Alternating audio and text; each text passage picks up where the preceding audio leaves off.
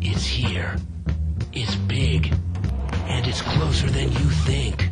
It's not a tournament. It's what you don't see on TV. The cash is real. The stakes are high. They bet big. They win big. They lose big. High stakes live action poker. Live at the bike. Watch it live on the web. Or play it if you dare. At the Bicycle Casino right here in Los Angeles.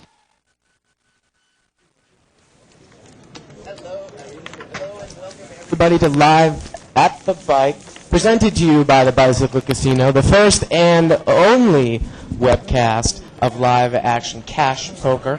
My name is Bart Hansen, and I'm here with two special guests tonight. One of them is Trisha Frick. How are you doing tonight, Trisha? I'm doing quite well, thank you, Bart. And the other one is Jesse Knight. Jesse, how's it going? Very well, thank you, Bart. Two people here that work at the Bicycle Casino in the No Limit Hold'em section. Of course, Shirley and I are entering the Omaha tournament at Winning the Green tonight at 7 o'clock. Jesse and Trisha are nice enough to do the show for the first hour here before, I believe, Danny Williams and Dave Tuckman takes over at 7 o'clock. So we're doing a $500 minimum buy-in, unrestricted, no-limit cash game. And for those of you that are familiar, the yellow chips are $5 chips, the purple chips are $25 chips, and the bluish-white chips are $1 chips. Most people, stack their chips in 20-chip denominations. So usually a stack of yellows is 100, and a stack of purples is 500. And the blinds in this game are 5 and 10. And we're going to get right to the action here. Guys, are you familiar with any of the players at this table? Yeah, we sure are. Ulette in seat 3 is a host that works here at the Bicycle. Mm-hmm. She plays the 500 buy-in game every day. So if you'd like to come meet her, you can come every day at 4 o'clock. We start the 500 buy-in no-limit hold'em game. Let's go around the table right now and introduce all the players here. In seat 1, we have Cliff. In seat 2, we have Paul. Of course, seat 3 is Ulette. Seat 4 is Faradon. Seat 5 is Dharma. Seat 6 is Jay. Seat 7 is Robert, eating looks like ice cream there. Seat 8 is Kevin. And seat 9 is Richard. And of course, when we talk about seat numbers, we're talking about from the main view to the dealer's left, or from this perspective to the right of the dealer, seat 1, going around in a clockwise manner from there, 1 through 9. And it looks like we just had a guy flop a set of jacks there and hit the pot down. Okay, so now the button is in seat number 3. That's on Ulette. Small blind and big blind go to the left of the button, of course. And Jesse, you are the host here of No Limit. Why don't you describe to some of the viewers what exactly you do here? You kind of have a unique job. Well, we started about 2 years ago. We started spreading No Limit Hold'em here at Bicycle. I started it with just one game downstairs in the small limit section, and it's grown. We now have our own section of about 7 tables. We usually have at least 7 to 10 games every night, No Limit Hold'em. And it's great action. Some of the best poker action you can find anywhere in the world is right here at Bicycle Casino. Now, did I hear when we were talking, Justin and I was playing a 30-60 mixed game earlier before the show, that they now have a jackpot on the 500 games? Is that a permanent thing, or is that... Yes. Starting yesterday, all 500 buy-in no-limit players will now be eligible to play for our Bad Beat jackpot. The jackpot currently is $42,000. 100. We increase it by $1,000 every day until it's hit. And we did just have one hit 2 days ago for $100,000. That's for aces full of 10s beaten by 4 of a kind or better with both hole cards playing. And the Bad Beat is distributed according to the hands. The winning hand gets 25%, the losing hand gets 50%, and the remaining 25% is split among the table. There are 3 players. Now, So $50,000 was awarded to the player who lost the Bad Beat hand. Now, this hand, it looked like it was brought in by seat 2. The cards aren't up. He has actually ace-8 of clubs, and we have a king-queen of clubs for seat 7 and ace-9 offsuit for seat 9. So it's 3-way action. Original raiser was ace-8 of clubs. Now the king is going to pick up top pair here. Seat 7. The pot's pretty big before the flop. Yeah, it was about $300, $400. And look at this, C2 is continuing to lead with ace-8 of clubs. Doesn't have a draw, all he has is ace-high. Top pair. And seat 7 is called. And we've seen seat 7 on this broadcast before. He's a pretty tight, solid player. He might just check and call all the way here. He's going to need an ace on the river, and he does not get it. And it's going to get checked down, and King-Queen's going to take this pot down right here. About a $400 or $500 pot there. Yes. As soon as he got called, he knew he couldn't win the pot. He wasn't going to try to bet at it again. Thank you, player. The only thing that he might have been able to do there was if a spade were to come, or possibly put in a big enough bet to bet the guy off of his king. Yes. He could have had an overpair. He could have had aces, obviously, that would have won a win. Of course, you always have a chance to win the pot by bluffing. Right. Especially in a no-limit game, right? Especially in a no-limit game. Especially when you have a lot of chips in front of you and you can wager a large amount. Now we have Brian Short dealing. Who happens to be tall. He is very tall. And he's very good at vocalizing the action. He's always been very good about that. He's a great dealer. He's a very good dealer. 35. The button, seat 4 raises, makes it 35 to go. And we can see that seat 6 actually has cowboys, Jesse, pocket kings. A very strong hand, the second best hand you can have before the flop in this game. Obviously, pocket aces being the best hand. It's 70 total. And he takes the opportunity to re-raise Yeah, how much did he and makes it 70 to go. What was the original raise? Seat 4 made it 35 to go on the button. He re-raised the minimum, made it 70. And he's going to get called. Well, we talked about that a lot. Seat What's 9. the point of doing a mini raise with an overpair like that? Because you're not going to drive anybody out of the pot. Seat 9 has pocket 9s. 4 players. So he also has a hand. Seat 6 has put himself in a very bad spot. And now, when we talk about seat 6, we had this discussion a lot about limping in or making mini raises. With this type of flop, when you have four-way action, your kings might not be good, and you can't take a lot of 100. Yes, but it does have a little bit of something for everybody on the flop. Pocket 9s has an overpair. Ace 7 has a straight draw with an ace draw. And pocket kings currently has the best hand. Leads out with a $100 bet. Now, the flop is rainbow. $100 bet, and it's called by seat 9. Seat 4 is thinking, meditating on his hand. He's going to lay it down. Good lay down. Lay down his gut shot. Two Seat players. 9 called, correct. Now we have head-up action. Yeah, kings versus 9s. And we pair the top pair on 8. He bets another 100 at it. Well, now the question is, if 9's called on the flop, does he think his hand is good here, so should he raise, or is he just trying to maybe make a call to see if he could slow the guy down, make a flat call, a trap call, or something like that? But now he's got a decision to make. He only has one pair. He has two pairs, but he has an overpair. And he's got about $1,500 in front of him, $1,200 in front of him. It looked like he called there. He flat called. Yeah, he did flat call the 100. River card is a jack.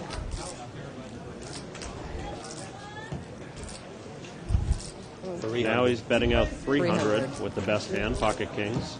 Really puts the pocket 9s in a spot. If you called on the turn, would the jack slow you down from calling on the river here, unless you think the guy might have ace-jack? So I don't really understand the guy's play right now throughout the whole hand. Unless he's planning on a big bluff on the end. Right. Well, I'm sure he doesn't think the guy has ace-jack the way he's been betting. Right. Well, that's. So why would the river stop? Why would the river stop? The jack really doesn't mean very much. Right, and there's far more. How much money is in the pot? It's a pretty big pot. Yeah. It's got to be, with the $300 bet, it's got to be approaching $700 or $800 in the pot. Yeah. $600 anyway.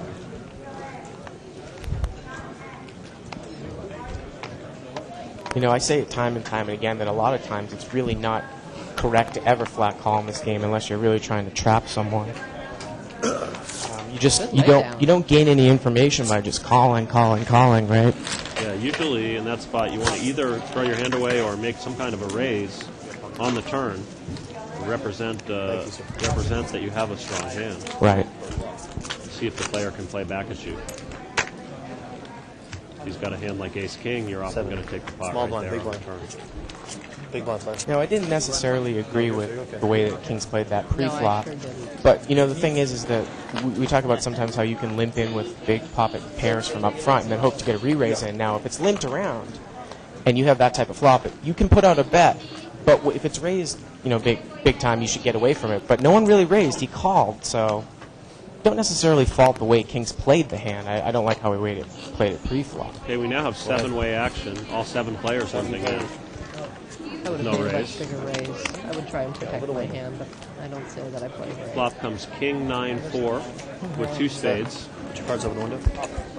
You got to play in turn 2. There you go. He's out. Check.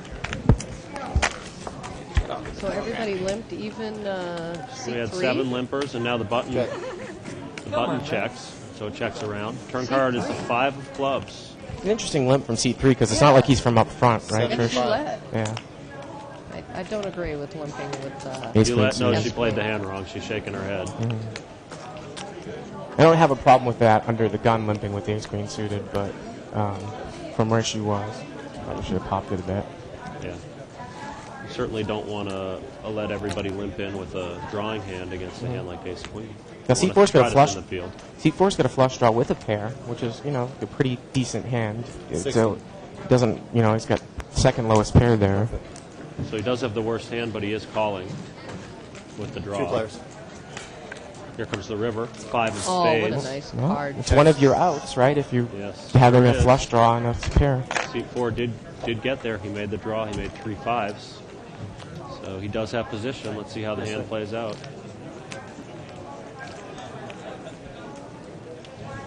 Yeah, who's going to put him on a 5 anyways? 100. It's also very difficult at 9-10. I mean, Quickly call. He bets 100, and the player quickly calls. Wow. He's going to win the pot. C2 quickly calls $100. I was going to say it's also very difficult for 9-10 to take a lot of heat when he bets into that board also. Well, he probably put him on a flush draw, which was correct, but he just didn't know that he had queen 5 flush draw. So. Now the button moves to seat number 6. Small blind. Want the big blind? Yeah. I'll bet.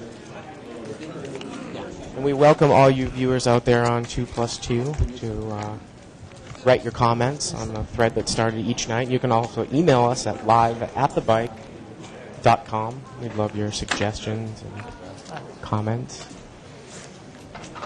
Okay, C2 limps in for $10 Pocket deuces. with pocket deuces. That's okay. Option. And the button calls. 4 players. 4-way action. No raise before the flop. And here comes the flop. 6-8 offsuit. King 8 on the flop. Seat 6 has the best hand, or seat 8? Now, seat 8 and seat Seat 6 8. both have 8s. He's Yeah. got him out kicked with the Seat queen. 8 has a kicker. Yes. Bert, you're going to be playing 20. the Omaha tournament tonight, am I correct? That's right. You like 40. Omaha high-low?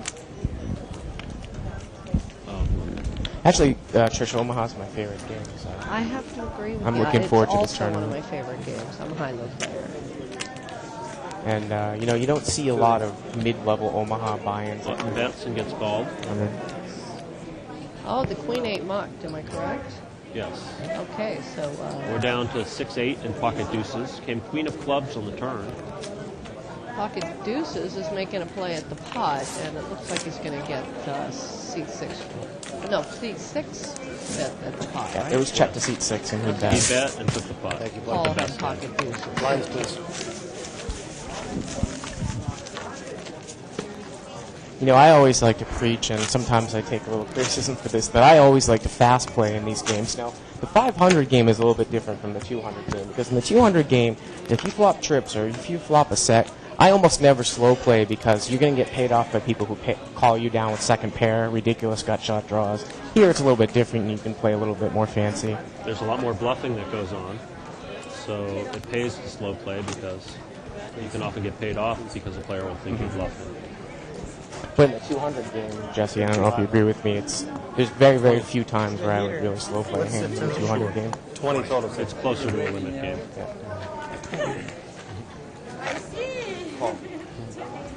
Call. And it looks like we have a small raise and it's been called in 3 spots. So we have There are 5 players.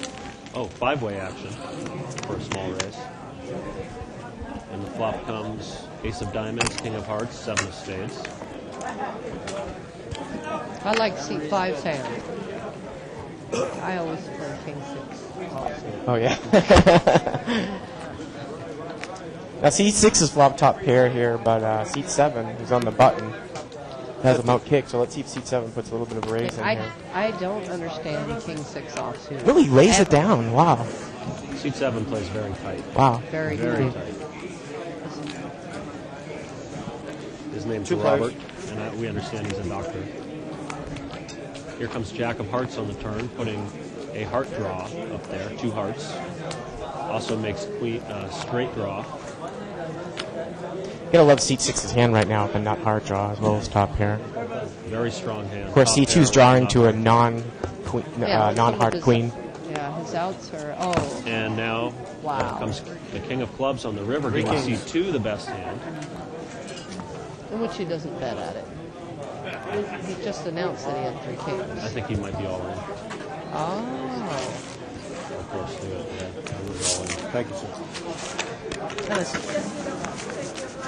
Do you like playing king 10 offsuit up front hard? Absolutely not. I think it's a little bit difficult to see, but a lot of times also people don't realize, and I see it time and time and again, is people are drawing for gut shot straight draws when there's 2 flush out there, and they're really only not drawing 4 outs, but they're drawing at 3 outs, which is a big mistake that amateurs make a lot of the time. It cuts down your outs. Well, of the 3 of us here, I'm definitely the least experienced at knowing that Hold'em.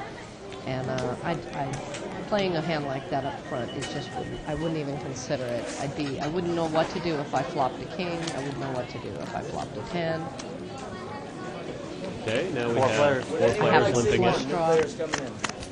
Well, Broadway offsuit really isn't worth much of anything from up front. Sir? Flop comes king, 8-3, rainbow. 1 club, 1 diamond, 1 heart. Boy, seat 8 That's has 25. the pair of 8s with the 5 kicker. Seat 2's in the blinds, right? No, he just played it up front, didn't he? So it looks like It looks like he limped in with deuce 8 offsuit. Thank you, player. That's it for me. That's my last round. Somebody else will be getting you next hour. Want to buy the button? Whoop, let me have that back. I didn't go Want to through. buy the button or come in? I'll go after. Okay. There you go, bud. Okay. There you go, sir. Good luck, guys. A lot of our viewers are probably liking this action so far. A lot of non-premium hands being played, which is standard operating procedure here at the bike. I sure will. The foreman will take care of you.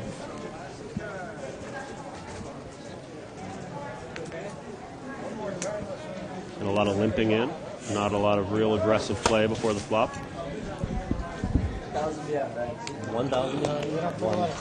Okay, looks like we have 5-way action again, all limping before the flop. Flop comes 6, deuce 3 with 2 spades.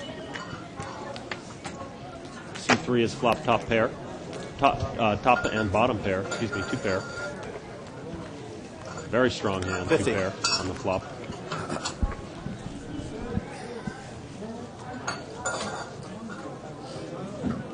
$150. And he brought it in for a raise.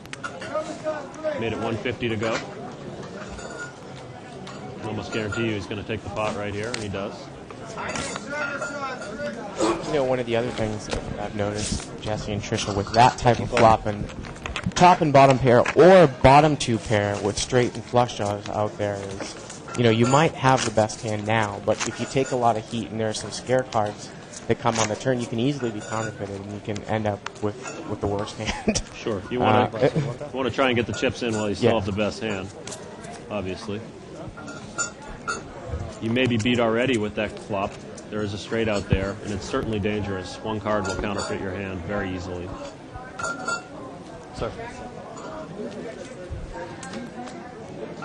I made a big mistake in a no-limit game last week when I had 9-10 suited on the button, and flop was king 9-10, and it was a restricted buy-in, so I didn't have that many chips left, and I basically went all in over the top, and I was beat with, you know, a couple draws, and someone actually had trips. We do have a new player into the game. Seat 1 has entered the game. Am I correct? Seat 1 is a brand new player. I know him. Gore? Actually, he's playing over. There's a Oh, he's play playing over box over. there. So he's just going to play for a while the other player's away from the table. The other player has not lost his seat, and he will be back.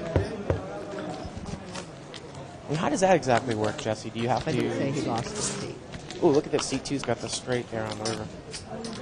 The way playover works is if a player is planning on being away from the table for a while, he doesn't have to get up and lose his seat. He can allow another player waiting on the board to play in his seat with the understanding that when the player comes back, he will have to get up and relinquish the seat. So seat 1 will have to get up when the player comes back. And Do you need relinquish seat the 1's permission to do that? I think Mo, the host, is the one that allows the play over. But it's generally only used when the player is planning on being away for an extended period, 15, 20 minutes or more. You generally don't see playovers when a player's just taking a 5-minute break. From my understanding, we only allow this in the Raise it. 500 game. Correct. The big blind has made a raise at the pot. Sir, there's 30 more to call. Raised it $30 more. After this hand is over, I have a couple interesting questions about this 500 game now that it's a jackpot game, which could involve some of the procedures of this game. Also, we have Ace-King and King-King up against each other in this hand. Could be very interesting pre-flop. Re-raise. And there is a re-raise. 75. 2 kings re-raises. Of course. Did he do the minimum raise?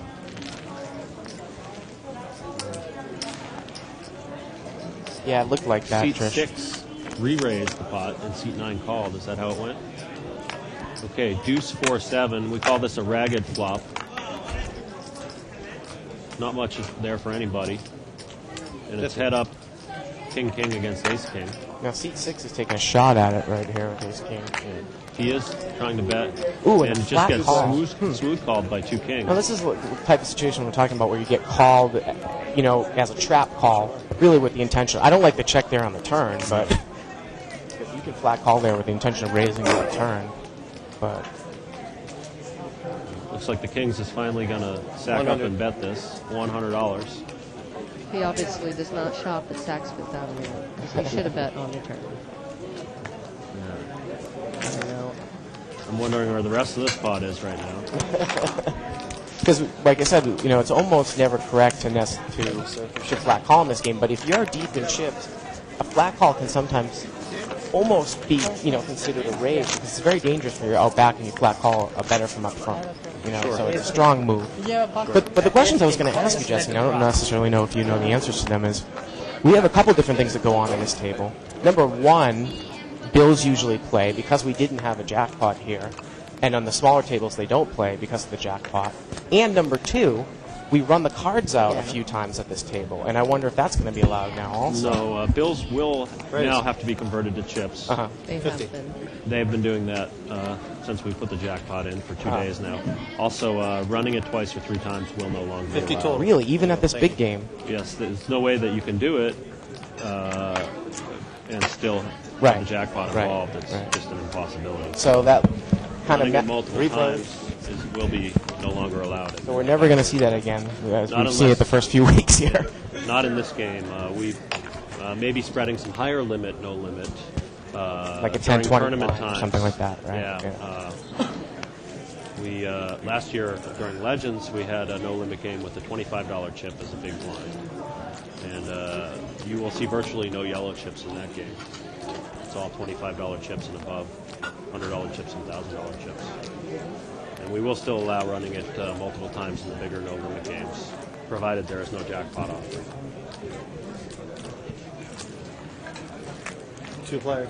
A little bit tough for Jacks to get away from this hand when the guy with the ace check from up front with a weak kicker. Oftentimes, an ace with a weak kicker Okay, who wants to see? This player will be willing to lay down the hand for some kind of a bet if the other player bets at it, which he didn't do.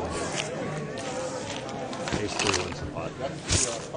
I was going to say, if I saw a spade there on the river and a guy from seat 9 checked to you with jack, I think you might want to put in a decent sized bet there. Sure. Just in case if you put the guy in an ace with a weak kicker to bet him on One action, you got it. If you're going to bluff with 3 spades out there, you better bluff enough. Right. Oulette's no longer in the game. Yeah, our host Oulette has gotten up and Your first player. allowed a customer to sit down in the game.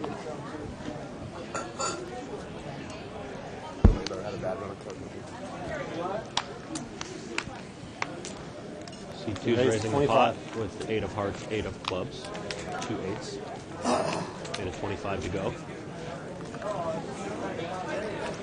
And he's getting called on the button by king of hearts, deuce of hearts. Well, seat 9, Four look what he players. limped with. Seat 9 has just smooth called with 2 aces. Get aces from He seat 9. limped. He's in first position under the Well, gun. this is a great example of what we talked about before. Okay, you can limp with that with the indication we're trying to re-raise, with the implication of re-raising. But I hope he can get away from it now. If you do it and it doesn't happen with this type of flop, get away from it, especially if you don't have the ace of hearts. C2 is going to get crushed on this hand. He's leading out with pocket eights, an overpair, but he's up against a heart draw and pocket aces.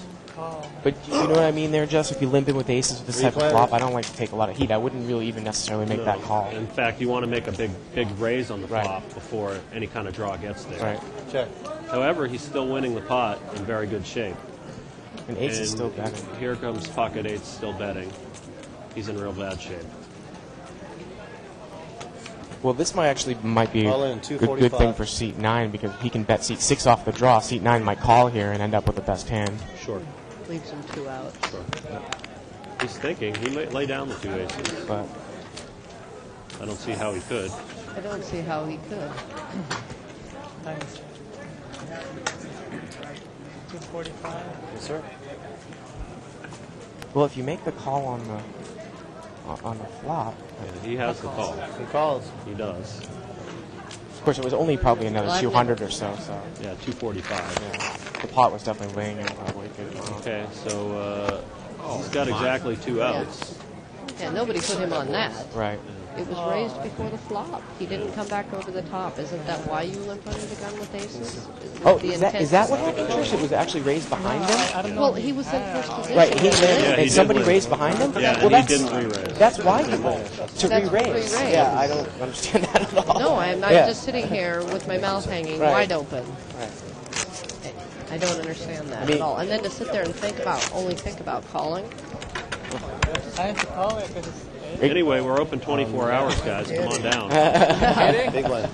call that. LAX is right down the road, right? People want to pop on. No, but I mean, it's just something I had discussed 10 or 15 minutes before. If you can limp in with a big overpair from first position with the intention of re-raising a razor before the flop, but not flat call, I mean, right? how many people do you want to take aces against? Right. And then when you see that type of flop too, it's Option. And you check. yeah, it's tough. You know, get it's it. tough. I'm waiting for him Four to make his players. move. And obviously, he's waiting till the flop is over to see if he's won the hand. The hand is over. You mean? Yeah, waiting until the hand is over. waiting until the river Yeah. to see if he's going to win. King 7 has flopped a flush draw and a pair of kings. A very strong hand. That's 40. seat 7. No one has an ace here. And he's going to bet and take it. I have to say, if these people are paying attention to his reputation, I'm sure. Even if I had a weak ace there want to with take no the big diamonds line? from up front, I'm going to lay that So you thing want down the big line? to Dr. Beebe? Yes, sir. Yeah, Dr. Beebe, seat 7. Dr. Beebe. Dr. Robert Burns Right. is what I have, yeah. Bob Burns. Yeah.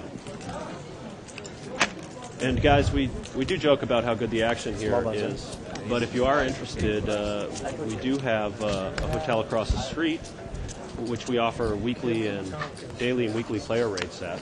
You can talk to Sharon at the Welcome Center. The phone number here is area code 562-708, or excuse me, 562-806-4646. Yeah, give him your cell phone, Jess. Let them all call you. Raise. If you come in, I'll give you my business card, and it has my cell phone number on it. But we do have a lot of players come in from out of town and stay for a few days or a week or a month or sir. We longer. have one blue chip, please. Some people come and never leave.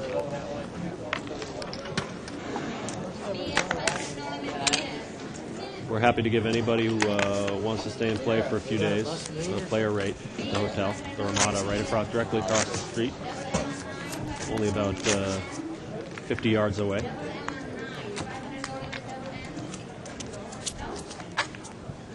I don't know about you, Bard. Do you play suited connectors like 6-8 in late position?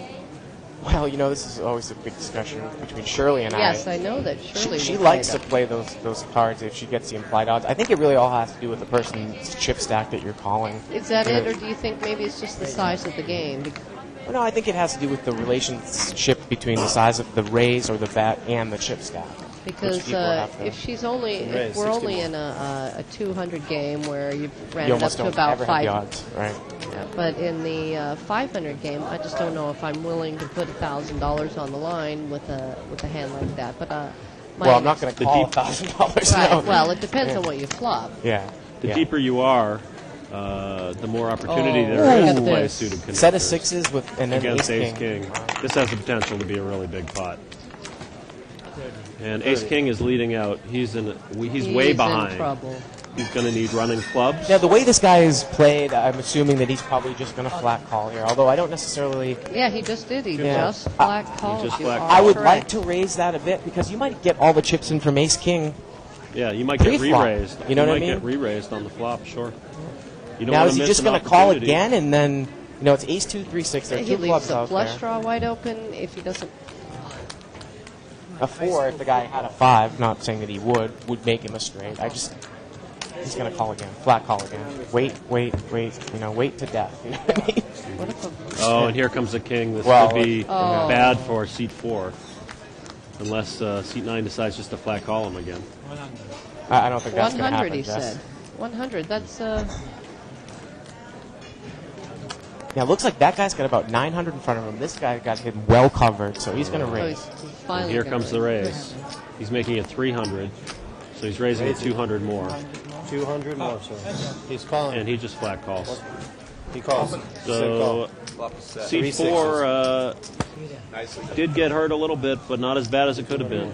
Well, the funny thing is I actually like the flat call there because if you go back over the top, you might only get called by a hand that's going to beat you in that type of position, unless you think the guy's playing like King 3, King 6, something like that. And the way he's been playing, he's not waiting till the end to raise with 2 pair. Right. He's been flat calling with overpairs dominant hands. So. And sets. Yeah. C4 was worried when he got raised on the end, and he had a right to be, and he was right. He had the worst hand. Like I said, I don't necessarily like that play, but in that situation with those chip stacks, those flat calls really, and now the guy's got to, he can flat call just about anything, and he's representing huge hands. The rest of the night he's done it already.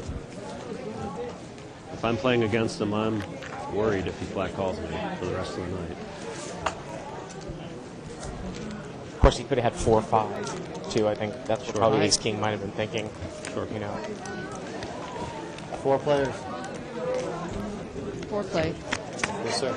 Urge. And the flop has 2 aces and a 7, rainbow. Nobody has anything. Correct? King 7 is flop King 7. 2 pair. Seat 9, which means he'll Seat check. 9 is flop 2 pair. Best hand, which means he'll check. Do his best to. Because he isn't let somebody vulnerable else to any type of overcards either, right? Well, maybe he thinks somebody's sandbagging an ace. Ace. Well, there's a jackpot in this game. If one more ace would appear, it would put the potential for a jackpot. That's why the players are rooting for an ace. Quite often when a jackpot is hit, it's done with 3 aces on the board. One player has ace with a kicker. The other player has pocket 10s, jacks, queens, or kings. Looks like he's making a little value bet there. Yeah, and he is going to bet and take it. Show everybody 2 pair. Well, And the best hand again. He can't stack up the chips fast enough, so as critical as you guys have been about the way he's played his hands, he certainly seems to be having some success. I don't know if it's critical. You have to move. Guys, I'm I gonna. think it's nice to go in with the best of it and still have it at the end against 4 people when you've gone in with aces or flopped a set with a flush draw. Guys, I'm gonna head out of the booth right now, and thanks for coming in and doing this for the first hour. And for you viewers out there, I'll probably pop in during the breaks, the tournament breaks. But if not, I'll see you tomorrow night, where hopefully we will be doing 2040 game, I believe is which is scheduled. Thanks a lot, Bart. Tournament tomorrow night. Ooh, $200 buy-in, no limit hold'em. I'll see you tomorrow in the 30-60 mix. Players, we've been getting a 30-60 mix around noon or 1 o'clock in the afternoon for the past 4 or 5 days. That's half Omaha 8 or better and half 7-card stud 8 or better, meaning 8 or better meaning low, high-low split game. If you like to play 30-60 mix, come on in the early afternoon, and we're likely to have a game tomorrow. Probably both Bart and I will be playing.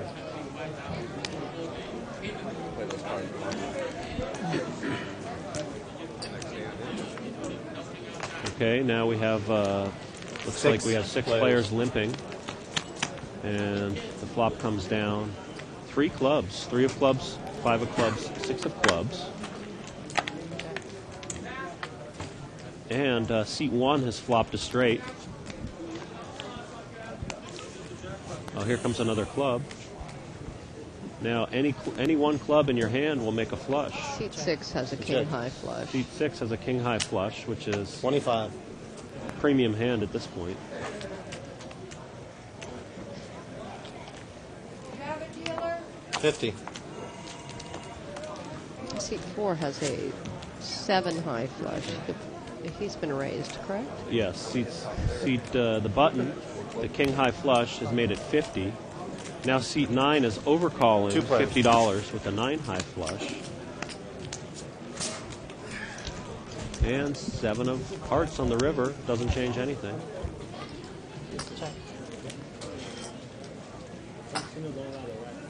Seat 9 is checking.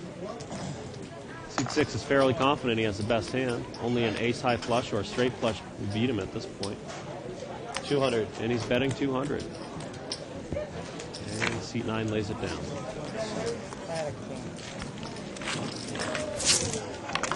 Thank you, sir.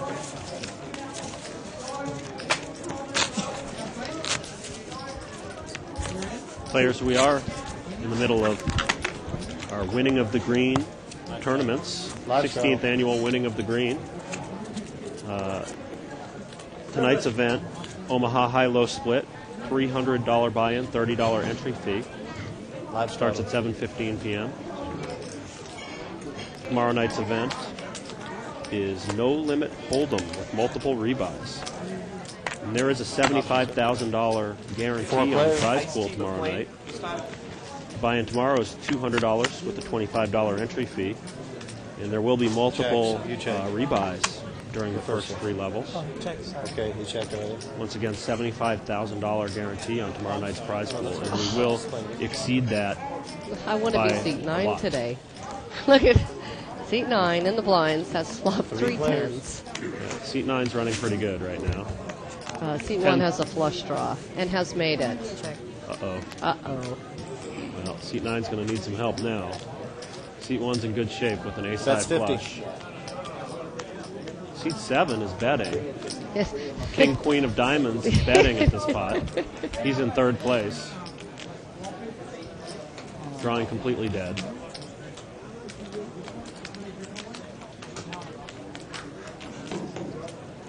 I anticipate a flat call here. Would like he to does see get what my called by friend in 3 seat tens. 1 does. What is his name? I don't know. I don't have the data on Gore. him. Thor. He is Don't let him know that an I forgot aggressive his player, name. Raise it. and he is raising. It's now 225 to call, player. Seat 7 quickly lays his hand down. He was bluffing. Seat 9's got a decision to make. He's going to need a 10, a 4, a 9, or a 3 on the river to win this pot.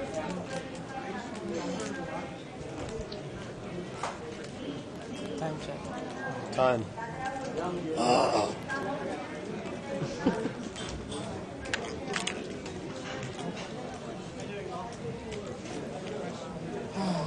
Seat 1 is stone-faced, trying not to give up any information. Call. And he calls. Call. puts his hand out. And by that, I would think seat 1 knows that he's not full yet. Correct. Seat 1 probably strongly suspects he has the best hand. Seat 9 should do a better job protecting his hand. He's going to lose a hand one day that way. And no help on the river for seat 9. Jack of spades. Flush still has the best hand. This is an opportunity, a good opportunity to make money for seat 1. He's an aggressive player. I strongly suspect he's going to make a big bet, and he does. He's betting $475. $475. I wonder if he had check raised the flop, if he would have been able to push seat 1 out. But It depends on seat how 6 much. originally bet, and he just cold called. Sure. Still, I never do like that hand. 10-3. He was in the blinds. He flopped a big hand. Seat 9. His name is Richard. He's going to make a call here. This is not a good call. Oh, we heard you.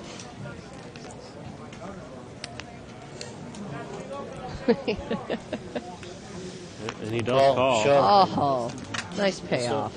Flush. Yeah.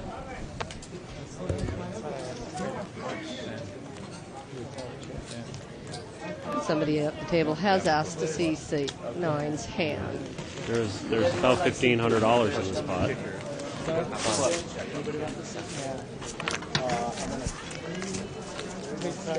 I have to say hello to Bart Moss, who might be at home watching. He asked me to say hello to him. This is the first chance I've had to say anything between Bart and Jesse here. Hello, Bart. The other Bart. Okay. Mr. Hansen does seem to be do quite well at this. I'm glad he's doing it every night. Who's coming in after us? Dave Tuckman and Denny Williams. Denny Williams is going to be coming in tonight. The new player is buying in for $500, the minimum buy-in. Again, we have a lot of limping going on here. Limp, limp, limp, limp. Seat 6 plays a lot of hands. Limp, limp. Check. What does he have? 3-5 off. 7 players. We have 7-way action, limping for $10 before the flop. Ace of hearts, 3 of hearts, jack of spades. You check. You can't complain about this action. These guys are playing just about every Around. hand. Checks around. Turn I got card no is balls. a I 6 of can't play. clubs.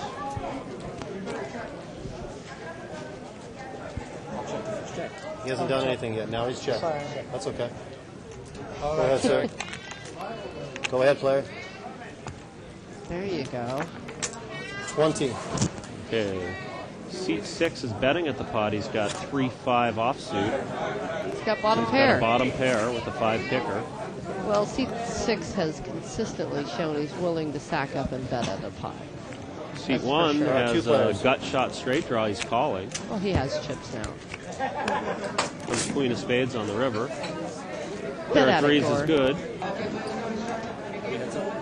Yeah, you are heads up. And Okay. he's going to semi-bluff at the pot, but he's got the best hand. He does now. I think he had the best hand the whole way. Thank you, sir. He did. So is it really a bluff if you bet? Or because you think you're betting with Take care, player. Thank you. He thought he was bluffing. Yeah. That's all that matters. We have a new dealer coming in.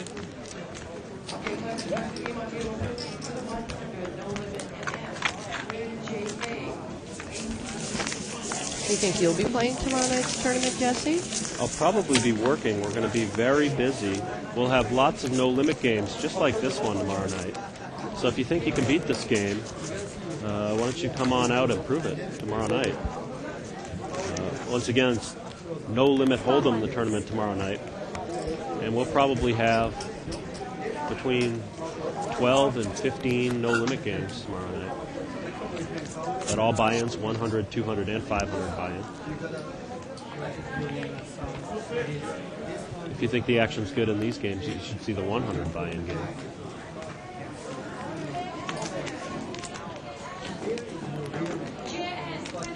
Once Okay. again, we've got Four limp players? proceed. Excuse me, 5 players. 5 players limping in. Limp, limp, limp. Seat 9 has once again limped with a big hand, allowing an ace to flop, but nobody has an ace. Am I Seat correct? 9 limps in with 2 kings again. Checks around. 5s and 7s is now the best hand. 30. Seat 5, and he's bet 30. And seat 9's going to call the 30. Seat 9 has been running pretty good, but he's given up a lot of chips on the last hand. In the river card comes a jack. Doesn't help. 5s and 7s still has the best hand, and he's going to lead out at the pot, $50. Seat 2 called with only a gut shot straight draw. That's Paradon. Paradon. It's contagious. It is. All in. Oh, Paradon is making Paradon a play at the pot. has just made a play at the pot. Check raised all in. He's in bad shape if he gets called by either player. All in. Wow. Seat 5 is the best hand. He's got something and to... I know seat 5. I think he might call. I think you might be right.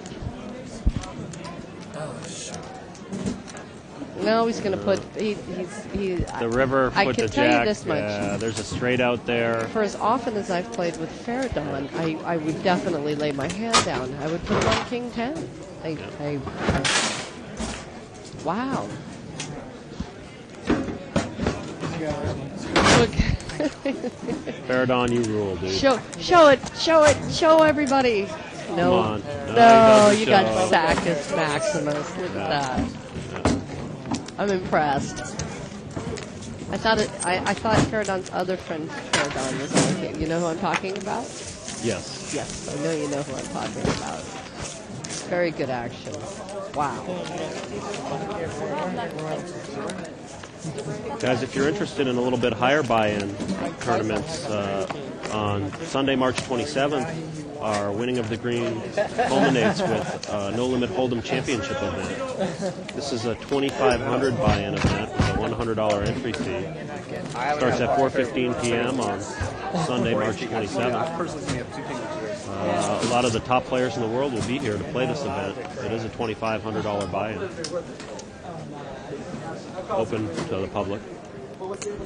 I'm absolutely amazed when I watch this. And I go home and watch this online on a regular basis because I learn so much from everybody that plays in here. I don't understand some of the things they do. I wish I had Seat 8 is the making ability to bluff like that. Seat 8 is making it 35 to go with King Queen offsuit. King of Diamonds, Queen of Clubs. If they knew it was my first raise, they might not. Now he's begging them not to call. Thought like you mean. Sorry. Too involved. So seat 9 is called with ace 8. 4 players. Seat 1 is called with 9-10 offsuit. Offsuit.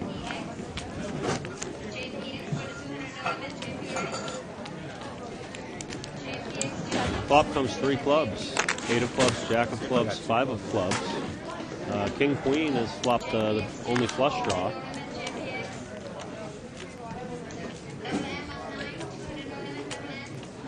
He was the pre-flop raiser.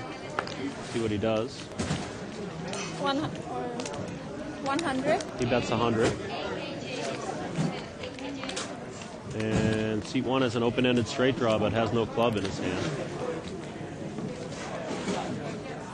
Not the type of spot you usually want to get involved with, since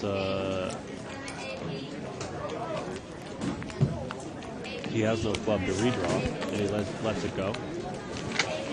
And he takes the pot.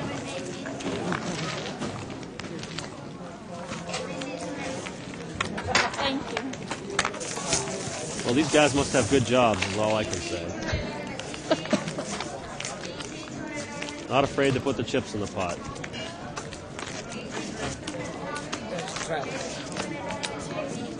We have a live straddle. For players that don't know what a live straddle is, it's like an additional big blind. It's an optional bet you can place when the big blind is to your right.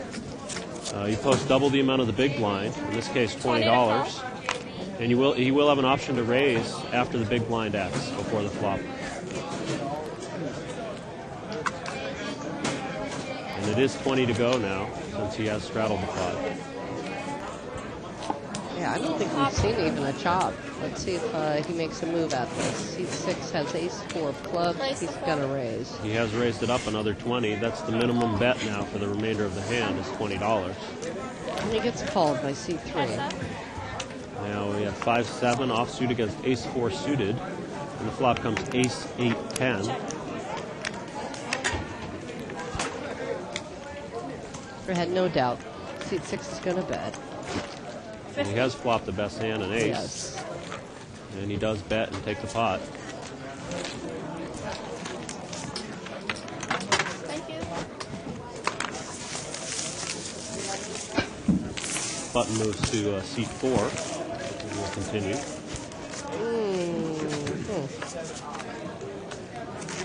Do we have a new player in seat? Or seat 3. The button's in seat 3. No, it's got to move because seat 6 straddled on the seat last 4 is hand. not, So he's the not button here. just hasn't. No, seat just 4 not. is not. Seat 4 has a missed blind. Is seat 7 a new player?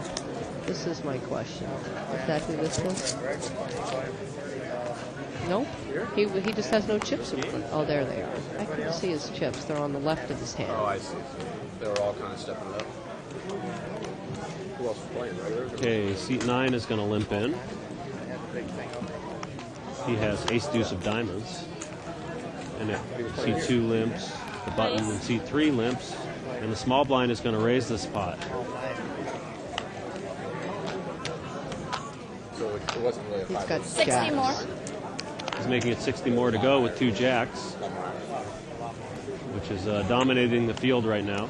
He's up against Jack 7 suited, Ace 2 suited, Deuce 4, and 3-8. And he got called by the Ace Deuce. Head up action. King 10 on the flop. 1 diamond. Bet 50. And he's going to bet 50 at the pot, which is not very 55. much considering he raised it It looks peculiar. 70 to take the flop. But the way seat 9 has been playing, that could bet 50. If the guy doesn't have it, he's just going to fold. If he cold calls, then he's got something to He lose. bets and takes it. I had ace 2. Really? That's all I had. If I had a You don't pair, see too much regressive betting. In other words, you don't see a player raise a lot before the flop and then bet less after the flop. Generally, the betting amounts increase as the hand goes on. pocket 9. The player with the premium hand wants to make it harder and harder for the player with the Pocket nines. subpar hand to call. Pocket 9.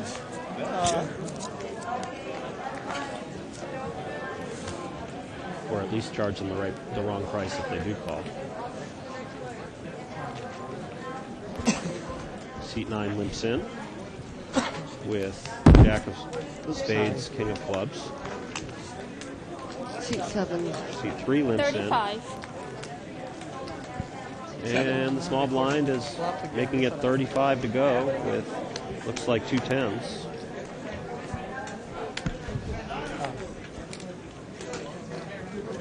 And he's going to get called everywhere. 4 players. 4-way action.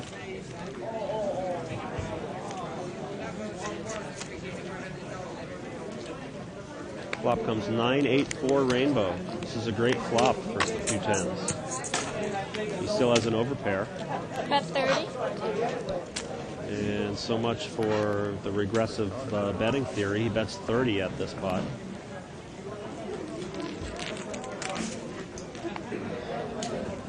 Bet 7.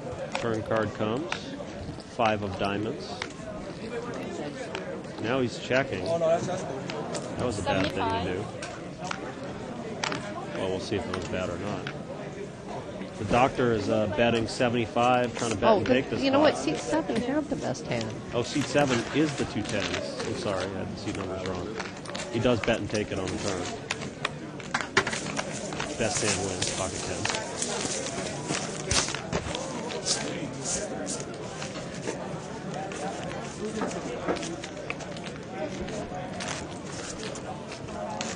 What seat 9? I'm hungry. And he's tipping the waitress. Always a good thing to do. You can get complimentary meals with your player tracking card here. We call it our Classic Club card. This player did not pay for this meal. It's complimentary to all players. Shrimp fried rice, right? Thai, correct? With the it's Thai the Thai rice, rice with shrimp. It's got a name. I have had this. It's delicious. We do have the best comp program here in town. If you play in the Plaza section, which is our top section, you will get complimentary food every day that you play. With only 1 hour of live play, you can earn a complimentary meal. Probably the best deal in any casino in the world that I know of. Flop comes 9, 10, 7. Seat 9 is flop 2 pair. 30. I'm sure they've been listening to us outside and decided that it's time for us to get out of here. Seat 6 is leading out at the pot and gets called by seat 9.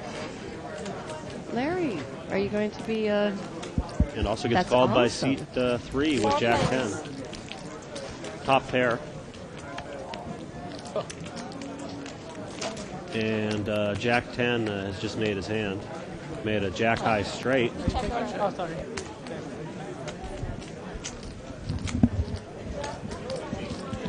Bet 100. Jack high straight is betting $100 at this pot.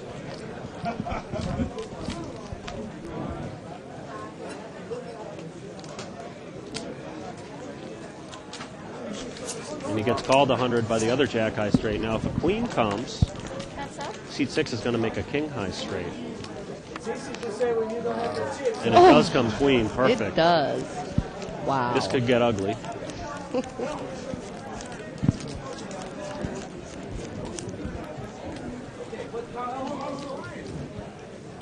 Oh, boy. And seat 3 is betting out 400 with a queen high straight. And seat 6 has a king high straight. He's got the best hand. The stone cold nuts. Yeah, he does have the nuts, the unbeatable nuts.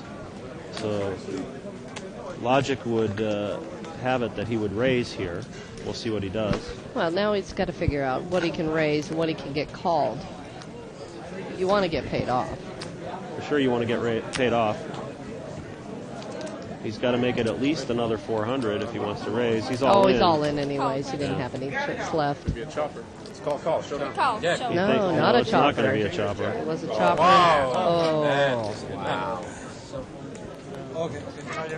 Yes, so seat 6 had the best redraw, the best hand coming. Had a better hand than seat 3 coming in. The river came just perfect. He also for had him. the butt. They were tied on the turn, and the river gave him the nuts. Thank you. Trisha and I are about to turn the microphone over to a couple new hosts that we have here at the Bicycle.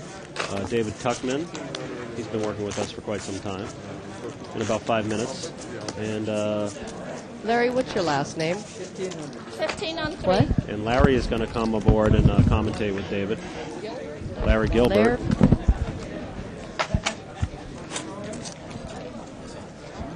Just put one to the side.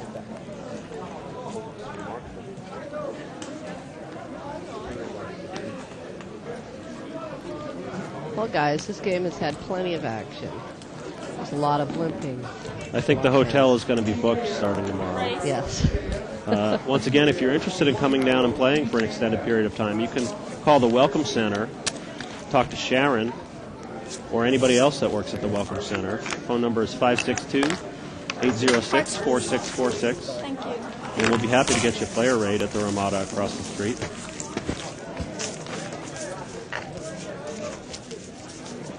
Yeah, I think the only person we haven't seen much action from is seat 8. Big one.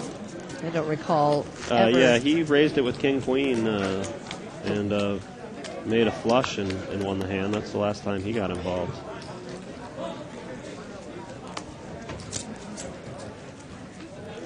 He does have the button right now, seat 8.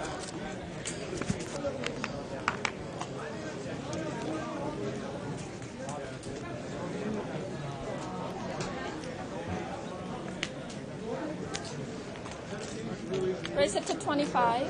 Seat 7's made a 25 to go with pocket aces. two black aces.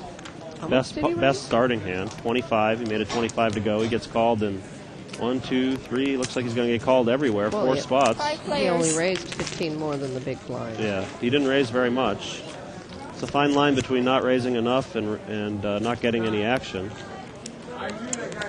Still currently has the best hand, and everybody's got a piece of this flop. Makes it 100 to go.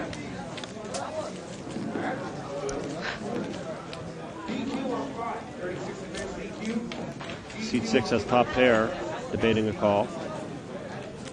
Looks like he's going to lay a show of top pair and lay it down.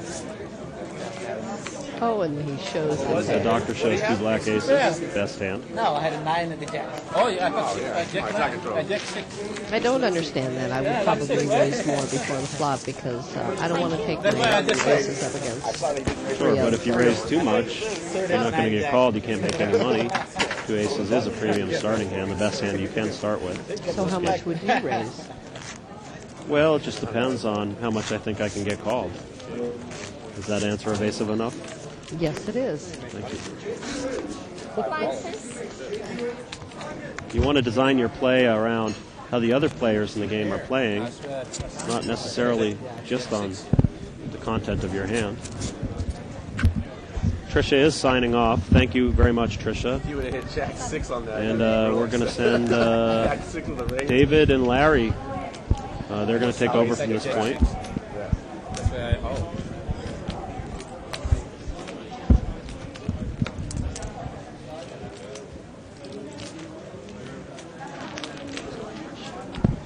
Seven players.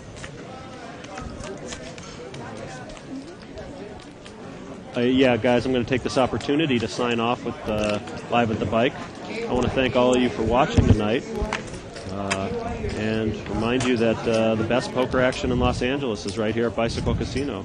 For sure the best no-limit action. And come on down and pay us a visit. 40. Thanks a lot, Jesse. All right. You're the best. Good night. How you guys doing tonight? This is David Tuckman back again. We got the $500 no-limit game here. 5-10 blinds. And looks like we got a lot of money on the table here. Looks like a pretty good game. I've got first time here. I've got Lawrence Gilbert, fresh out of New England area. He's a Boston native. How's it going, David? I'm doing okay, man. How are you? Doing pretty good. Looking Yeah? at some poker. Gonna have some fun tonight. Yeah, be great, man. Welcome everyone to the bike. Busy night tonight. Yeah, we got 5-10 blinds here live at the bike webcast. And we're just going to run through the players here. We've got in seat 1, we've got. Well, we're just going to touch up and we're going to see which players we have here. And like I said, here the blinds are 5-10. We got a couple of limpers. And it seems like we got a multi-way pot. There's so many people. No one's raising. And I think everybody's calling here. 8 players. I think we're going to go next door and get some more people to call, huh? We got a Queen Jack 7 rainbow flop. And looks like everybody's pretty much got garbage.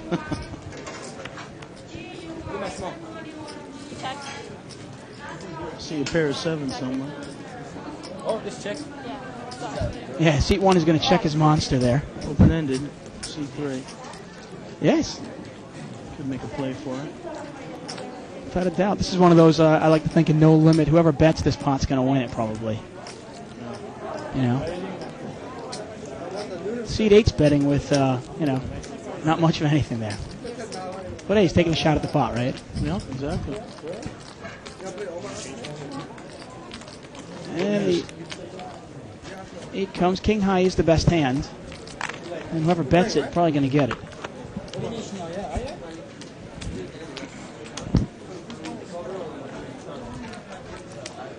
$125.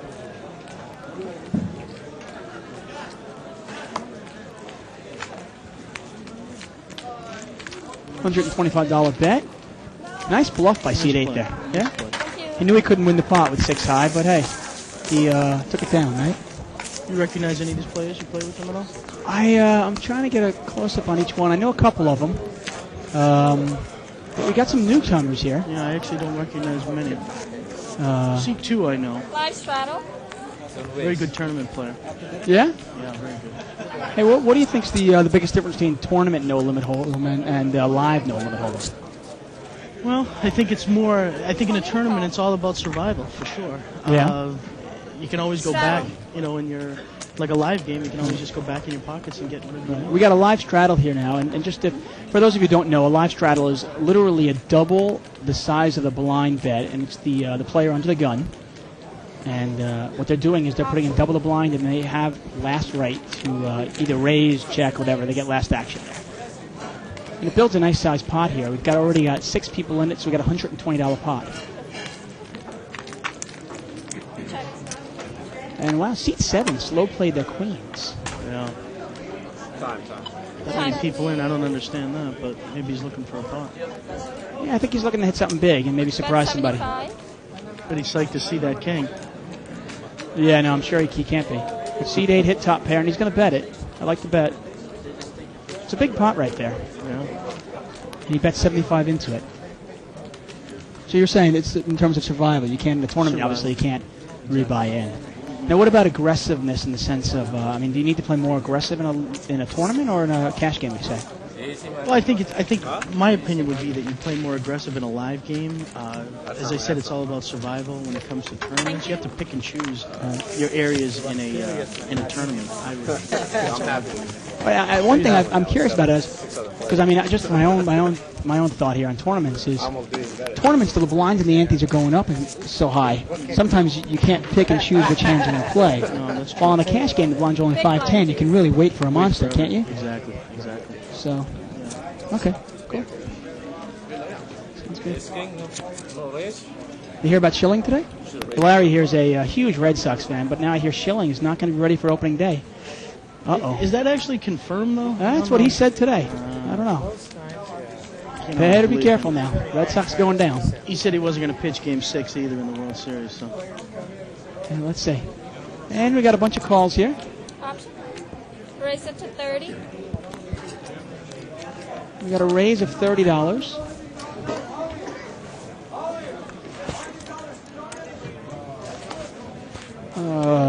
Looks like right now a bunch of speculative hands. Nobody's really got anything made yet. 4-7. I like seat 4 is really speculating there. Actually, no, he's out. He folded. And King 7 comes out. It's pretty much nobody. 4-7 was the best hand. Yeah, exactly. This is one of those things in No Limit I love. Whoever fires usually wins the pot. The aggressor is often rewarded in No Limit Hold'em, especially at these higher big buy-in games. Seat 6 takes it down. Oh, and he grunts. Thank you. Good to tell? I think so.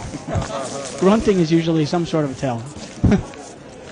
Now, this is actually a non-restricted game. It's a $500 minimum buy-in, but there's no maximum, which means you can buy in for literally, I've seen people buying $15,000, $20,000 in this game.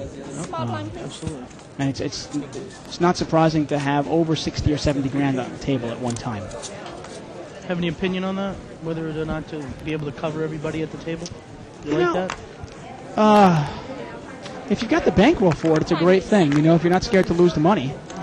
Right. Personally, I never want to have more money on the table that I'm scared to lose. Oh, yeah. Because on any given hand, you've got to be willing to put your whole stack in. It's no limit. And let's see what we got here. We got a couple of jacks with an 8.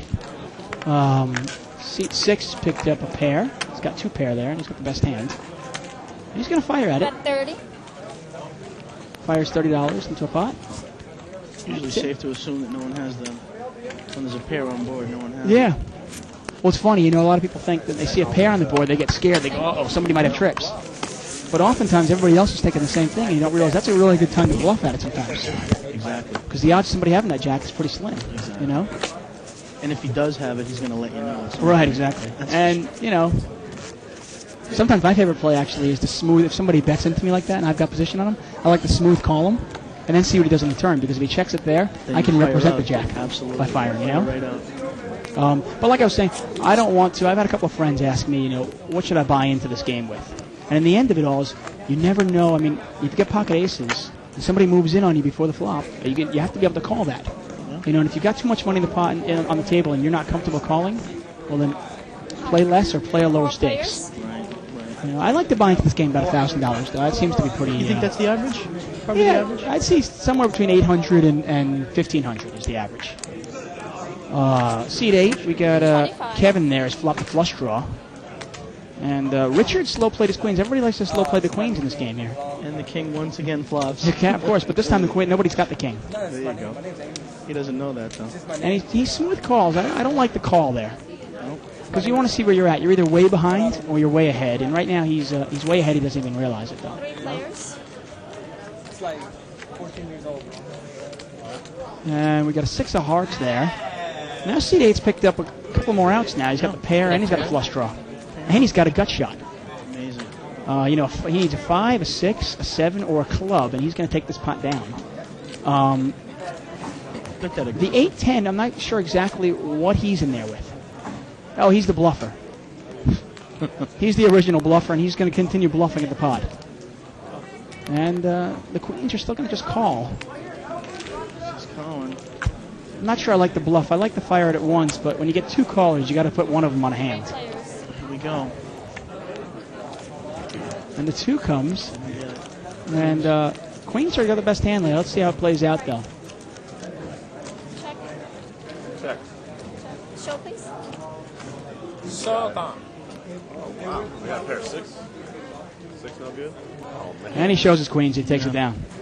Everyone thought the 6 was really good. Yeah, well, he thought it for a second. Dr. BB in seat 7. It was an interesting play there.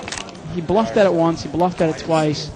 But he didn't bluff enough. He bluffed it like he's throwing $50 at it, $50 at it. They made it real easy to call. On the river, if he fires at it a lot, hey, maybe he takes it down. But I don't know, I'm not a big fan of bluffing with no outs, which is exactly what he had. You think if he makes a big play at it, you think the flush draw's gone or no? The flush draw's not gone probably until, I think if he makes a big play on the river, though.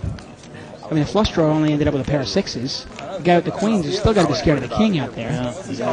It's tough to call if he makes a $200 or $300 bet at the end. Then what do you do? No, you understand. Don't call it down. But that was a pretty passive game there. Well, the table's trying to say that he'll call it down, so maybe he knew something. One of my biggest things in No Limit is it's really important to get to know the players you're playing against, don't you think? 4 players. Yeah. 100%. That's more so in No Limit than in Limit. Right. You got to see if somebody's going to lay down the hand or not. Yeah, of course. They're not going to lay down the hand. We got a couple of Check around. pocket 4s is actually still the best hand. Doesn't know it. Oh, and now the 4s hit his set. There is a possible flush out there. He doesn't know that nobody really has a flush. Seat 9 actually has a 2 of clubs. He's got that monster flush. And see if somebody bluffs out of here. And the 4s bet 30. And that's Paul in seat 2. 30. And he's going to take it down. Nobody's got much of anything there. Just going to go over the stacks there. We've got in seat 1, we've got Gore. And from here, it looks like he's probably got about over $1,000 in front of him. Got Paul in seat 2. He's got looks like probably about $400 or $500 in front of him as well. Cliff's in seat 3, and I saw a lot of purple in there, so he's probably got $700 or $800 in purple. There they are. That one stack of purple is probably about $500, and the smaller stack you see is probably about $300. There's seat 4, the Texas A&M. We'll call him Amos. Seat 5, we got Dharma. Seat 6, we've got Jay. Jay's got a hefty stack in front of him. He's probably got about almost $2,000 there. He's a little over $2,000. Seat 7, Dr. BB. I think before instead of firing a gun, he fired his BB. And seat 9, seat 8, we got Kevin there in the sunglasses, and seat 9, we got Richard there. And he's pretty deep there too. He looks like he has about $1,300 or $1,400. And seat 8 there, Kevin's flopped and open-ended. And wow, seat 3, Cliff has got top set. Let's see how this is played out. Cat 6. 60. That's like a perfect flop. I love that flop. Yeah, you like that. I mean, without looking to see what everyone else has now. Oh, of course. How can you not? It's a rainbow flop. Perfect. You got top set. But he's in trouble. He doesn't A lot slow of play it, danger though. there. Oh, yeah, a lot of danger. He doesn't slow play it, though. He bets 100 right away. You slow play that? No, I don't like this. Well, in No Limit, if you slow play it, you can get in a lot of trouble. Yeah, see if you can tell. Oh, excuse me. Sorry. The dealer acted a little prematurely, but it was okay. Seat 1 at Jack 9, not much of anything there. You know what he bet? Did you know what he bet? It looked like he bet $100. It looked like he bet 100. I think he bet 4 purple in there because I saw 4 chips, and for $20, I'm sure the guy with 5-6 would have taken one off. Yeah, exactly. Yeah, that's the only problem with that bet. I mean, I think the pot was about $50, and he kind of overbet the pot. And I don't want to slow play it, but I want some action. I got top set. I think he bet too much. I think you'd want at least a call there. See the turn and then go from there. Well, you want to make it at least somebody can't be scared of always. He's got the nuts right there. The guy's only drawn to 8 outs. And you figure even if someone does make their hand on the river, you still have outs. Who knows? Maybe you even get lucky. Maybe the turns, maybe he turns a full house and the rivers are straight and he makes more money. Exactly. This game's all about big pots, and you got to put yourself out there and try to win them, and be smart enough to know when to get away from them. Thank you. We got a $20 raise there by Dharma and a call from Jay. Hello, guys. Well, actually, that was a live straddle by Dharma. And Mo is in there. I know most of you at 2+2. A little shout out to you guys. I know you guys like Mo. He's one of the fan favorites. He's always full of action. And we got a 7-6-4 flop. Check around. And I'm trying to look at all the hands here to see what everybody's flopped. Seat 4 actually has got top pair and an open-ended straight draw. 35. And seat 6 has top pair. And wow, I'm looking over there, and seat 9, Richard's got 2 pair. He's got bottom 2, and he slow played it. I'm not a big fan of slow playing bottom 2. I mean, it's real vulnerable. Especially bottom 2. Yeah, I mean, that's a vulnerable hand, especially with that kind of flop. Someone could back into beating you without even trying. Well, seat 9, Richard, we're just going to call him, he's got an interesting playing style. We'll call him caller. Caller. He's a real passive player. Likes to just call, and doesn't look like he wants to play a big pot anytime. We don't mind that. And the 9 comes out. No help for anybody. And Richard's going to take it down if everybody checks around. Let's see if Richard makes a nice value bet here. 25. $25. He's betting for value here.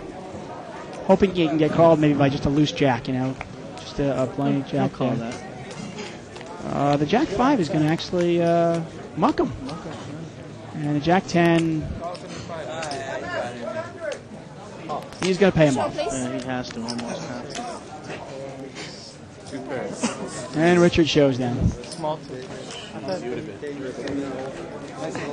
afraid of this straight. Somebody knows that it's straight. Yeah.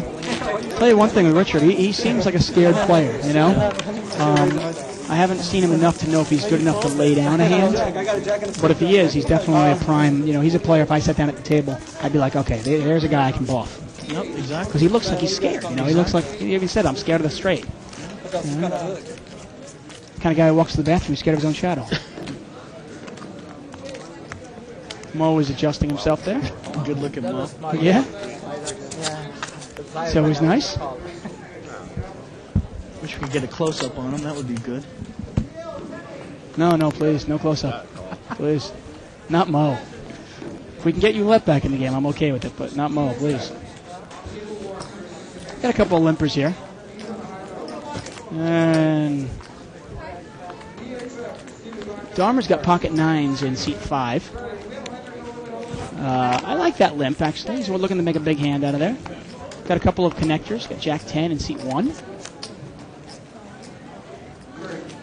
And the flops is Queen 6-5. Seat 2, actually. Paul's gotten. He's got Paul. I'm sorry, it's Mo now. Mo's got a bottom 2, and he checks it. And Mo turned his full house. Interesting to see how he plays it here. And this is trouble, actually, because Amos Amos has got he's got a set of sixes with the ace kicker. 75. Uh-oh. C2.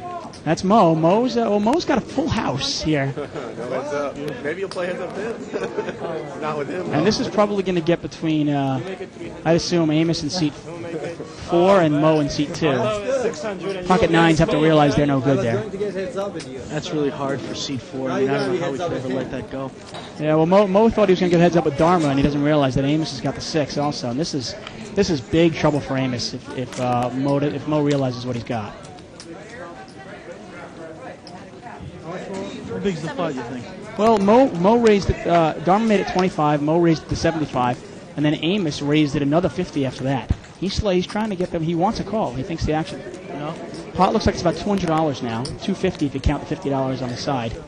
And Mo is just posturing here. He's definitely going to play the hand. He's trying to think of how he's going to get the most money out of him. I mean, he's got the. It's only a couple of hands that he can beat, and let's say this is he's going to see where he's at. What he said. He said, "Let me see where you are." And he's going to raise again. And this is a tough hand to get away from if you're ace-6, you know. There's no flush out there. There's no straight out there. I don't see how you could. I mean, you can only be scared of 6-5, a set of 5s, you know, and a set of queens. That's all you're scared of. Oh. Mo's talking some trash a little bit. He's talking about what he can beat. That's good to know. I play with Mo a lot. It's nice to know how he acts when he has the nuts. You know? He likes to play around, likes to talk a little bit. Although I've seen him act like that when he bluffs, too. That's what makes him good. And I'm not sure what Amos is thinking. He knows he's vulnerable, but he's got the big kicker, too, which is tough. I mean, he'd play it the same way if he had 7-6.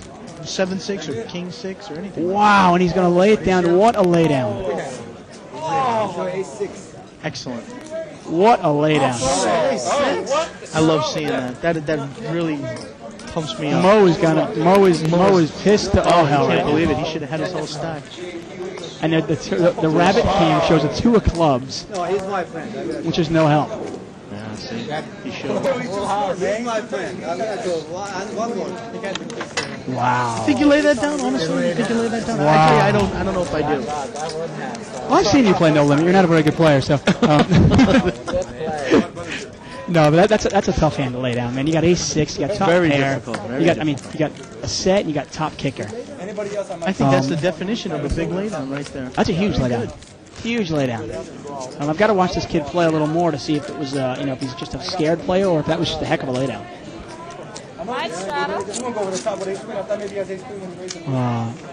And Mo's got to be a little upset there. You got a live straddle in seat 6 here. Get Jay doing a live straddle, trying to gamble up a little bit. Mo's got to be a little upset. I mean, he definitely left some money on the table there. You know, if he smooth calls him and he had the button as well, so the kid probably would have bet right into him again on the river. The river was, well, yeah, a 2 of clubs. A flush. No. So the river was a flush. May Might have scared him off a little bit. So obviously didn't scare Mo. No, that's not going to scare Mo. They're still talking about the hand. Wow. And you know what? I think he's obviously affected by the last hand. He just threw away ace-queen suited. He did just throw that away. He just threw away ace-queen suited. Yeah, he didn't even look. Yeah, Exactly. you know what? I think the same Didn't even thing. look. He did not look at his cards. And you know what? Some players are honest with themselves in the sense that they know they can't get over, it's a great laydown. He has nothing to be upset about, but obviously he's a little upset. He's a little, you know what, sometimes the best thing to do is just walk away, take a couple hands off, because the only thing that can happen is bad things. Exactly. Well, I don't know why would he be upset? I mean, he had a good laydown. He should Without feel a doubt. pumped up, you know? Yeah, he should be. He should be, but some people are, some people aren't. Interesting that he showed the ace-6. I'm not a big fan of that play. No, I wouldn't have showed that ever. Yeah. I do show. Yeah. When I think it's, I know we talked about. What are you trying to look about? What are you trying to get if you show though? What are you trying to show that you're a big man? You can lay down a big hand. Is that what you're showing? Well, who's listening to this? Is anyone listening? Thousands of people. Oh, well, I think the main reason why I do it is because I want it to be known that I had a hand. That's basically it. Okay, so they want to know you you showing want down the nuts. You keep showing down the nuts. Right, they want to know that you're not eventually you BS. take control of the table. That's what I like. Okay, I like doing that. I'm with you on that. I'm with you on that, but the only see, I don't want people to know when I'm bluffing. I don't want people to know when I've got a hand, and I certainly don't want people to know that I'm capable of laying down a big hand because I'm going to be a target then. Very important. I mean, exactly. Amos is going to be a target now in the sense that people are going to look at him and go, okay, I can get this kid to lay down a hand. Yeah. 30 more. I mean, after this broadcast, I might run in that game and go bluff him. We'll see what happens. And Amos a little gun shy before he's jumped back in there with the Queen 8 of clubs. 40. $40. And I'm trying to think of who raised it there. I believe seat 9. I believe Richard raised it to $40 with Queen 6 suited. Let's see now. This kid doesn't raise when he's got queens. Doesn't raise when he has 2 pair. But Queen 6 suited, hey, that's a raising hand. Exactly. And there, look at that. Flops a set. Maybe he does know something. Yeah, I don't want to play with him. He's psychic, this kid. Look at that. That always kills me. If somebody Well, raises, now does he bet it? You got to bet it. You have to bet it. Someone bet into him. Well, the 7-8 bet into him because he has top pair. Yeah. And he's putting Richard on Richard on Ace King or something. Can't put him on Queen 6. See what he does. Smooth call. He raised? Yeah. No, he's raising. See, the problem with this play by Richard is why not just smooth call it? Because he's such a caller. If he raises, he gives it away. Yeah, right away I'm going to put him on aces. Aces or kings. 100% on that. And there's no way you put him on Queen 6, but you put him on aces or kings here.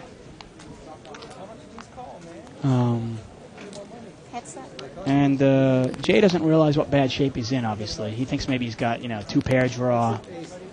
Yeah, he's in a world of hurt. Oh, that didn't help him at all.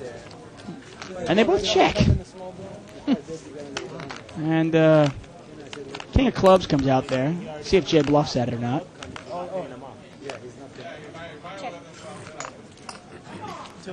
Bet 200. 200. And I can't see Jay calling this. No, especially when he raised pre-flop. Raise pre-flop. You got to put him on a ace big king. pair. Aces, kings, queens. Worst card for him on the river. Yeah. I mean, if he was bluffing. That's the turn. Oh, sorry. If he was. Say it again. I'm sorry. Go. He bets the turn. I think that's a better play. Yeah, well, Richard raised on the flop, which really put a stop to Jay's play there. In all honesty, once Richard raises, you got to let the 7 go. You got to figure there's too many scare cards out there. That's one of the reasons. He sees the deuce out there. Right. The guy's like, hey, I still have top pair. Yeah, I don't know if Richard's capable of bluffing. He doesn't look like the type of player that's. Maybe he is. I mean, maybe it proves me wrong. We'll see. It's so funny though. I laugh sometimes when I'm playing a game and I see like some some guy, I don't want to use any drop, but some guy make a raise with some crap hand, like a Queen 6, which is, there's no other way to say it. It's Queen 6. I mean, people can say, hey, it's suited. That adds maybe 2% to the value. Queen 6 is a garbage hand. But boom, he hits his hand. Hits it right away. And it's just amazing, Perfect. Make it 50. And there's a close-up. Nice nostril shot there. Okay.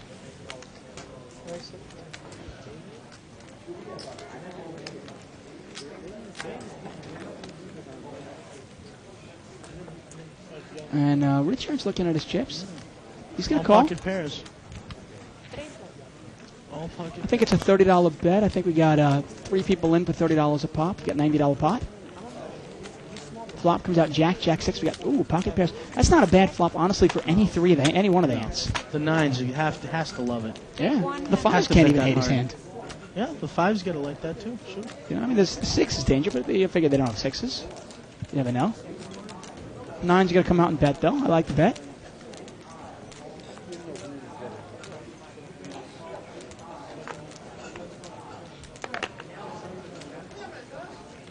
Richard, I don't think Richard likes his 2s anymore. What do you think? No.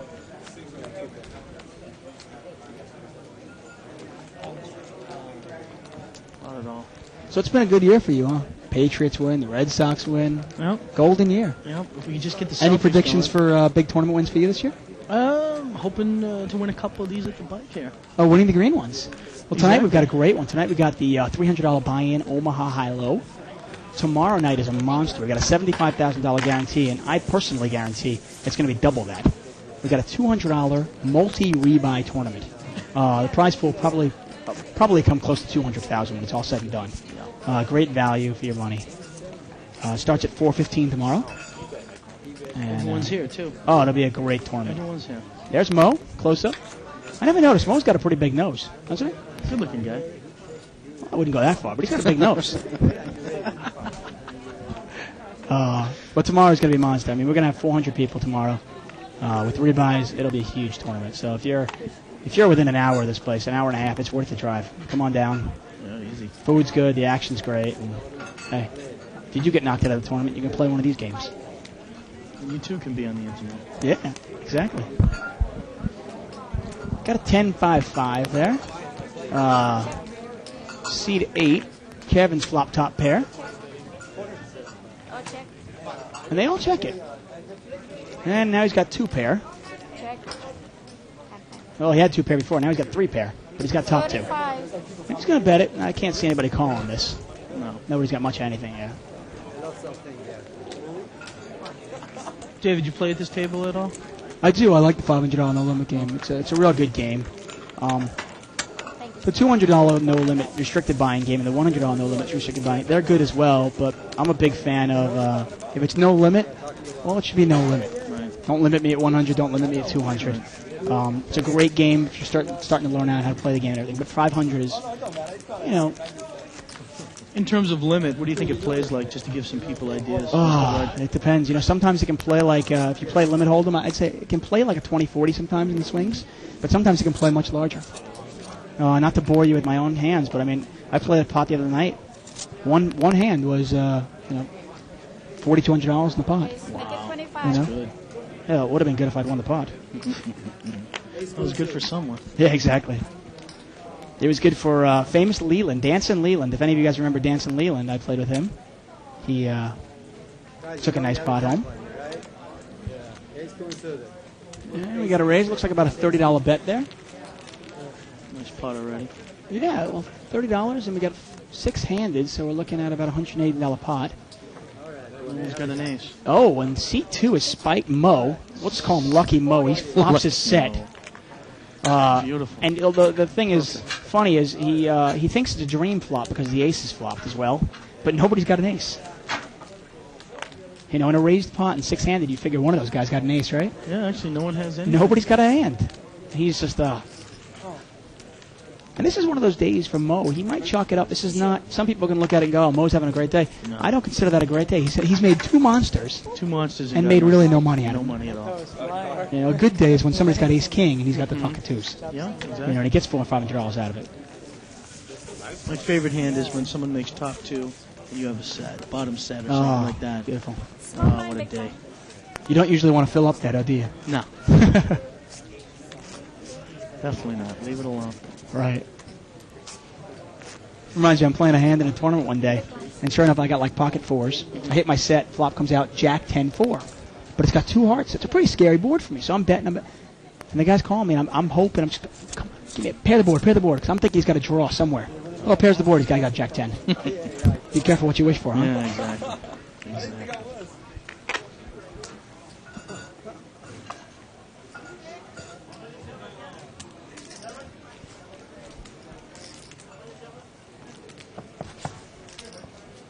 And we got a real exciting one here. We got a $30 pot, 3 ways. Ace Jack, Queen Jack, and the 4-5. And wow, look at that. Seat 6 is flopped top pair, J. And C1 nailed it. Gore got bottom 2. And he bets 25. Is that 25? Yeah, $25 into the pot. I really like to protect this hand. I play this hard. Well, the pot's... hard? Yeah, I do. Remember, the pot's only $30, though, so you got to keep in mind that, it's a pot. I'm not sure exactly why Richard's calling. He's got Ace Jack. He's got none of it. Those are the calls. I have trouble understanding them. 125. Now he bets 125. See, now he's pushing on the. Now the pot is about 30, 30, 30, 90. The pot's about $120. He bets the pot again, and he's made 2 pot-sized bets. Heads up. And the play with Richard, I'm just not sure. I don't like to get on somebody too much, but why throw away $25 there? Yeah. Of course. And let's see what Gore bets here. He's got bottom 2. 125. And now he bets another 125. I like that. It's a nice value bet. And he's going to call. Well, maybe not. Hard not to. It's hard not to, because if he to. puts the guy in the heart draw and he doesn't hit his heart, then Exactly. he's got bottom 2 and he's going to take it down. That's why he could have made a raise on the turn, on the flop, and see where he stood. Yeah, I would have do that. Exactly. So instead, he's just calling like a sheep, Yeah, I hate that. I hate that. And sheep get Slaughtered. exactly. Yeah, no, I don't like to play across the board. The call there, just it's kind of passive, and then you see what happens again, and then you put him in a situation. If you raise 75 right away, first of all, you might buy yourself the free card, or the guy might come back at you for 300, and you can let it go. Exactly. You don't get. Back to Rich's, but I just don't understand. The queen's out there. What is he hoping to hit? What is he hoping to hit his ace? Hit his ace. I mean, because he knows the jack's no good there. Because there's only one. I can understand if you have two overcards. I don't even like that play too much. But if you have one overcard, there's just no value in it. You're looking for a 3-outer, and then even if you hit your 3-outer, you might not be good then anyway. Right. I just doesn't make any sense to me. I mean, guys, if you want to throw $25 away, I'm at the Bicycle Casino in Bell Gardens. Come on down. Knock on the door. I'll come out. I'll take you $25. It's okay.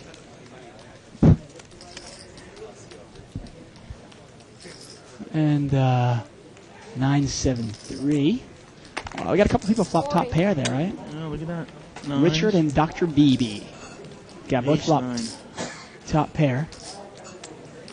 Maybe they'll turn a 9. We'll see what happens. Oh, and ace 9 is actually out of the hand.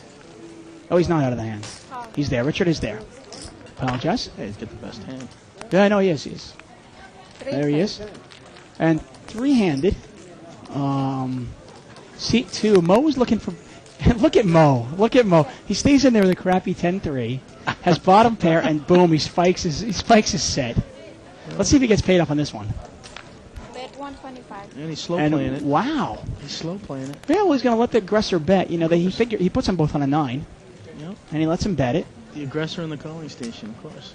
Well, you got Dr. BB. I mean, we saw him bluff before, and now he's actually got top pair. I hate his kicker, though. He's got to be a little...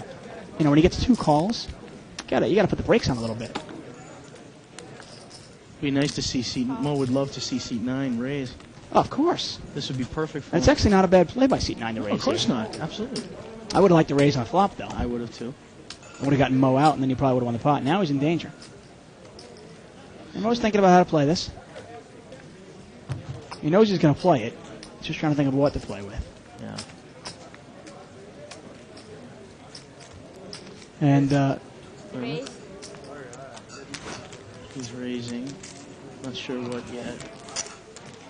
625. Oh, beautiful. that's a great raise. That's awesome. It's a great That's raise. fantastic. He doesn't realize how good a shape he's in, though. No. I mean, seat...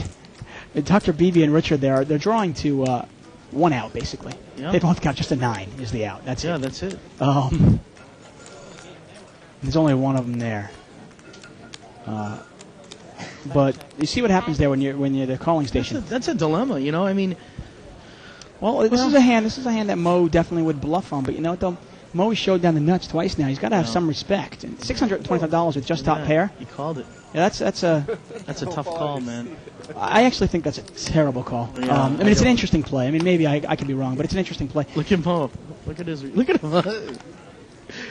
That's beautiful. Yeah. Well, you figure if nothing, scare card doesn't come out, they're perfect. Yeah, that really perfect for Mo. Yeah, there's not much scare card out there, to be honest with you, when you got, the 3s. Well, no, I'm saying a scare card for Yeah. seat 9. A king comes out, Yeah. or whatever, whatever. Without it a is. doubt. Well, if an ace came out, then you get even more. But Oh, that would be perfect again. but the call with just top pair there. I mean, Mo could have a lot of hands. You could have jacks, 10s. Yeah. He could have 7-9. He could have what he has, 10-3. bet, I mean, yeah. there's a whole bunch of hands you could have. 200. I bet 200 into what? What is Nice that? value bet. What is that, like a... Well, that's probably about a 6, 6-7. 12. That's a big pot. Well, 6, 12, plus pre-flop. You said he raised 625, but I didn't see Richard actually put 625 in there. No, he did. 625? He had stacks of The purple. Okay, I didn't. then I the didn't. 100. I didn't see it quite that much. Well, this pot is huge, and well, if you I put don't that know why much he money did in, well, now he has to call. Yeah, of course. Thank you. If he lays that down, I think that's the worst lay down, though. I mean, even though he's beat, Yeah, it's a turn. He makes the call on the turn and then $200 more. yeah. It is kind of a sucker bet, though. Raise. What did you raise? He raised it. He raised it 100. Oh, look at Mo. Saddam. Hey, Mo's just gonna call. This guy could easily. Show. You raise first. That's no good, obviously. And Mo shows the winner. And Mo correctly just called there. You think? Why? Well, there are a lot of hands Richard could. I mean, really think about it. Richard called a $25 bet, right? Then he called a $125 bet. Then he called a $600 raise. Mo doesn't have the. I mean, Mo is far from the nuts there. The guy could have pocket nines. The guy could have pocket sevens. The guy could have pocket. I mean, the guy could have ace three. But I saw that he had the worst hands. It's real easy from here, isn't it? Much easier. They had this at the table. I might actually make some money one time. Yeah, exactly. I'd love to play like this. You'd have to go under the table and look and say, "Oh, there you go." Right. When he calls 625, you're like, "Uh-oh." I know. Like 310. I mean, Mo, you see what Mo's saying now? He's saying that he said when he called the 625, he says it scared him. Of course. He didn't like that at all. Well, Richard's a passive player, and he calls $625. Mo bet so much that he couldn't get away from it. Obviously, it's. I hate to be harsh on Richard, but you said it before. Calling stations, they're like lamb. They're like and it's real tough to win, especially no limit hold'em that way. You got ace king, big slick in seat 6. You like ace king in no limit? I do like. I like it in any game, but just you got to be cautious with it because ace king is just a drawing hand. Yep. No, 2 ace kings. Look at that. I'll take the deuce 5. What do you say? You take the deuce 5. He's out of it. Well, this is interesting. Neither one has flopped anything. Let's see how they play it. Check, and let's see if Let's see if Gore fires at it. Gore's a pretty aggressive player. 175. Yeah, that's $175 there. It's a real tough call for Jay. I actually wouldn't mind the re-raise here. I think that would be a nice play. Once again, it's obviously easy for us to see because we see the cards. Yeah. But to me, the play here is he's got to. Yeah, see, I don't like the call there. To me, you either got to raise it or you got to fold it. You agree? Oh, 100%. Because now what is he going to do? No. He's asking how many chips he has left. And that play of asking chip for chip count obviously doesn't really occur in the limit hold'em as much. Sometimes it's for posturing, sometimes it's to get under somebody's skin, but sometimes it's just necessary to know what everybody's betting. Well, I find I wow. ask. Good bet by Gord, $500. Yeah, there it was. Nice play. Very good play. And that's the play with that was the problem with Jay's play. He calls. Yeah. Raise a fold. What do you got? You got ace king. You probably put him on ace king also, or something like that. Well, then raise him. Yeah. I just don't see the point of what it's calling. What do you? If you put him on ace king, then raise him. Right. If you put him on a pair of jacks, then you muck it because you're behind. If you put him on a big pair, if you put him on queens or something, then muck it. You've only got 6 outs. Right. I know sometimes it's scary to put that money in the pot. But you gotta, it's not money there. It's just chips. Just chips. That's all they are.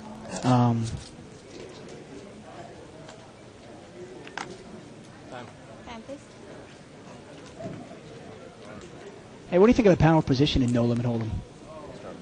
Well, I think it was funny. I was actually talking to someone about this just recently, and they're saying that it's overrated. Really? Can you imagine that? Who said that? Well, I don't want to disclose who it was. Really? Why not? No. But the thing that I found very funny about that is they said got a king 310, 3 clubs out there. Seat 4, we got Amos. We got top pair. Can I get quarter here, please? Donna? Donna, get quarter, please. Cliff had middle pair. He threw it away. Amos is going to take it down. Go ahead. I'm sorry. No, he was just saying that it's overrated, and I was thinking how much it's underrated. I think. Seat 6 took it down actually with a bet. 9-7. Nice bet.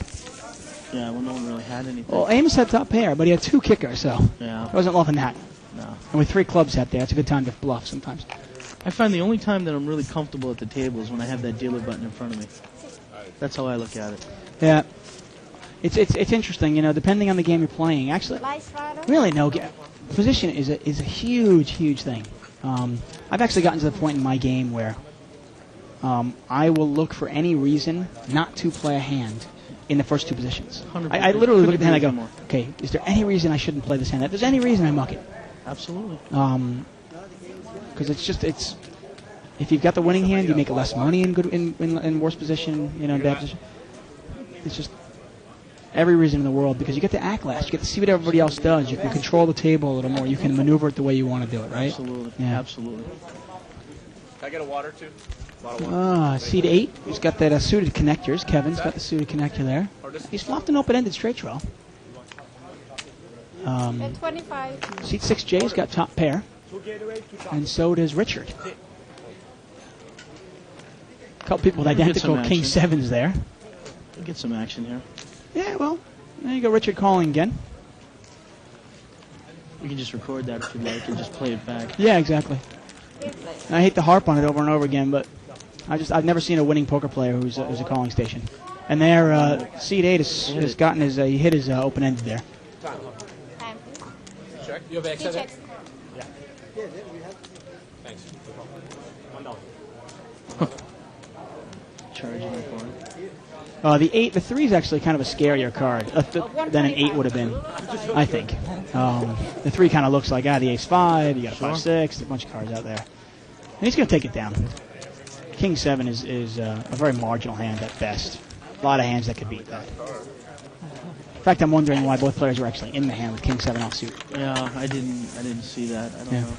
A lot of hands I like to play in no limit hold'em. Like I like to play suited connectors and stuff, but I call King 7s or Jack 3s. Those are kind of like danglers. It's like, what are you trying to hit? Right. You don't even want, even if you come out 2 jacks. The only way you're either going to win a small pot or lose a big one. Lose a big one, exactly. You limp more in. You limp a lot in no limit. I do. I'm a big fan of it. Well, I think my biggest strength is my play after the flop. Okay. So I don't want to commit too many chips before the flop, and I like to let my opponents make mistakes after the flop. No, that's good. Good way to look at it. Hey, if I'm playing a game versus Phil Ivey and Howard Lederer, though, you might see me moving in. Yeah. I don't want to play then after the flop. Exactly.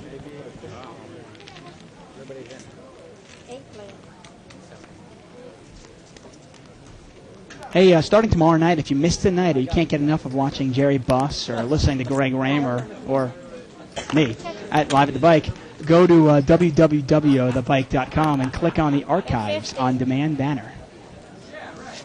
And if you've been down here and you want to watch yourself, hey, it's a great way to a great tool to see kind of critique your own play and see how some of your opponents are playing. Seat 6 has actually got a set of 2s. And seat 5's got the flush draw, and now he's got the straight draw as well. He's got an open-ended straight flush draw. Well, he's got an open-ended straight and a flush draw. That's a lot of outs, man. Yeah, I'm not a big fan of going for a straight or a flush when there's a pair on the board. What do you think about that? Yeah, no, definitely not. I mean, heads up though, but yeah, I would put him.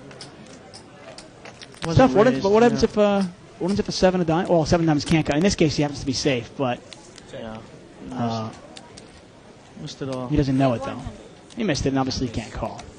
Mr. Flush, Mr. Straight. There, and as you say, he says it. There it is. That summed it up. 10-7. He's like, Jack 10 of diamonds? Gave him a bit more credit than he deserved. 10-7, same difference, right? But I mean, 10-7 of diamonds, that's not... I mean, I actually prefer that hand over, like, King Deuce. Yeah, King Deuce is it's a dangling hand. I like to call it. It's like there's no value to it. You don't want to hit a king. Maybe if you hit 2 2s, okay, that's even if you hit King 2, it's okay. You can get lucky there, but any 2 cards can hit that. Right. I was actually playing on this table. It was a 200, I think, last night. I played on the table for a little while, and I had some people watch and critique my play. It was really interesting. What seat were you in last night? So everybody knows who you are. I was in 5. You were in seat 5. Lawrence Gilbert was playing last night, seat 5. Seat 5. I actually picked up some good hands. Yeah? It was a tight table, but I was raising, and I think I raised a little too much. You were the one that had the queens and raised 35. And everybody folded, okay. Everyone folded, yeah. Well, those of you who are watching at home, if you saw it last night, that's Lawrence Gilbert. He's sitting next to me right now.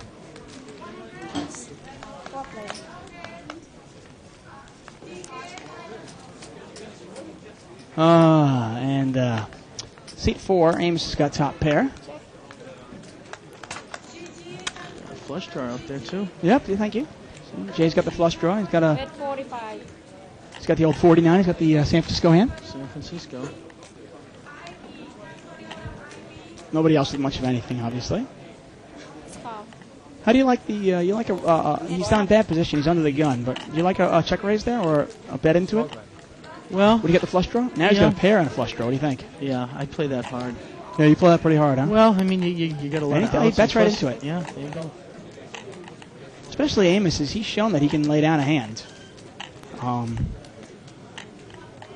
Oh, wow. The 9. Perfect. Runner 9 comes out there. And that can't be too scary. No, not at all. I mean, unless you put the guy maybe on, like you said, 10-9 of clubs or something, right? Yeah, how much heat can he take, though?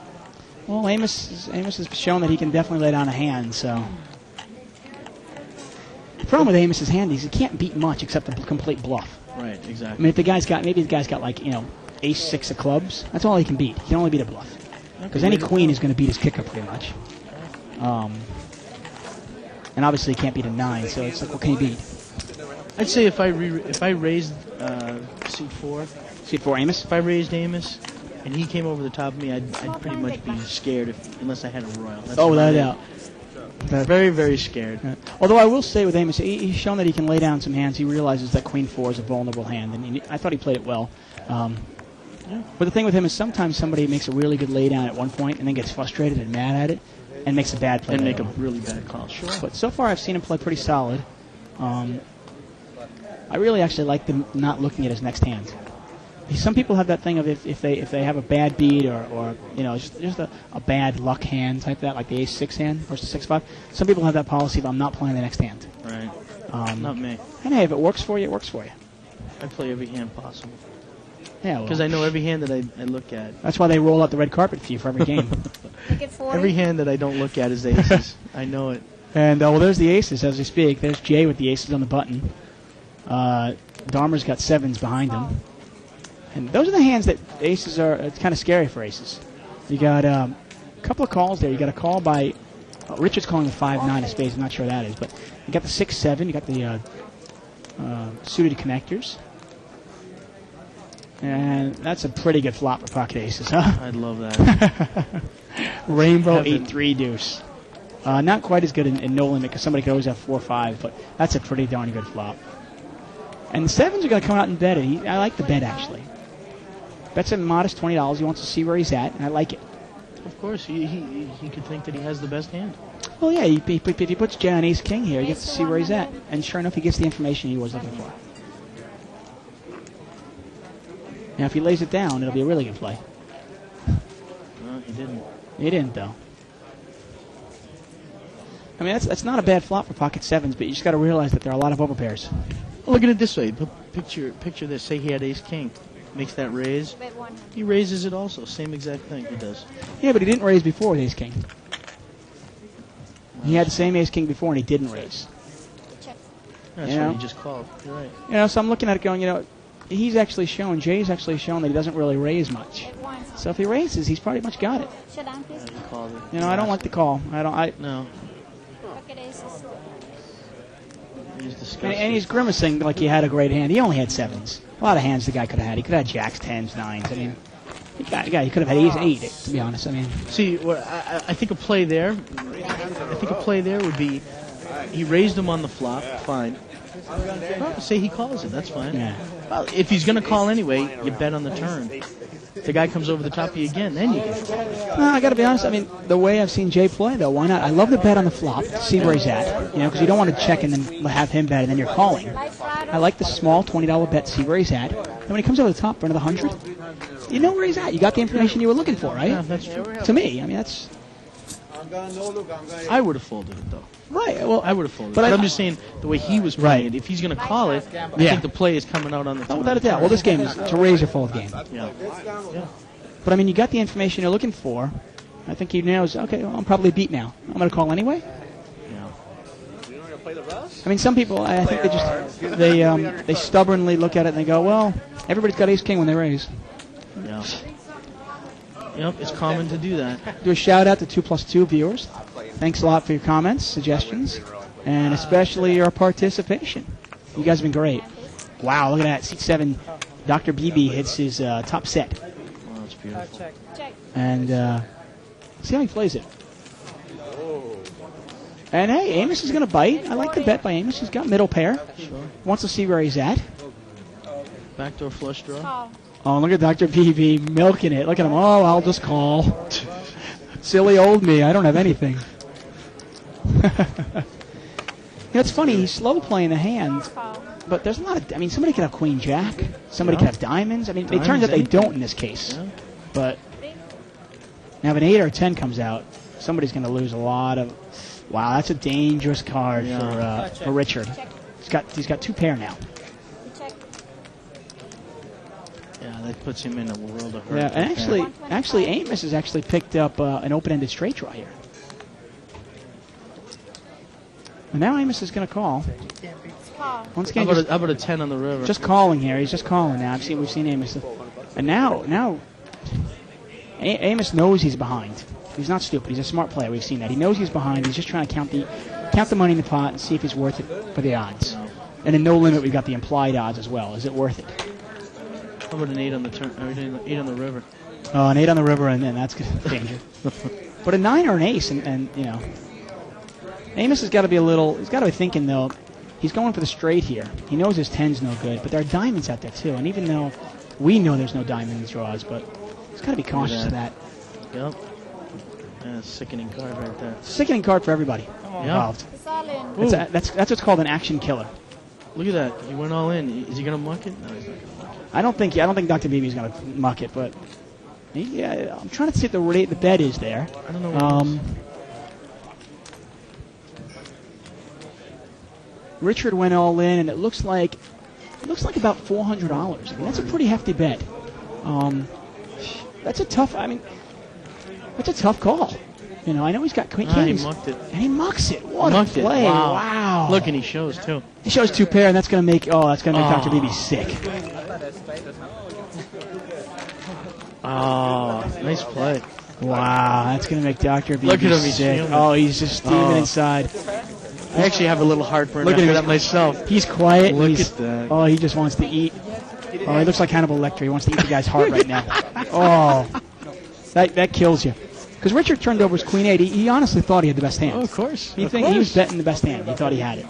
And he showed it. Oh, that's gut-wrenching. I don't think he did it on purpose, like to rub it in or anything. And it's a tough play. Knowing that he had it's a tough call for Dr. BB, not because the $400 is not bad, because the pot was laying him clearly enough odds. But he's looking at it going, well, I had top set, and there are 2 diamonds out there. What are they calling me with? Right. You know, what are they calling me with? He's probably got a diamond. It's a lot easier when we're watching. I know you people at home are watching this, and we're watching. It's a lot easier to go, oh, how could you throw it away? But when you're there, you know Dr. BB is sitting there going, oh, no diamond, no diamond, no diamond. And the diamond hits, and the guy bets into it. You know, Richard especially, he's not known to bluff. He's going to have it more often than not. That was a gutsy play. Actually, I think that was a great play. Well, the funny thing is, I don't think Richard's capable of bluffing at it, and I don't think he thought he was bluffing it. No. He honestly thought he had the best hand. He didn't necessarily put anyone on a diamond draw either? No, I don't know if he was thinking that far. Wow, nice. Obviously, because he just threw the money in there. Yeah. You know? No question about it. And we've got a big flop there, but nobody's got. Well, Richard's actually got top pair now. And amazingly, I don't think. Actually, yeah, there it is. Seat 7. Straight. Dr. BB's got the nut straight. There's no hearts out there. Nobody's got the flush. See if Dr. BB's going to bet it. Nobody's got a 9, so he's not going to get he's not going to get the ass end of it to call.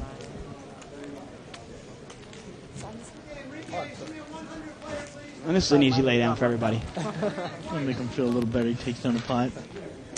Yeah, he doesn't look like he's feeling any better though. Tough to lay down a set, man. You get pocket. First of all, you know, it's one of those things. You look down, you see pocket kings, and you're just dancing inside. And the flop comes out with a king, and you're just you're doing flips, right? And then you end up losing the hand. You just want to But you know what though? It's a tough. Richard, I don't think is capable of bluffing, and I think the guy knew that. Yeah. And he said, "This guy's got it." I think over time that's the correct play against this guy. Yeah, I think so. I mean, I'd say he's going to have the flush, 4 out of 5 times. The other time he bets it, he's going to have 2 pair. Yeah. The other times when he doesn't have any, he's going to check and fold. Tough laydown, though. Tough laydown. Oh man. And then he goes. He didn't even really think that long, did he?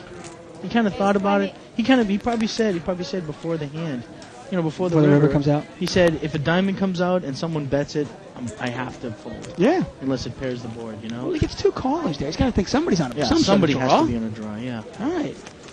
Got a couple of king queens out there, an ace 8. 6-4-4, and Mo's got top pair. Surprisingly, Mo likes to usually play this pretty hard. We'll see how he plays it.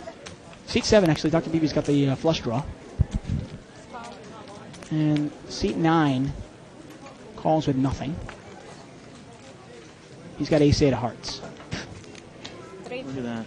And seat 7 calls. Seat 6 calls. 2 overcards.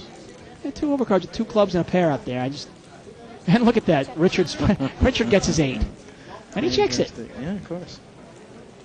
And the 7 comes out. I still think anybody bets this pot, they're going to win it. This is a good pot to bluff at. I don't think anybody's married to their hand. Check. And Dr. Beebe and Richard's going to take it down. Bet 25. He's going to bet for value, but nobody can call. Nobody's got a pair. No. He's like showing his hand in disgust. One pair. He shows his hand in disgust. 8. And he kind of looks, huh? That hand, he didn't tell him that. He didn't show anyone that he had. He didn't. Somebody even said to him, "What do you have, 2 pair?" And he just grimaced and bit his tongue. He just very upset about that. Big blind. Look at that, Richard makes a very questionable call on the flop there, but he gets paid off. Yeah. Cocktails. That's the voice of Amy, our lovely cocktail lady. They bring some great drinks here. Excellent. You know, really, really cheap. I mean, like super cheap. I've actually bought drinks for an entire table. Cost me like $20 for 7 drinks. Amazing. And they don't water them down like Vegas, you know. Good drinks. I mean, I can get drunk on a couple of them. I mean, I'm a lightweight though. You though, I know. How many drinks do it takes you to get drunk? At least 30. 30? Yeah. I was gonna say.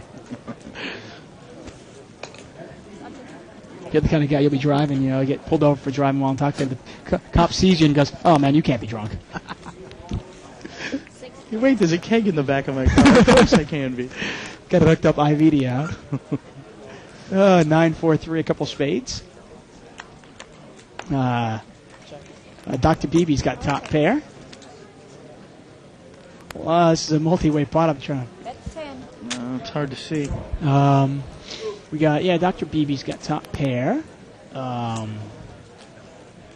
He's going to bet it. And Richard's going to call him with, he's got a gut shot now, and he's got a 4, pair of 4s. He's got some outs.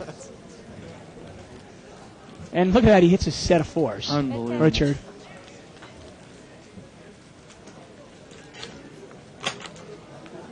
And Jay, with 3-5, is going to bluff at the pot, it looks like.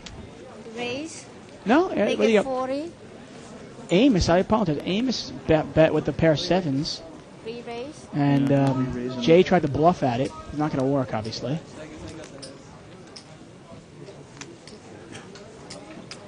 Richard's going to just call. 80s. Get an easy throwaway by Amos. 41. All he's got is a pair of 7s. What are you laughing at? And Jay is laughing because he can't even call because all he's got is a pair of 3s. I would call you last time it worked. That's one of those things where, you know, a lot of people are probably wondering, what did he have? What did he have? But I still think from watching Richards play, you know, you knew he had a good hand. Exactly. You know, he's not going to raise you on the river unless he's got something. 3-5. I had 2 4s there. I had the 7. Oh, 3 and 5. Rev. I had 2 pairs. Ravi. Hey, Ravi. You might have had 9 How are you, to man? 7 to something. I had trips 4. What's your blind, sir? 4 or 5. Yeah. I have trips. I had the notes on the turn. What do you have? 7. What kind of that? Huh? What do you have? Ravi. Thank you.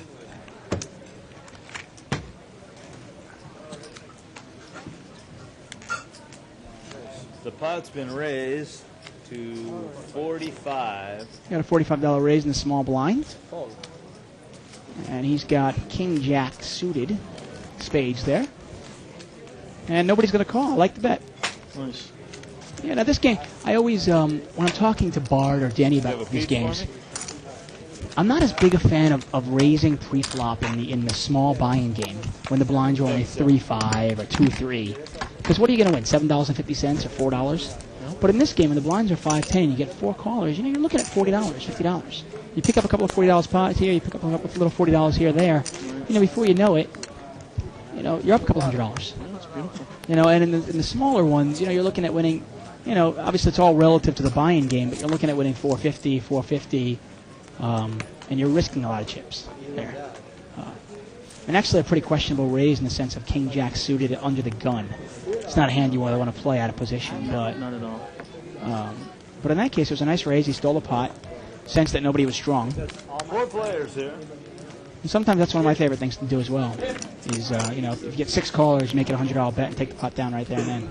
Yeah, of course. I always like to take the pot down right away. King 10-3. Dr. BB's got a top pair there. $20. This could be a world of hurt here. Can you give me a jack? A queen. Jack. Shot. Yeah, we got a couple of couple people have gut shots there. Gives the ass end of the straight for seat 1. Yeah. Close. That's a 10. That's no help for anybody, but it could be a scare card if somebody wants to bluff at it. Oftentimes you can take the opportunity if a second pair comes out and it hits it again. Yeah. Oftentimes it's and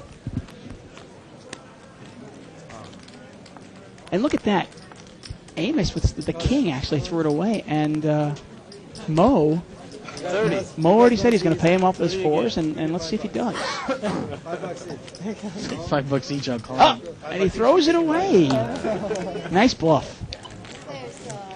Nice bluff by Jay there. Thank you, sir. Mo even said he's going to pay him off, and he doesn't. No. Hey, Danny, how you doing? Danny just came into the booth. He looks good. He looks well fed.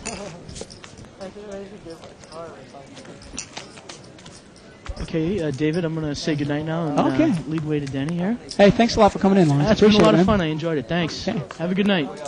Hey, take it easy, buddy. Oh, and by the way, since the mic's out of your hand, the Red Sox, they stink. Hey, Larry, you're fired. Get out of here. Pleasure having you here. Go win some money, okay? Actually, go hit a jackpot. Pot's been raised to 25. How you doing, Denny? Good. Yeah, how's the tournament tonight? It's okay for an Omaha. Yeah. How many entries we got tonight? 136. That's pretty good for $300 buy-in. For an Omaha. Hey, tomorrow's going to be the big one though. $200 buy-in, multiple rebuys, no limit hold'em. 4 o'clock. Here. I was telling everybody. I said it's a $75,000 guarantee, and I'd almost personally guarantee that it's going to be double that at least. Yeah, should be. Should be. You got an action game going here, huh? Yeah, 5-way action. A pretty good game, actually. We've seen some... Seat 9, top pair. Keep moving around.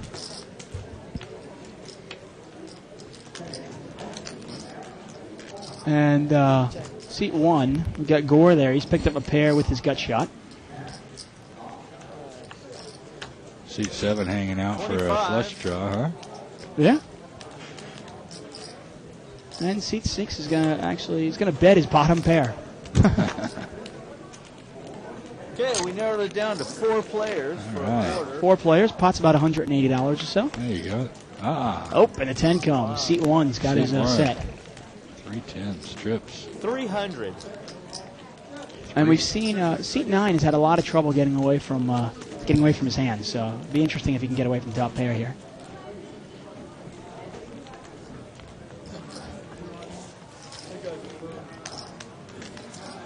And you see him mulling it over right now, really thinking, is my ace good or not?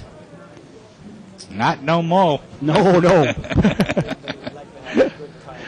$500 bind game, no limit hold. Yeah, those 10, that's going to be scary. Those are all the cards in the playing zone. When I talk about the playing zone, people like to play 9, 10, Jack, Queen, King. And that's... He's going to call. He's going to pay him off. And we've seen... $300. Bye-bye. And we've seen he's had a lot of trouble. He's somewhat of a calling station, and he's had trouble getting rid of the hands. Yeah. Letting them go. Paid off Moby for about a $900 pot. Pretty soon he might learn that he needs to get away from those hands. Yeah, exactly. Oh, man, I did something today. I could have shot myself in the head. What? I was playing online. I got pocket kings. I don't know why I married the hand anyway. Anyway, I got pocket kings and ace flops. You guys betting. I call all the way till the river card comes, and another ace came out. Oh. And I folded on the river, and he shows me pocket tens. Oh.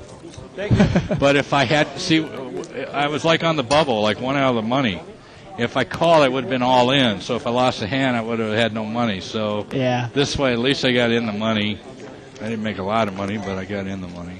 Hey, sometimes those tournaments are all about survival, though, right? Yeah, it is. That's true. You know, and sometimes you just look and go, hey, you know what? I can wait for a better spot. But I either should have called. Well, it turns right. out I should have called, or I either called or mucked it. I should have mucked it on the flop. Right. I see what you're going there.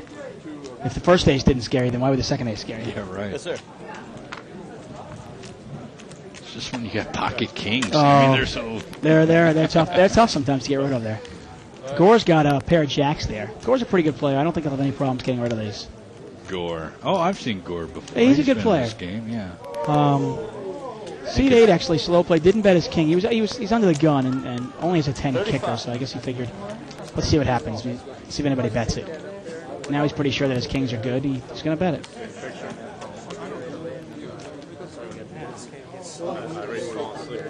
And Gore's a good player. He has no problem laying down his jacks. I've seen time and time again people go, they get married, like you said, get married to kings, queens. Throws it away with no problem. Thank you, sir. Hey, you know, that's actually one of my... I've actually been talking to some big-time tournament players, and they've been telling me one of their favorite things is to really try to bully the table right around when they're about to get in the money. Because they know that a majority of the players only wanted to... They just want to hang on and survive and get in the money. Get there, and then they'll loosen up a little bit. Right, and these guys, these players' attitudes is, okay, this is the time I can steal some chips. That's true. Good time to really... It worked with me today. Right. Good time to push it. I forget what the levels were. We were playing like, I don't know, 6 and 1,200 or something like that, you know. What was first place? Like $4,000. Okay. It was a $20 buy-in tournament. Well, those tournaments are so top-heavy. All tournaments are so top-heavy. You'd almost rather, crap out at 9 of them and just come in the top 3 at 1 than finish the money in 5. You know, it feels better to finish the money, but... Actually, no, that was the first tournament I played. The one I was talking about, that was a $100 buy-in tournament. And first place was only about 4,000 still, but less players, of course. Okay, Mo, it's on you. Amos there's got flopped an open-ended straight draw there.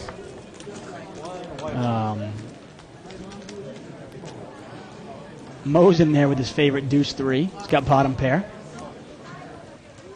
Actually has the best hand as of now. Seat 6 is going to bet his ace-king. That's Jay. Talk about getting married to king. Some people get married to ace-king. Yeah. They just think, what is it? Especially with a flop like this, what's ace-king? I don't like that hand anymore. I divorced that hand a long time ago because I learned the hard way. You know? I used to get married to it myself. And, now, this is interesting. Amos actually has... Amos has got the straight. Yes, he does. 2, 3, Amos got 4, the straight. 5, 6. Well, they both turned... Mo and Amos both turned the flush draw as well. He's never going to hit your card now. Actually, wow. Mo has got a straight as well. 300. Oh, wow. Oh, with the 7, 9 high straight. Oh, yeah. Yeah, sure. Amos has got the top straight. Sure does. He's got the nuts, and Mo's got the bottom end. He's got the pretty much the ass end of that straight. Nothing like that. I know. Allow for nothing. And it's not that hard a hand to get away from, because even a 7's going to... Yeah, right. You know, he almost hopes that Mo has a 7, not 3 here. But Mo came out betting it. Yeah. Seat 4 is sitting there thinking about it. Well, I think Amos actually already waved in. I think he said all in. Oh, did he? Yeah, I believe so. I think Mo's thinking about it. And Amos has shown that he's a pretty good player. He actually made a huge laydown before. He had an ace-6. Flop came out 6-6-5, and Mo had 6-5. Wow. And he laid it down. Wow. So he's got about 900. Yeah, I think Mo's gonna. Mo's posturing, but I don't think he can call this. There's just too many hands out there that you can't beat. 9-7 obviously, but I mean even a 7-8, which is a likely hand he has, that would be top pair. 7-6.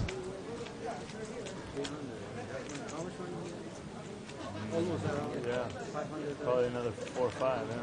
4 or 500 in the pot, they're saying. 3 and 30 before, about 425. It's about 425. They're trying to figure out exactly how much more money it is, and Mo makes the smart laydown. Good laydown. That's what he has. Why he called you on the Thank clock. you very much, sir. Thank you. Either there he's got big kahuni. Big kahuni. His 8. And then they talk it out, and that's pretty smart there. So he obviously had to call him with something there. You know, and like I said, he either called him with 8-7, 7-6, 9-7, 7-5, something like that. And all those hands he loses to. Sometimes that's the best way to do it is if somebody makes an unexpected raise or something like that at the end, kind of replay the hand in your head and how it played out and think of what possible hands he might have. And then you go, okay, can I beat any of those hands? If you just joined us, we're live at the bike. We're at the Bicycle Casino, Bell Gardens, California, 15 minutes southeast of Los Angeles. This isn't actually Los Angeles? No, No. This is the city of Bell Gardens. Oh, okay. Yes, sir. It's a suburb of Los Angeles, Okay. I guess. I always considered it just Los Angeles. It's in L.A. 90. L.A. is just like one big overgrown strip mall anyway, isn't it? Yeah, right. $80 raise, fellas. Seems that way. $80 raise by seat 1. Gore's going to try to take it down right now with his pocket 10s. And he does. I like the play. 10s are pretty vulnerable, and he wins about a $50 or $60 pot without any problems. Now, Mo just covered his chips. That means he's saving his seat, but he's going to allow somebody else to play there. It's called playing over. And they only really allow that in the bigger games. You can't do that in the smaller games. Well, why doesn't he just remove his chips then? Good question. Oh. I guess kind of reserving his spot in the game, so he doesn't have to go back on the board and wait. Okay, makes sense. Well, Mo is the host of the $500 No Limit game, so he'll often let some customers and somebody else jump in there and play. He plays about 30 or 40 hours a week already, so he doesn't mind taking a break once in a while. More hands, right?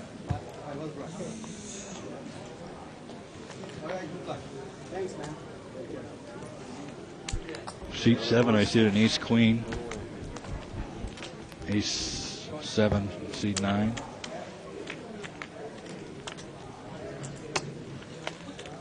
And we got a Seat 1's got a 4-5 suited. we got a $60 pot here. King, Queen, 4. And Dr. BB's in good shape here with the queen. Gore's got bottom pair. And the spade draw, actually. That's a pretty good flop for him. He's got the spade draw and the bottom pair. He's got a lot of outs. Right. Nope. It's the flush. It's it. And Dr. BB doesn't have a great hand. It won't be that difficult for him to lay it down, I don't think. 200. 150. His ace is a club, so he doesn't have the redraw as well. And he throws it away.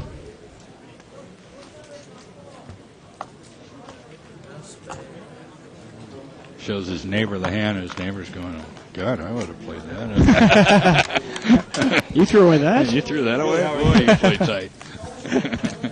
But it was the right move.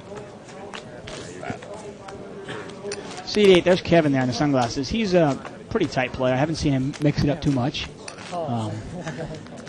We have a lot. Saw Dr. Beebe before. They were talking about it before. He hit his set of kings right away, and on the river comes a flush card. Somebody bet into it, and he throws away his kings, and the guy shows 2 pair. So that was just eating him up inside. Got a live straddle, everybody. Live straddle is when you double the bet of the big blinds, and you get to act last that way. Option. We're going to put in a little raise of $30. And I'm not quite sure what the point of a $30 raise is there. $30 raise. It's got king queen suited, which is a decent hand, but Pot builder, that's all. yeah, exactly. To me, I think you've got 2 choices of that raise because you know everybody's going to call a $30 raise. It's like either don't raise or make it a $75 raise. Get rid of some of because now what do you do? Punt. Right. I mean, now you're out of position with king queen suited. There's no diamond out there. C5 picks up 2 pair here. Yeah, thank you. And seat 3, we got Cliff there. He's got top pair. Jack, seat 1. Yeah. Jack. 100. And 100 right away from the bottom 2 pair. He sees that it could be scary. There's a heart draw out there, a possible straight draws out there. So he bets it. And I think Jay is actually considering calling this bet with a gut shot. Wow.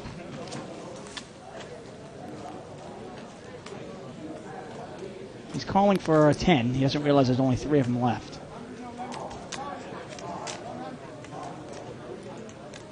I don't care about any implied odds here. I don't think you're getting enough odds to call for a 3-outer. No. And Cliff has seen enough. He's going to raise the 400 with his top pair. And Dharma's got to be dancing in his pants here. I don't know what he's going to do here. Did I say that, dancing in my pants? Why do I keep saying that? It's a terrible saying. I got to get rid of that. You know what you do on your days off. I know, exactly. Getting a little too personal here at Live at the Bike. And Dharma lays down bottom 2 pair. Wow. Yeah, a lot of hands could beat him. Ace Jack is a common holding to people. And that's, Yeah, you don't want to get stuck if you're in going to play the hand, especially when he calls a raise, yeah, then you flop 2 pair. He should have been the one coming out firing right away. Yeah, he checked the flop. Didn't get to see where anybody was at, and then when he bet the turn, it almost looks like a bluff. If he bets right on the flop, he might pick it up right there and then. The ace might call him, the ace might re-raise there, but at least you get to at least know where you're at. Right. I like the re-raise though by Cliff. Even though he had the worst hands, he wanted to see where he was at. He made a nice raise and took the pot down. A lot of times in no limit, it doesn't really make a difference what hand you have. It's more important how you play it. Yeah. Option? 3 players? Yeah.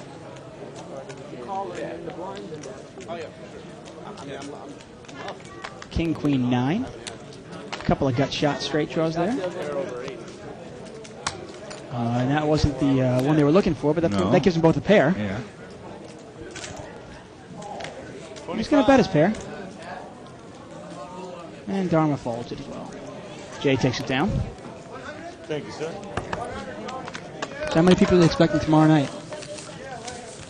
Oh, I'm going to guess about 400. 400, okay.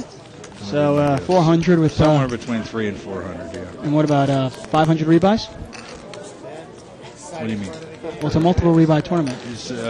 How many rebuys will we get? Does each person, on average, 1 rebuy, 2 rebuys? About 2.5. 2.5, so we're looking at about 1,000 rebuys.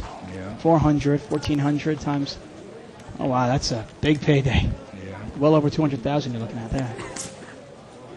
Yeah, I don't know if it'd be that high, but 150, I could see it. 150. Yeah, 150. That's not bad at all. For all of you that know Shirley, you can visit her at www.pokerbabes.com. Write to her directly there. It's kind of a cool site. She's got a bunch of profiles and stuff like that. There's a hyphen between poker and babes. Is there? Yeah. I didn't know. Cool. Make sure you do that. There's also a link on our website to Shirley's. On the right side of your screen, you'll probably see it there. A picture of her. One there, sir? Now, this game is actually not a jackpot game. When I talk about the jackpot, I talk about bad beat jackpot. And a lot of times the higher games are not jackpot games. The $100 buying game, the $200 buying game, there is a jackpot. I think it's $43,000 now. This game, the only jackpot you can have is just winning a big pot.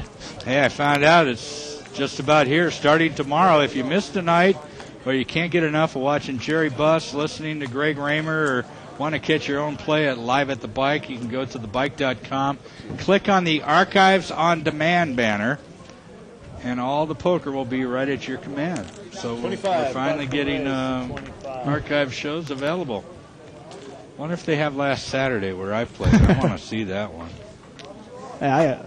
I definitely, if I get into this game at some point, I would definitely be up for seeing how I play. We got 5 players in here.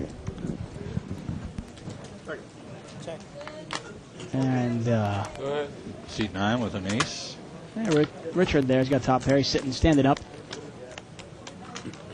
But he didn't bet it, and he let Dharma pick up his set of 10s.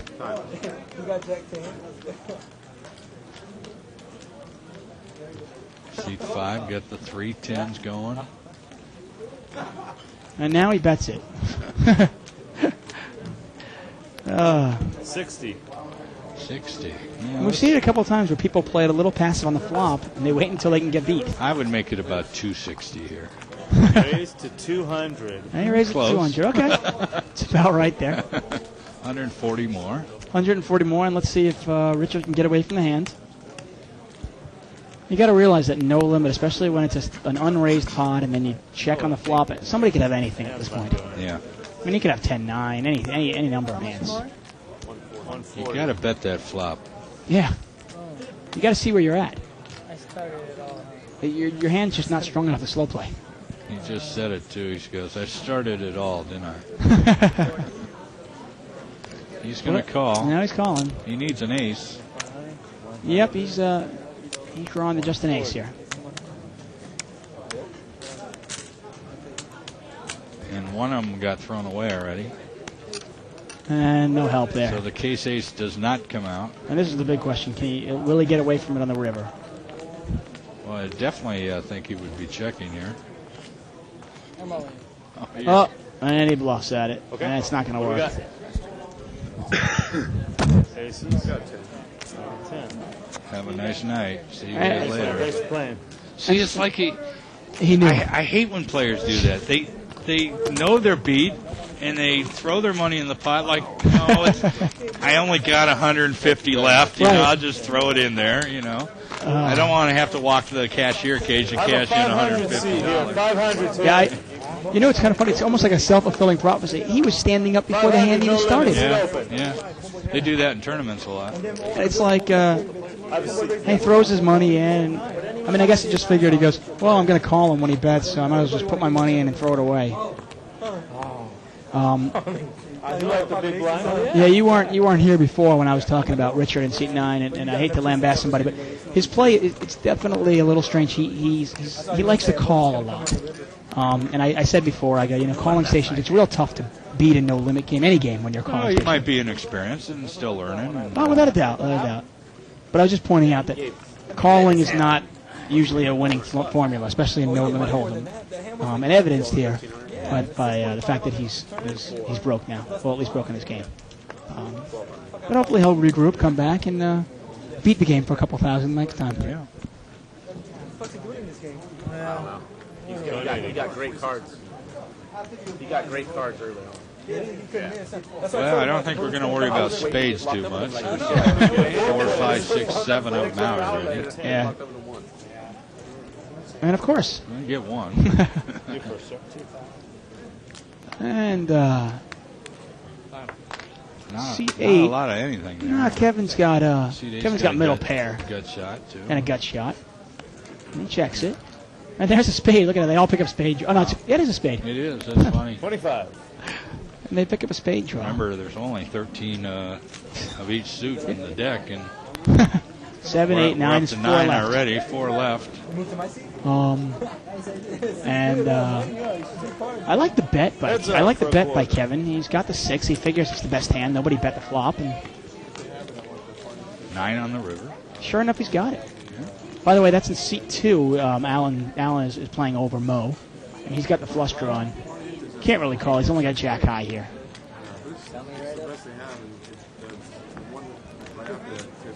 He's going to bluff at it. He's going to try. And he might get it. He only has a pair of 6s. 9's a bigger card. And what did he bet there? $40? Let's talk about it. $50. He's going to pick it up. Good Looks bet. like it. Wow, good play by Alan there. Play. It's funny. I don't like the play by Kevin there. It's just interesting. There are a lot of draws out there. You got a straight draw, you got flush draws out there, and any card under 10 can't really be scary. If you're going to bet at it, and the guy only bets $50 in the river, I think that's a worthy payoff. And some people can rip my play and say that I'll pay off too much, but in that case, I thought it was a worthy payoff. Obviously, it's easier for me. I'm seeing the cards though. Do you want to post here and come in? $10. You want to move here and come in? I mean, do I have to move? I thought Mo said you were moving here. I said you moved there. Alright, he was here first. We'll all play here until. Okay, that's fine. Small blind. Jerry. You could buy right now. So it looks like all the players on 2+2 are trying to figure out what Denny's Handle is? handle is on. It's actually Tourney Guy. TOURNEYGUI. Really? You're going to give it up? Okay. Sure. Same thing. Homeboy Chip 10, he went all in. Bart was trying to get me to tell say my handle name, and I'm resisting. Why? I don't know. I'm resisting. See what happens. Probably saying I played with that. Exactly. Figure somebody can see my play and go, wait a second, I've seen that guy play. I don't want to listen to him anymore.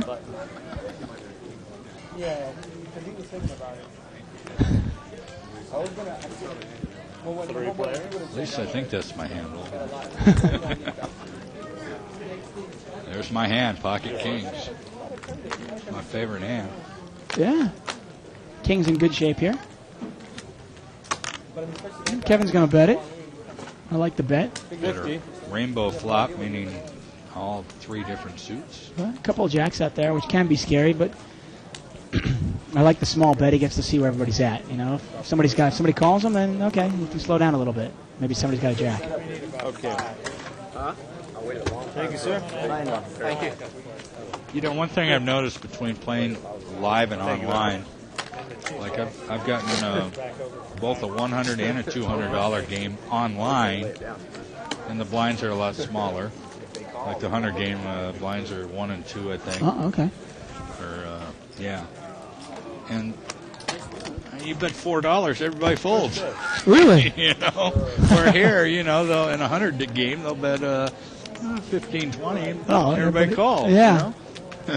I wonder why that is. I don't know. Oh, come on now. And the 200's not much better. So you think that the play is a little tighter online? It seems to be. Yeah, okay. I don't play online enough to know. I hate to say that, though, because it really isn't. That's true. Right. It's very loose on the internet, but to get it started, it seems to be tighter. I mean, Right. Hey, you wouldn't think a $4 raise would scare anybody off. No. You know, sometimes I think also in online, I think some people see their hand and press the fold button and then walk away. You know, you can fold without even. Right. So sometimes they press the fold button without even looking at without even knowing what the raise is going to be. Right.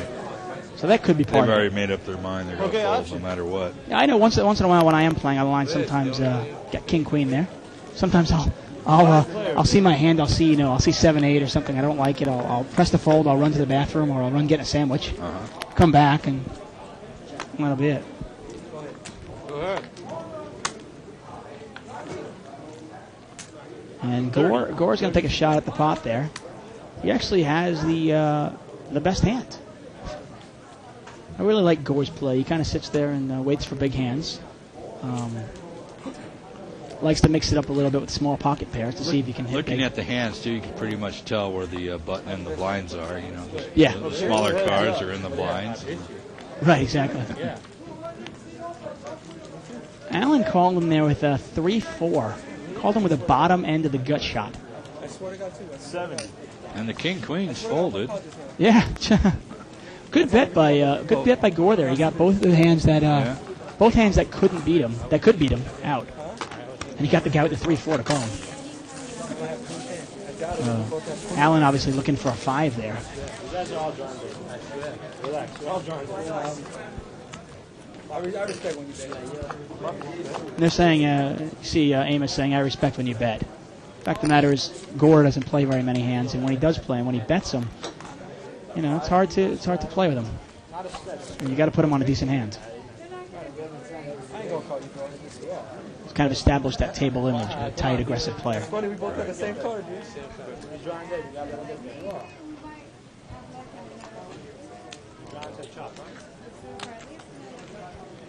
Seat 4 shows us East 10.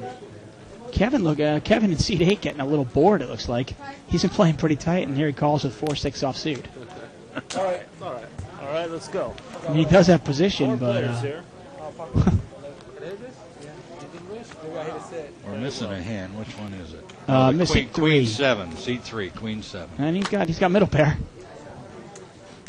And Amos has got top pair with 10.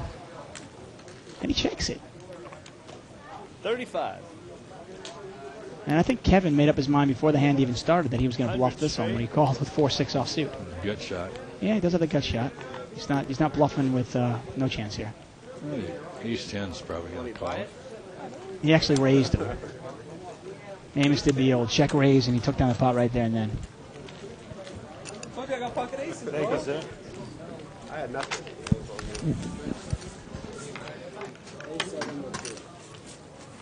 Yes, you did. Thanks.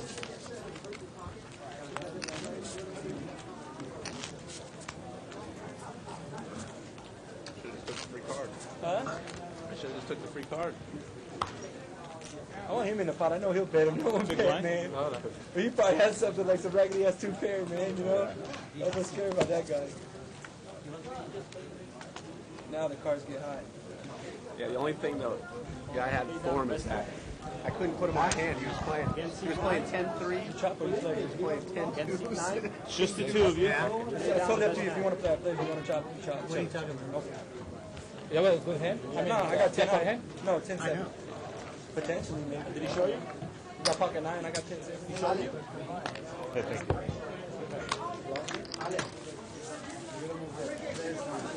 One big mistake. Put him on a flush draw? I did too. We're going to be listening to the table talk here for a half hour or so.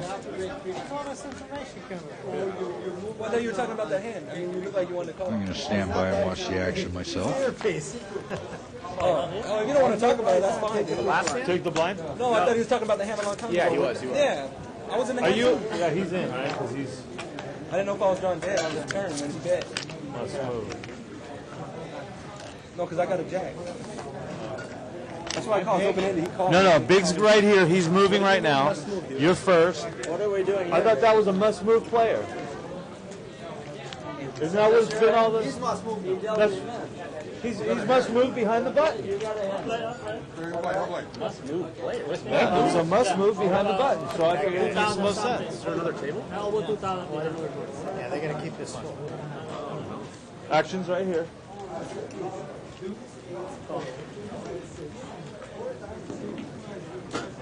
You're calling? And Alan, you have an option. I haven't looked at my cards yet. Run. 6 players.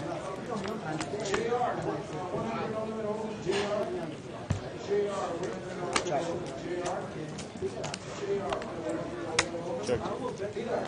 75.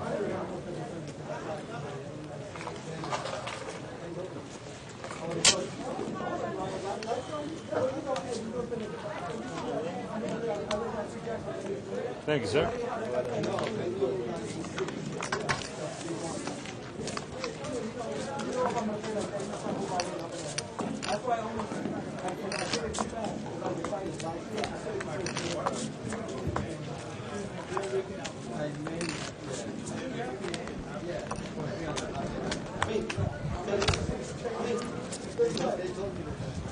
Are you in this hand? Once again, you're watching Live at the Bike. This is a no limit game, $500 minimum buy-in. This flash, sir? Did it flash? I didn't see it. Okay. It would have flashed it. Did it flash to you? No? Okay.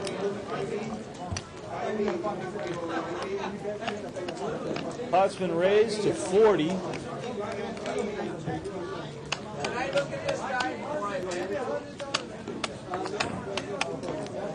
Heads up.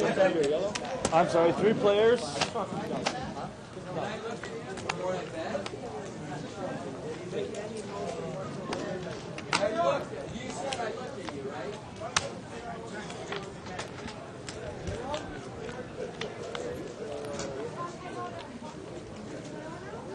Hey, Mo went to the back room and asked what the hand was. I think he told him he wanted to take 30. Your hand? Yeah. You said you had 7-9. That's I what I know. think. Yeah. You know how I play. Yeah, you're not gonna move all in. I went big with something else. You can't make a move with the flop like that. You know what I mean? Heads up for 30. 7 for a really low score. Oh. He said he had deuce 3 of diamonds. So he had the bottom straight because it was 50. 4, 5, 6. Oh, yeah. 8. Yeah, he can't call that. He can call a couple hundred, but he can't call. I should have just raced him. Well, no, if he had a 7, he might have called you all in. You know what I'm saying? So it might have been a good move to get paid off. No, I think if he has a 7, he might pay me off. That's what I'm saying. I thought he had pocket 7. That's why it was a good move, because then you would have got paid off. Really? But you know, he's a fucking pro, dude. You know what I mean? Go down. Yeah, he put you on 7-9, which is... He ain't gonna, like the other hand when I got 3 6, he ain't gonna go over the top of me unless he got. I was gonna play it just because he's playing. Really? I don't think he would even go over the top of me. Because it's not really going... He didn't go that much over the top when he couldn't call. Yeah, exactly. He wanted you to call. He wanted you to call. That's why he landed 240. Because there was 600, there was what, 500, 600 in the pot. Only cost him 200. I mean, that's dangerous, though. I could have hit my kicker. Yeah. But, you know, it wasn't... Big blind?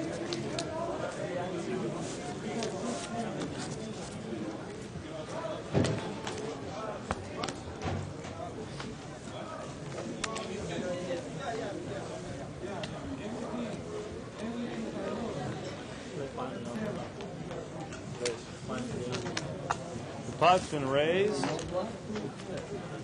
to $60.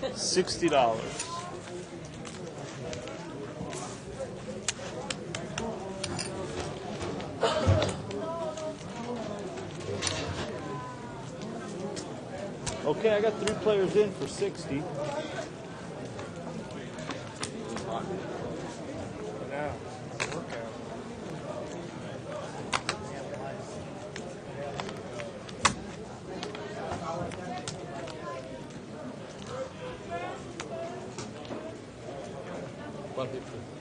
$150.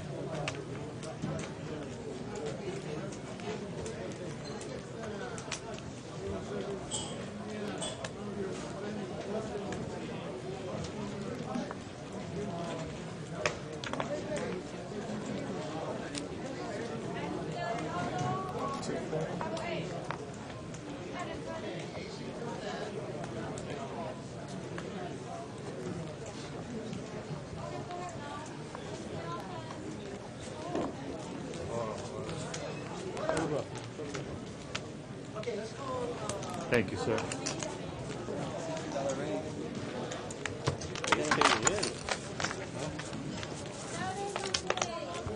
Thank you, fellas, very much. Good luck to all of you.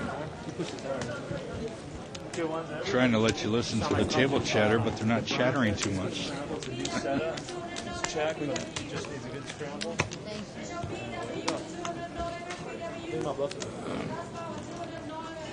He pushed too hard on the flop, though. If you push neutral, you're supposed to be bluffing, right?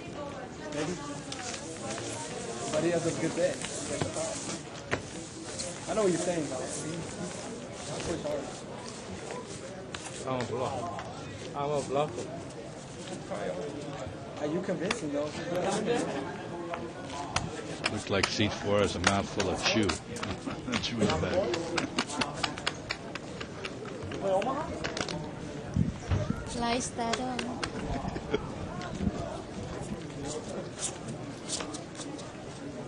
While they're nice and quiet, I just want to remind the viewers the chips that are on the table. The yellow ones are $5 chips.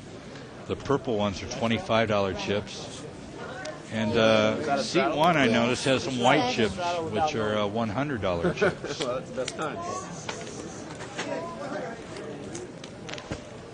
Yellow with 5, the purple in the middle there, 25, and ones on the right are $100 chips. A little cologne next to that, I think.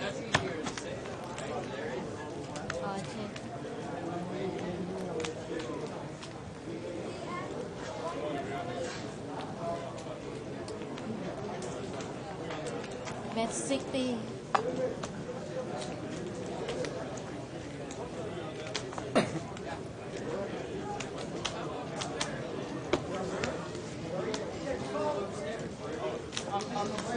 To the rivers.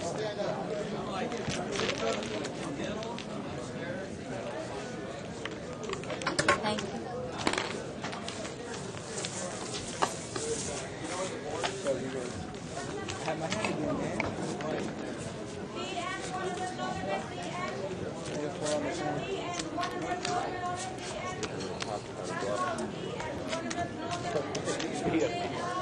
Take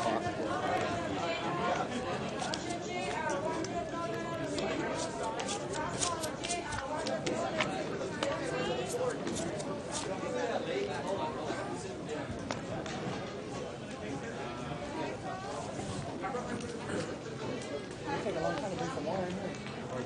Oh, you got on that side? They're out of the one room. Oh, really?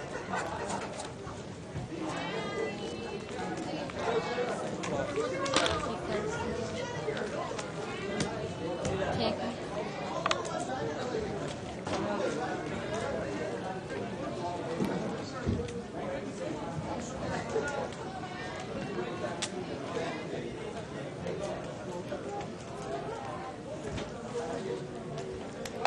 Two planes.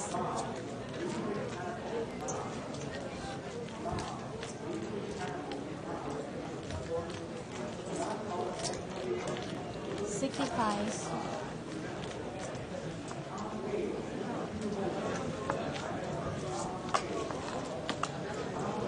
You haven't had to open one time since I've been on the table. Thank you.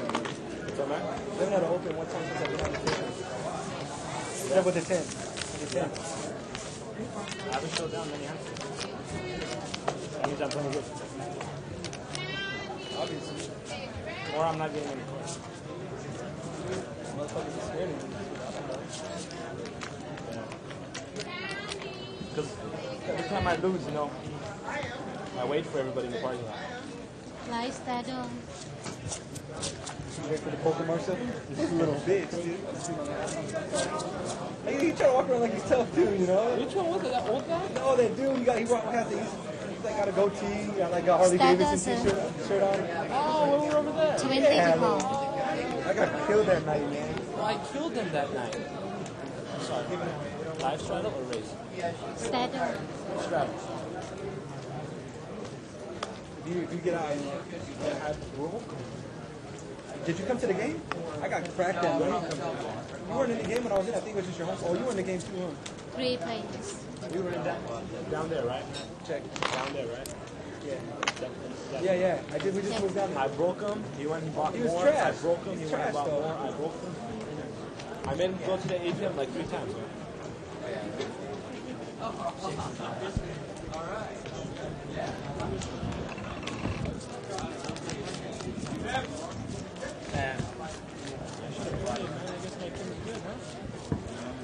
Or I can't win, right? Oh, okay. I don't think it's possible. They could have both had juice. You guys didn't come on. Nice hand. He's garbage, dude. So he's a trap player on the table. I had so many bad beats every time. Oh, you gave him bad beats? Oh, I just left him. I bluffed him right on that table up there. I got pocket queens. I raised the big blind, right? Fucking Mo calls, that Asian lady, you know, the house player one? They call, I raised like 75, dude.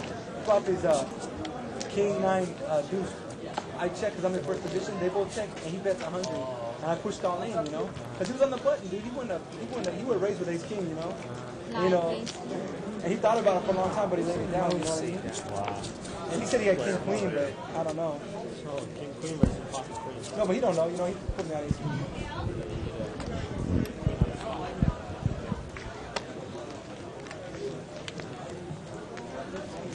Well, while they're all nice and quiet, I'll remind you we're in full tournament mode. Winning of the green is going strong. Tomorrow's event is a 200 buy-in, no limit hold'em tournament. Starts at 4:15. Multiple rebuys, 75,000 guaranteed. Join us tomorrow at 4 o'clock. Thank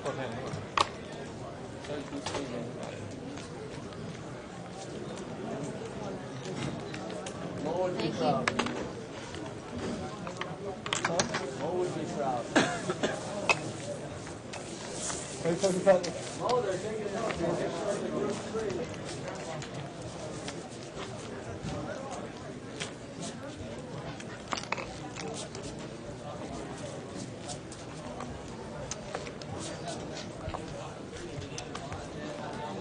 I wish that kid would have came back with some more money, man. Everybody deserved one hand with him. I left crack. It's the same Where's my scenario. tip? Exact same scenario. Hey, homie. Yo, where's my tip? What can I take? I left, you cracked them. If I stay, you don't get that hand. Oh, I see. He wants his commission. I should have stayed. If you stay, your money also comes from my money. Yeah. 5 times. My money comes in. Pot comes this way.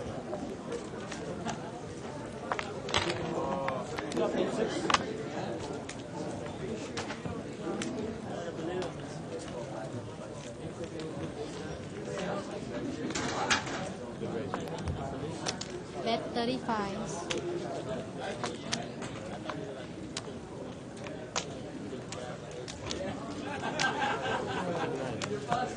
I put you for king 9. 35.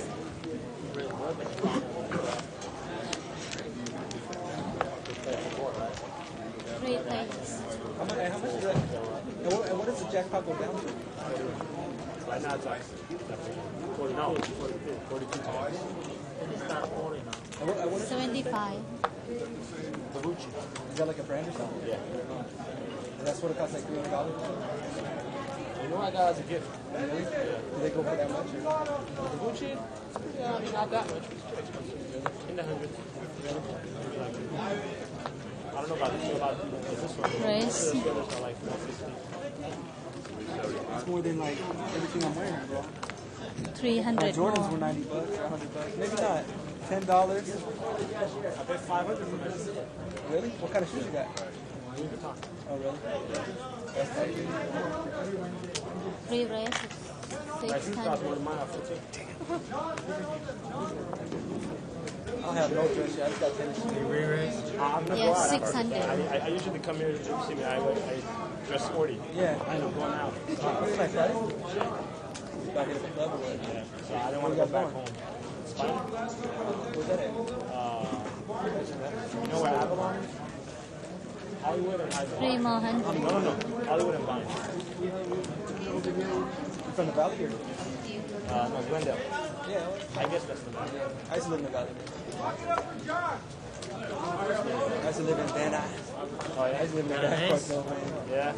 I'm in Employment, man. Have an ace of hearts? No, I didn't have a house. Huh? I was on off of Roscoe, right around there. Oh, okay. So fucking. Oh, I yeah. pay like $1,000 a month for the studio and nobody comes. Okay. Push it out there. Good job, please. Got the hell out. first. No, You race, that's why you call. first. Two big hands.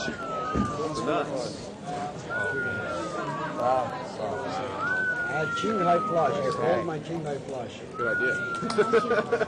Raise Boom, felt it. There's a full house on board. I king high flush. I need pocket queens. 4. I haven't. 300 was to call and then he raised. Nice fold, man. Really? Set over set? Set over set twice in 5 minutes. And you had the bad end? Yeah, twice. I haven't done it threes. yet. Look. Oh, We man. went so 290 fast. more. Pocket threes, got pocket nines. Got 963. Good play. I have like the weight on. Have like 500. Yeah, no. That's what you needed to do. 10. 10 chain. I'm over there. I have was jacks, not. he has It was 10. a I have 10, he has jacks. all in. Flop comes 10. What do you have? I check. 10. Two pairs? Two pairs? No, heart. King high flush. Really? What a huge pot. Yeah, but he went to 600. He's got a lot. I can call that. Either I ace see of the hearts or pair. full I house. see the pair on the board. And I see It'd be very hard to that raising twice. That's what happened. I had queens. I raised. Raise The relay. other guy's a real good player, though. He has pocket 10. And I just bet 50 on the flop. Queen 10, 4 with 2 hearts. Yeah, raise for it. I have queens, but I bet small, 50. Pot's already about 150. He raises 200. I raise another 500 on me. And he thinks about it for a long time. And I want him to move all in. But he just called. So I'm thinking, Small maybe he blind. thinks I'm... Yes. Even if I was ace high flush, I would. I didn't. I was king high. Even ace high, I would go. Yeah, I'm the razor re-raise. I mean, You can't put all obvious the somebody flushes. has a Yeah. full house.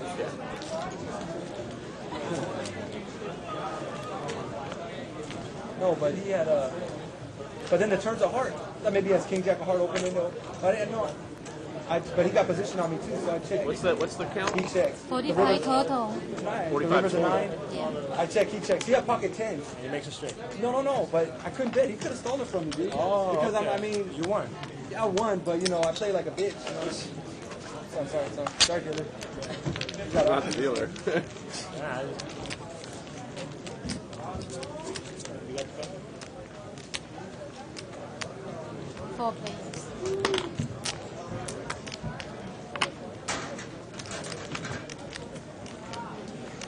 Check.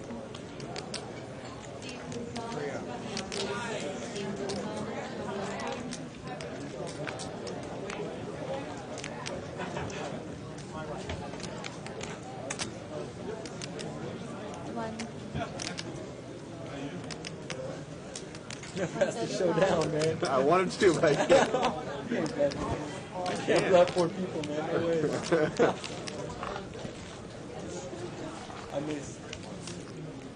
Yeah, I missed. I didn't miss.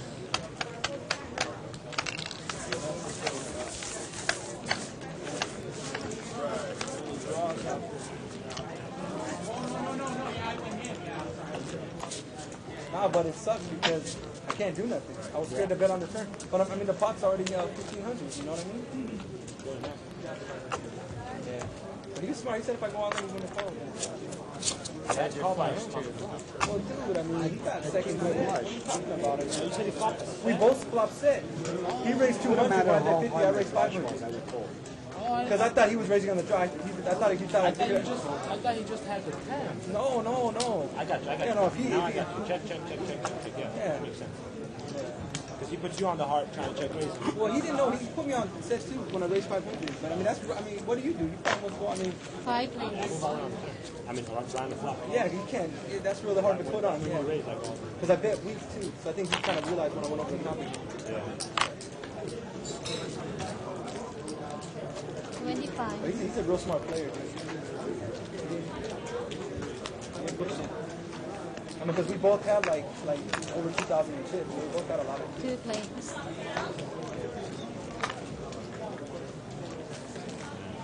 We both open for the board to go. Oh, the board code? Yeah, big. Now he's still 100. getting lost no matter what. Even if you just put me on the set, you're still getting beat. Thank That you. guy yesterday was my homie. Oh, Johnny? Some guy has like some change, 5,000, 5,000. Yes, pocket 6, the last pocket 7. Pocket 6, 7.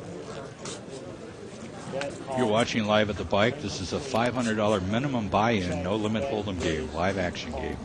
River comes king again. Next platform. Live stadium. Okay, thank you. Straddle my blind the whole night now? How much was in the pot already? Yeah, I'm around like a zillion. That's some pot grow out of it. Just the turn, they did like Small blast. thousands. Is that your relative? No. At least you can buy.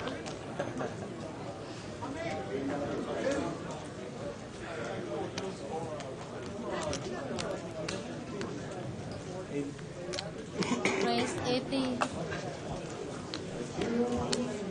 Got 5 deuce again, man. I ain't gonna miss. Thanks. He's not calling you? 50 more.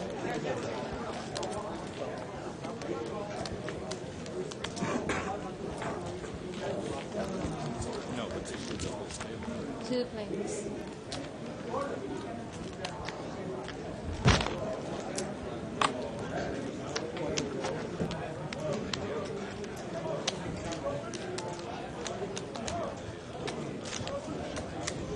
$150, right? $150.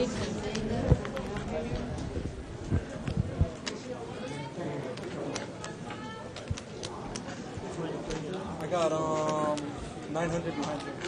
And I got, you know what I got.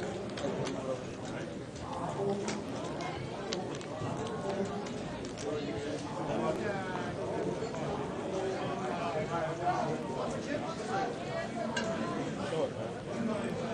That's what it was online. Huh? Where's that? I can't say, bro. You have to find out all night. I will find out. So we'll see. I got pocket tens. I'm gonna find out if you lie. The next time I see you, I'm gonna be like, man, you What, you gonna beat my ass or what? You gonna get your mafia on me? I'm still. Just tell me what you have, man. I got ace queen. I would have put you all in. Huh? I would have put you all in on the flop. You put me all in, I'm up. I don't have no pair. That cost $60. So you don't have a pair either? I was almost calling. You have what, pocket threes? No, I flopped the monster draw. Monster jaw. For 4-5 estate? Something like that. Something like You won't put me all in. Some white? Yeah. Raise 20. 50 cents, please. 50 cent collection, please.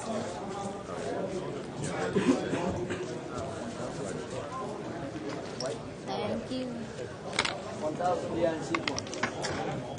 1,000 behind, sit I need that 1,000. Tell him to put it in his pocket.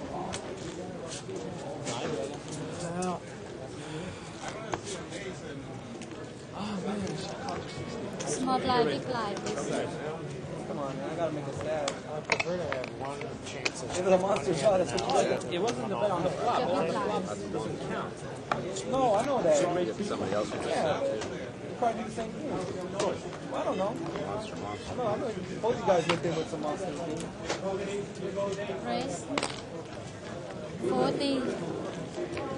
Yeah, monster down. You can't do the three. 4-5 estate. I had nut run around. That's what I had. Huh? Did they send? Four? 3 planes. Can I stop playing better? See, I know that guy. I never played those games.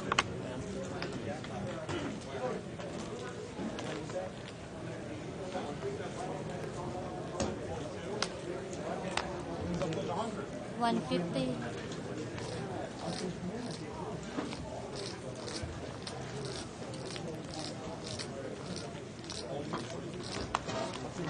Yeah, how much you playing, man?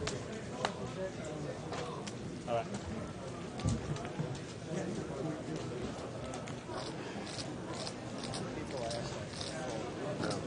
What do people always ask if they must be apart? Just find out if it's worth drawing. You can double me up.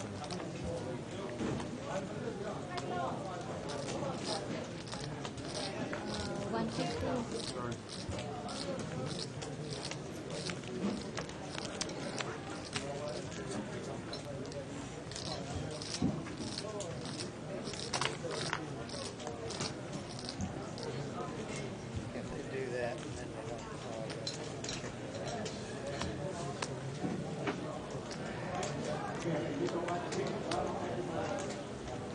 400. You got with three. How much? That's 700.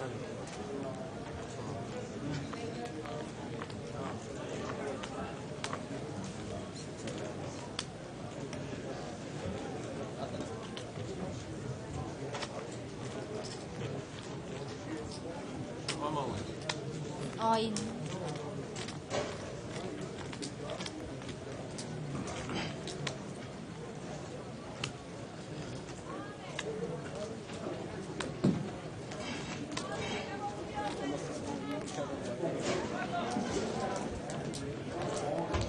You got me covered, right? Yeah, you got him covered by like $100. By $100. You got him. Yeah, he's got. By about 100.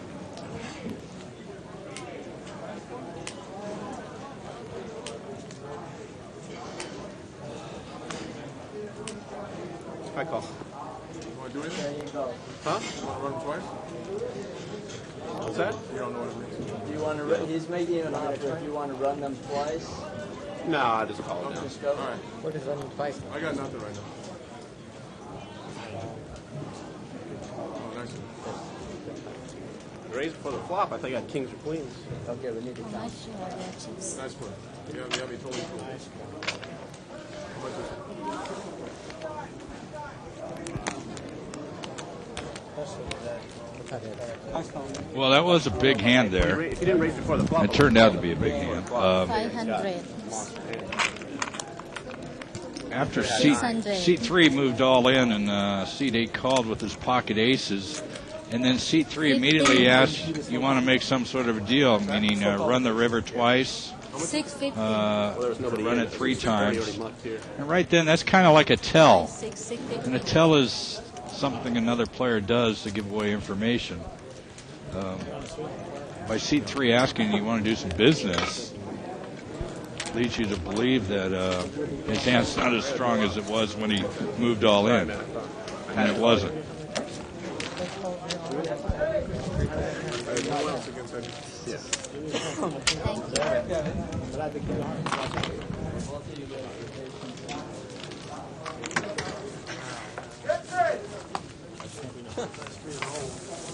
Go to the bathroom, take a deep breath. What's that? Go to the bathroom, take a deep breath. So that was kind of interesting to watch. Yeah, I don't like going all in with aces like that. In that situation, I think I have. You did the same thing with Jason the other day. Welcome back, David. David's back. How you doing? Good.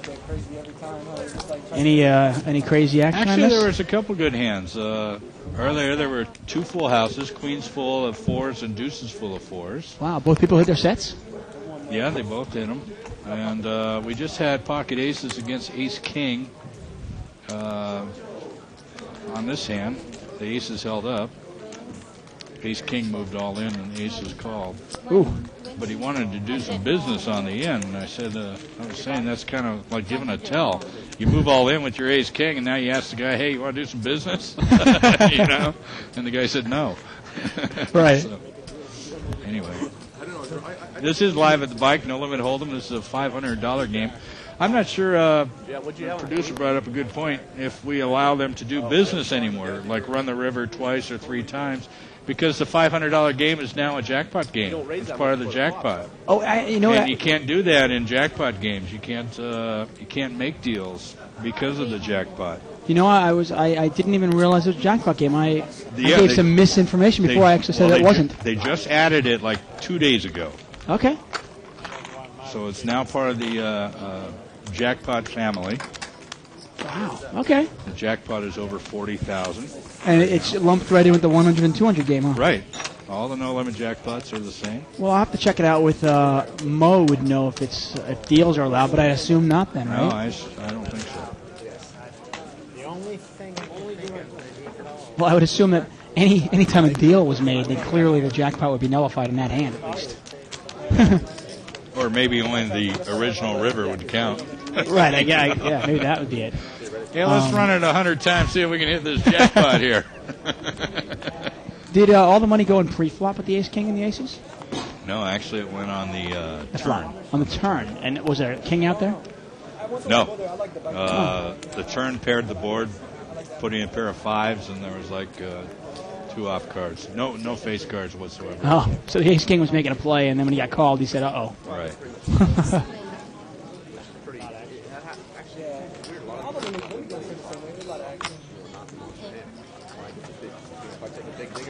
Was it a very talkative table?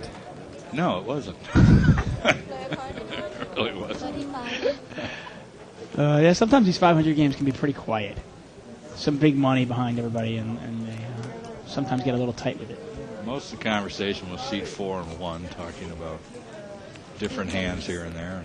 Amos and Gore, yeah, they've gotten a little friendly. Both of them have a second pair here, second button they call it.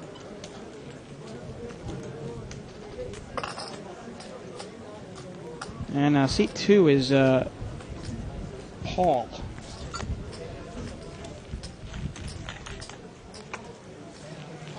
Good bet by Dharma. Takes it down. And that's Alan in seat 6. He's moved over there from seat 2. I noticed. I'm so happy it's finally here. Beginning tomorrow, you can go back and check the archived shows. Check out past shows, your favorite shows, maybe a show you played in. I know. I played last Saturday. I'd love to go back and see that. Wow. So can I go out back and check my own commentary? Sure. Oh, good. I can critique myself then. There you go. Look at that fruit. That's a fruit platter, huh? I'm starving. Well, I was looking down. I thought you were talking about yourself, and then I looked up and saw a fruit platter there. But bump. Sorry. No. 4 plates.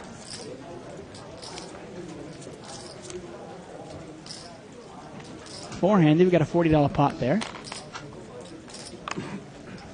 And Jay's got top pair. 30s. I love these hands. 4-5 offsuit. Yeah. 5-10 offsuit. See, 4-5 offsuit actually has some value in a no-limit game. You know, if you hit 2 pair, or you get a straight, or you get lucky and the flop comes out your way, you can win a big pot. You got to set your guidelines somewhere. Yeah, well, like I set the guidelines, like 4-5 I like. You might as well look at every flop then. You might hit this, you might hit that. No, yeah, you've obviously got to draw the line somewhere. I like to draw the line where basically avoid playing any hand out of position. You know, you don't want to play any marginal hand out of position. And even good hands you don't want to play out of position too much unless it's a really great holding. But when you start, you know, if you got the button or something, you can really lower your standards, especially in a no-limit game where if you get lucky, you can win thousands of dollars. We saw Mo won about a $1,500 pot with 10-3 offsuit. It's kind of like going to a bar Friday night and it's about 2 in the morning. You lower your standards, right? Hey, we've all been there, haven't we?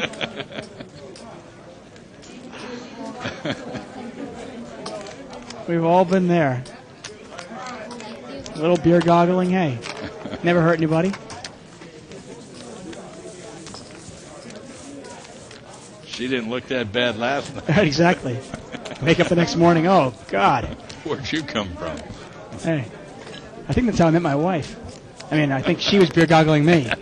Reverse. Clearly. And 3 years later, she looked at me and go, oh, jeez. Get me another drink. Live straddle. Got a live straddle there. Once again, for anybody who doesn't know, that's double the blind bet. And by doing that, he's doing it blind, but... and he'll be last act. Right, he gets the right to do that. Dharma's going to call him. 3 plates. Three-handed. We got a $60 pot here. Look at that. Let's see what he does here. Seat 5. He checks it. He's going to slow play it a little bit. Nobody else has got much of anything, though. There's a 10. Jay's picked up a flush draw. Not a very good one at that, but yeah, it is a flush draw. At 30s. Look at those standards. $30. You might get a call. And you might get burned on the river, too. Yeah, it's a tough call when you're calling for something you're not sure what you want. Right. With only the 7 of diamonds. 7 of diamonds isn't very strong enough. No, exactly. But timing comes, then what do you do? And he correctly throws it down.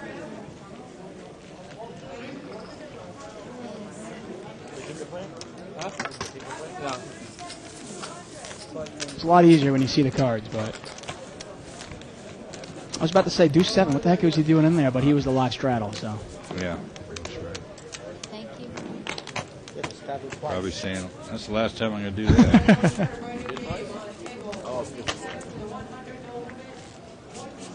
Live straddle. Texas A&M. They're not going to make the tournament. I'm psyched. I love March Madness. Live straddle again? I thought he was just a live straddle. Could the button be out of position? Yeah, that's a little odd there.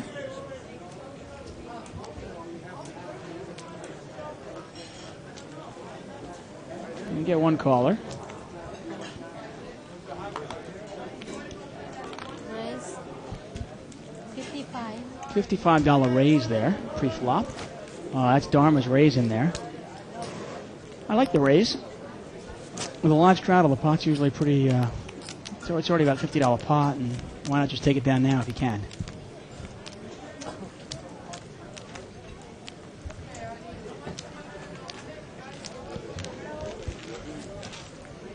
And we're going to see the pot. Is that four-handed, I think? Four-handed. For a $55 raise, we got about a $220 pot here. Wow. And Ace-King's got top pair. Nobody else has got much of anything, it doesn't look like.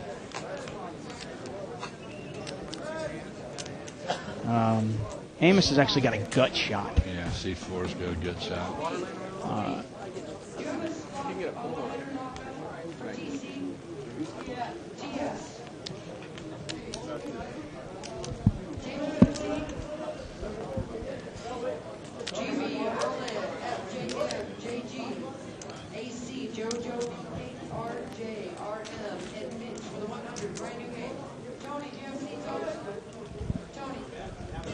Board pairs, fours.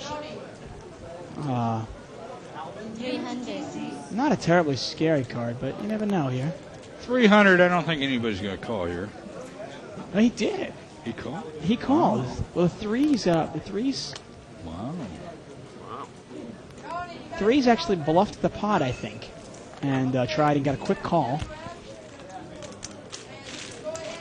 He takes in a pretty good-sized pot. Thank you. Valiant effort from seat 2, from Paul there. It's not an easy call there with Ace-King. The board pairing, you can have a lot of things there. You can have Ace-4, 5-4.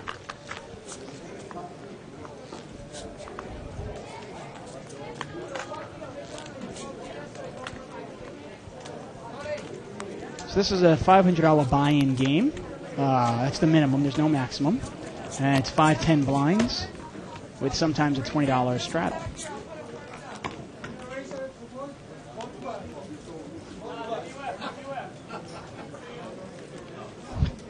With the live straddle, it almost looks like Jay in seat 9 has been a blind for about 3 hands or 4 hands in a row.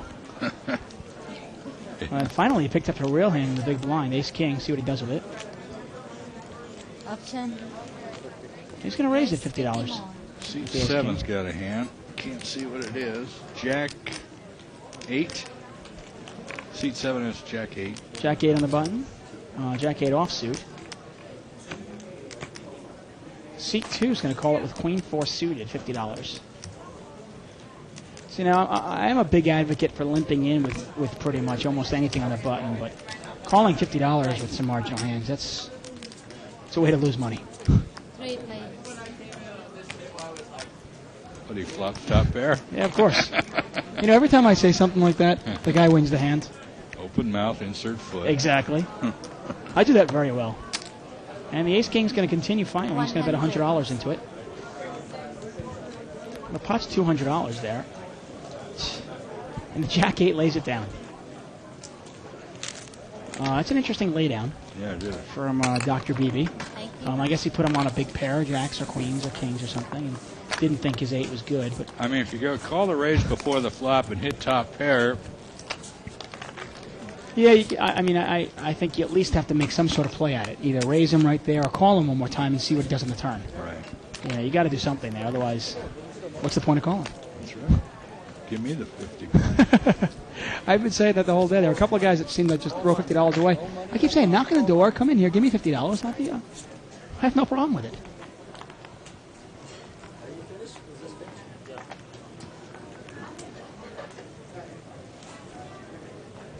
That's Alan there in seat 6. Very good poker player, generally speaking. He looks a little upset, though. He's not winning some pots today.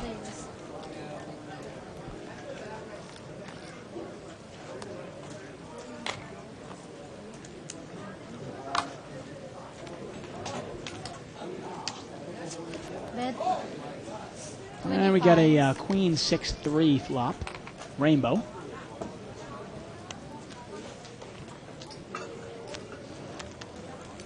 Dr. Beebe's got top pair. And Paul's got bottom pair. With, now he's picked up an open-ended straight draw. 75. Interesting call there by Paul. King of diamonds on the river. No help. I don't think Dr. Beebe liked this hand too much when the guy called him on the turn. Yeah. Queen with only an 8 kicker is not very good, but Good enough to win the spot. good enough to win the pot. Thank you. I would have liked Paul's play better had he raised on the turn with the open-ended and the pair. He might have taken the pot down.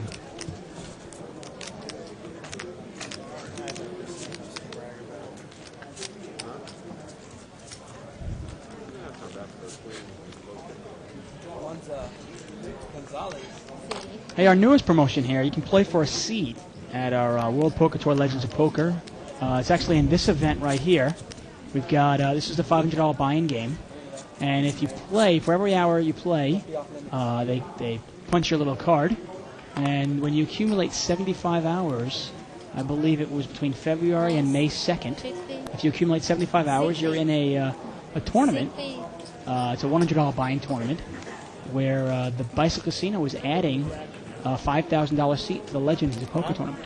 And then they're going to do it again, I think, if you accumulate 75 hours between May 4th and, I believe, late July. There's another tournament, right? We're always giving money away. Here Yeah, at they're the just bike. giving away $10,000 there. So, and all you got to do is just play the game. 100. 75 hours is not that much when you think 75 hours in 3 months. No. 5 hours a week or so.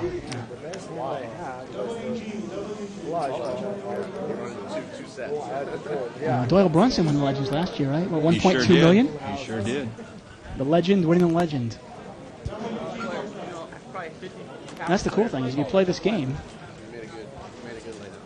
win the seat, you got a chance at $1 million. Can't beat that. Yeah, first place will definitely be over $1 million again this year.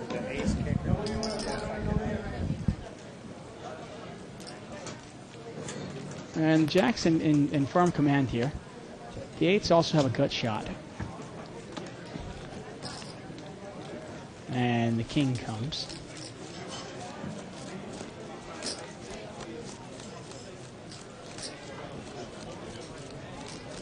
Gore's thinking about what to do here. He knows Amos respects his play. I think if Gore bets at it real hard, he might get Amos to throw his hand away. Amos is a pretty solid player, and he's not. He's definitely capable of laying down a hand.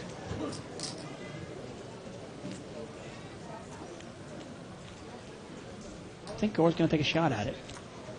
Try to represent the king. I No, guess I haven't guess been not. paying attention to Gore too much because he's lost a lot of his chips. Oh, has he? I didn't even know. Okay. And the jacks are good. And Gore too. Remember earlier I counted him down. He had a stack of yellows, two stacks of purple, and a stack of white. Yeah. Oh, you know what? I think he traded in some chips for. He's probably got $1,000 chip there. Oh, okay, there you So go. I remember the floorman saying he was 1,000 behind seat 1. Right. I'm due to have a hand crack. And I play like you know what? I play like you know what? You know, it's an interesting play. They have a 9-10 on the board, and the king comes on the river. It's actually a scary card to bluff into because if somebody was semi-bluffing with the queen-jack with an open-ended, and you bluff into him, you're bluffing into the nuts. Yeah. So you got to think of those things. You know, what possible hands might he have?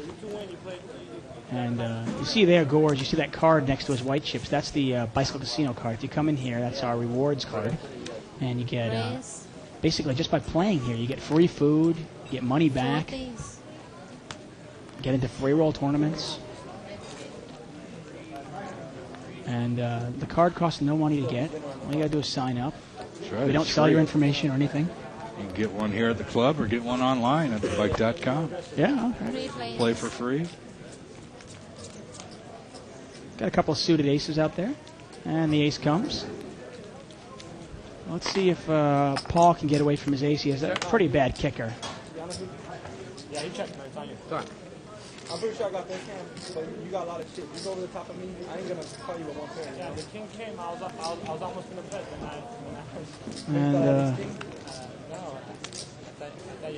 And the ace jack is going to bet $100. Let's see if Paul can get away from it. He's only got ace 3, and he's going to call.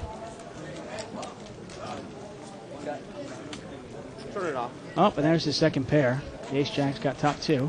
Ace 3 is drawing. Well, he picks up a kicker. Yeah, well, but he doesn't know it. He's drawing really slim. Actually, he's drawing. He's drawing dead. Yeah, I was trying to think if he got a straight draw there, but no. He's drawn real slim. 250. 250, yeah. And this is the danger with Ace Rag. He's calling. I can't believe it. Sometimes you wonder, you know, believe it. just because people are playing high stakes doesn't mean they're a better player. It just means that they have more money. Wow. Or they like to gamble more. Let's see if the Ace Jack bets for value here. Fine.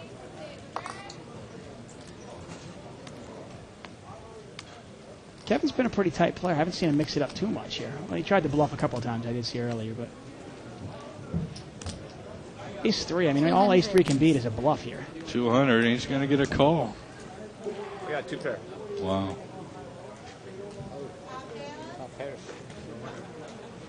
I see. That's the danger. And no limit hold'em in any game. It's tough to play Ace Rag. Yeah. It's really not a very good hand because you tend to either win a small pot when your ace hits and nobody else has one, or you lose a big one, like in this case. Yeah, that Ace-3 cost him about $500-600. Right, exactly. You know? And it's okay. I mean, I'm not saying you can't play the hand because if you spike 2 pair. Thank you. Light straddle. Light straddle. Look at all the chips, man. I got the official word on what do they call running the river. That's right. Mm-hmm. They are allowed to do it, except only the original river is eligible for the jackpot. Oh, okay. Sounds good. But the one thing with Ace Rack, I don't mind calling it no limit because if let's say somebody's got Ace King and I've got Ace 3 and I happen to spike that Ace 3, Ace 3 10, and I get lucky and get 2 pair, I might get paid off a lot by Ace King. But you've got to be smart enough to get away from the hand. Yeah. If you don't get away from it, you see what happens. And we got a bunch of limpers. Raise 75. Oh, and Gore's made it 75 to go. Call. With 8-10 offsuit. Seat 4 got pocket 9s, Ace-3 and seat 5. Yeah, Gore's on a steal here. Seat 6 has what, a Queen 9? Yep. 65 more. I like the call by Amos. Pocket 9 is a solid hand. Yeah. And Gore tried to steal, but obviously not working very well.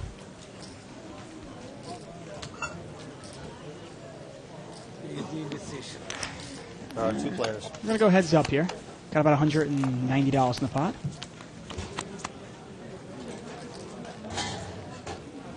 Six, 7, couple of hearts. Interesting, he's actually picked up a gut shot. If Amos hits his set, Gore will get it straight. Yeah. So he's drawn to a 10, which is 3 outs, and he's got 2 9s. Now He's he got picks 5 up outs. a flush draw, 3 hearts on board. Yeah. 200. And this is a tough hand for the 9s. Yeah, with 2 overcards there. 2 overcards and 3 hearts. Guy And he comes doesn't have a up heart. betting. I can't see Amos calling this. Yeah, he doesn't. Nice play by Gore. He made the steal, he tried to steal it, and he followed through on it. One half? A lot of luck.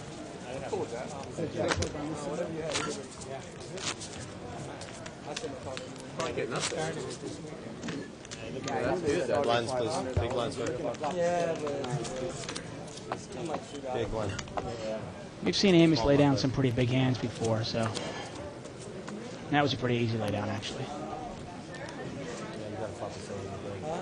I hate hands like that. Yeah, if it comes, you're the team. Hey, what do you say? You play tournaments, right? And you play live games. Yeah. What would you say the main difference between playing no limit hold'em in a live game and a tournament game? Besides obviously the cash on the table, is there a difference in playing style? If it was a small hand, I would have taken that. There's 2 players. I want to say yes, but I'm not sure if it's true or not. I would say it's a little tighter in live action than it is online. I think 50. there's a little more intimidation factor, obviously, when you're playing live against somebody. Right. Where when you're at a computer screen, nobody knows who you are, so it doesn't bother you. They're not going to intimidate you. And both players have a couple of overcards here, but not much. Other than that, I'd say it's pretty much Similar. the same. Yeah. It's interesting. Some people say that online there seems to be some of the strangest bad beats. It's just like a lot of 4 of kinds and full houses. And yeah. And you wonder if if something's rigged or something's going on there. And I guess maybe it's just. I don't think so. You think just maybe just you see more hands, I guess. Yeah. People say.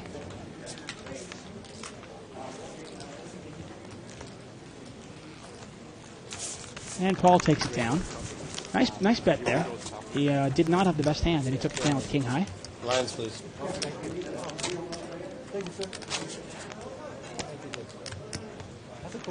Small blind. I think Big I blind. said my question there. What do you think the difference is between playing a tournament, though, and live? Not an online tournament, but playing an actual, in casino, brick and mortar, playing in a tournament? Well, I'm more careful in a live game than I am in a tournament game because there's more at risk. Right. I guess in a tournament you're looking at it going, well, most I can lose is 100 or 200 or the In a buy-ins. tournament, you got a bigger payday at the end if you get there, but live game, it's live money, Yeah. 6 players. And 6 players, got a $60 pot.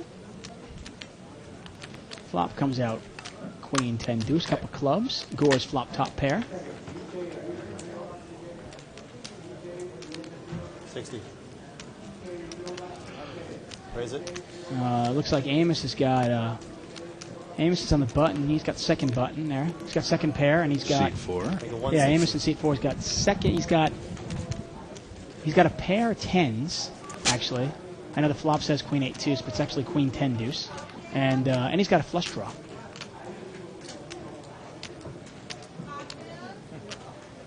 That's a heck of a hand there. Any 10, any 6, any club. Any club, right. He's got a lot of outs.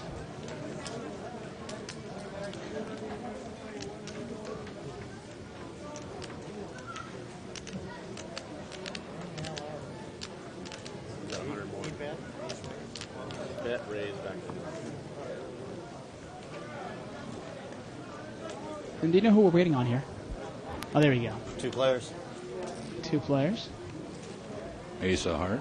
There's an ace. Somewhat of a scare card for Gore. He doesn't want to see an ace there. That's a good bet. Good bet by Amos.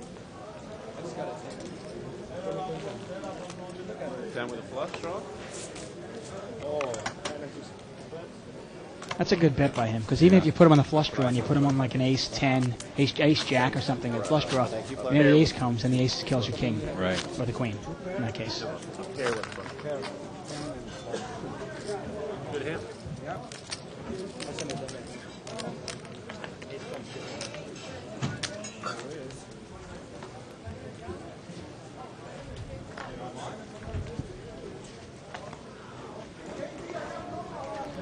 Well, I haven't seen Bart or Shirley walk in here, so they both played in the Omaha tournament tonight, so they're probably both still in. Yeah, well, I saw them at break, and they said they both were in decent shape. Neither one had a lot of chips, but neither one they were still alive. Right.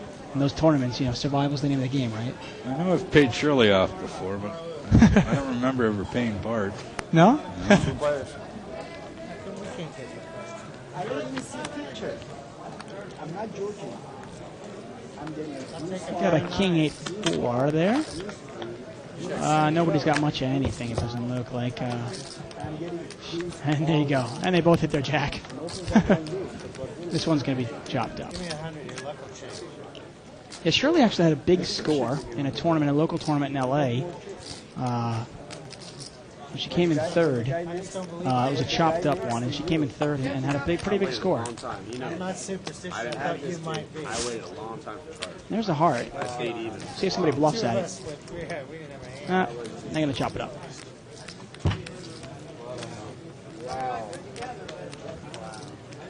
Kind of like kissing your sister. Oh, God. Thanks for that visual. Yeah, that's what I'm here for.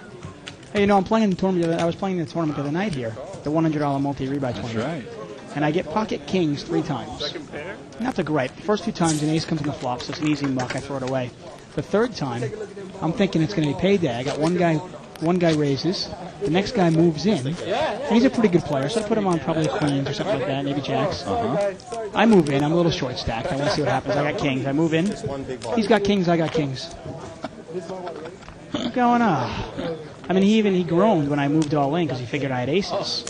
So I put him on queens, Right. He's got kings. Come on, jeez. Did I lose my house? What are the odds? They called it everything. I told my friend to come watch. I mean, I guess it's better than losing the pot. Yeah. But I was licking my chops. I was really hoping that was the big one. I was going to double up there. Oh. 7-4 deuce, 2 diamonds. Time. And Kevin in seat 8, he's got a pair. 35. Seat 9 has a gut shot, needs a 5.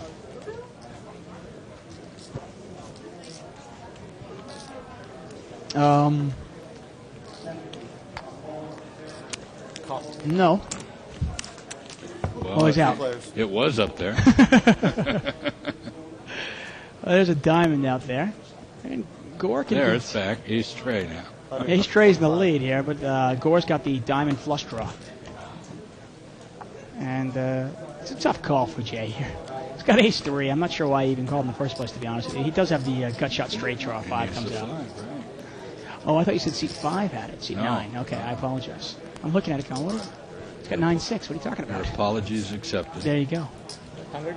Yes, sir. 125. Only 100 for a 5. And somebody had a 5, right?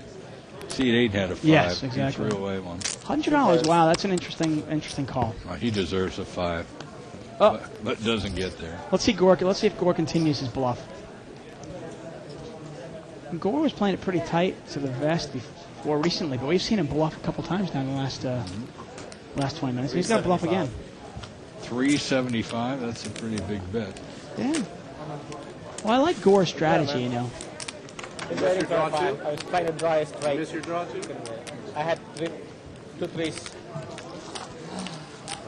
Yeah, you missed. Gore played it really tight. He established a really tight, aggressive table image, and now he's taking advantage of it by kind of running over the table a little bit. Yeah. Bluffing at every other pot. Big one. Small, big.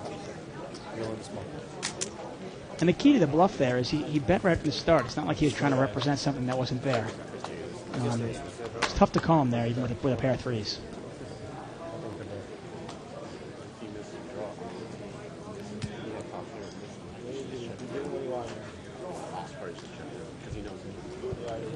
It's a pretty passive table, and I think that's why he's taking advantage of it.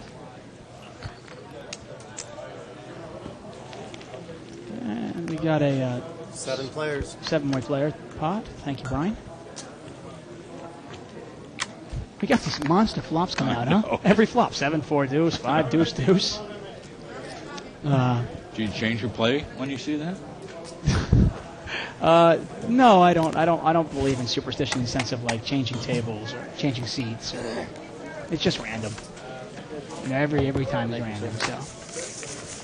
So, I know some players look at it and go, Brian throws out deuces all the time. I'm not gonna. But if you see those flops for, let's say, 15 minutes straight, are you going to start playing those hands that associate and test the water? I don't play that way. I know there are a lot of people that do that, and some people actually say, "Oh, this dealer all he throws out is 5s. I'm playing a 5." I'm not Hey, one. we went a whole week here on Live at the Bike where 9s were hot. 9s were hot. Yeah. Every night for a week, 9s were the cards. Yes, sir, it is. We got a live straddle in seat 2. Paul. A couple of callers here.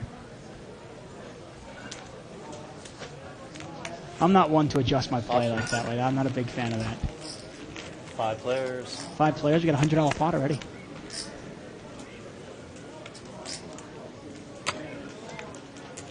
$100.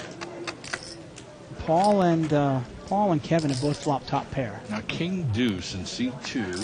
He's not in the blind. He was under the gun actually. No, that's actually King 8 in under the gun. Or King 8. He was a live straddle though. Oh, okay. There are 2 All players. Right. Live straddle there. I'll forgive him. Yeah. And Gore actually called him and hit his second pair. Look at that. Look Bingo. at that. And now C2 has an open-end straight draw.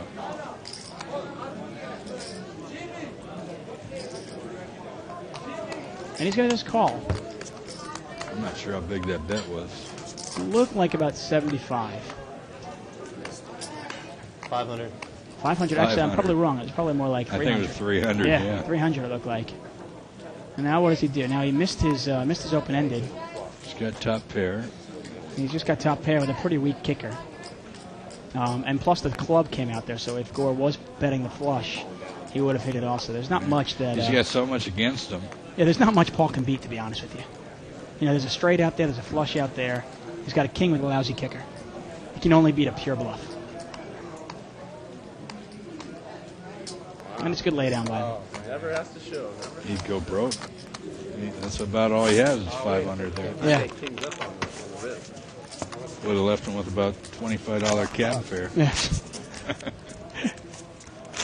And once again, you see how Paul was calling there, and until somebody proves me wrong, I haven't seen calling and checking and calling as a winning strategy. I think you've got to be the aggressor in this game, and you see Gore being the aggressor, and he's really taking advantage.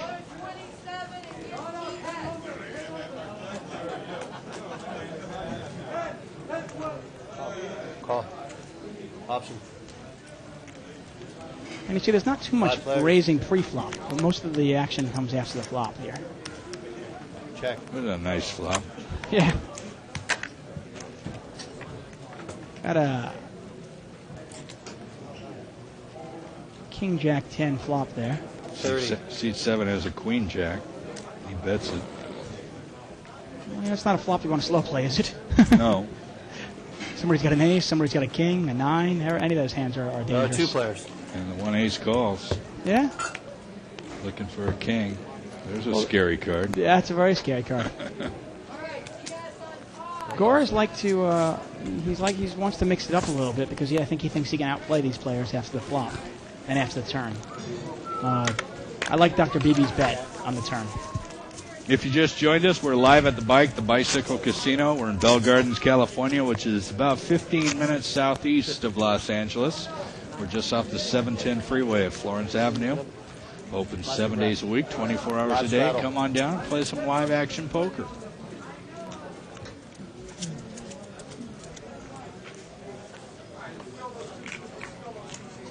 Yeah, it looks like we got a live straddle there, is that? Yep. Amos has put a live straddle in there, and then you got a call by Dharma. I will. Raise it. And Paul's going to raise it up there. It looks like Jack 4 offsuit. He's on a pure steal here.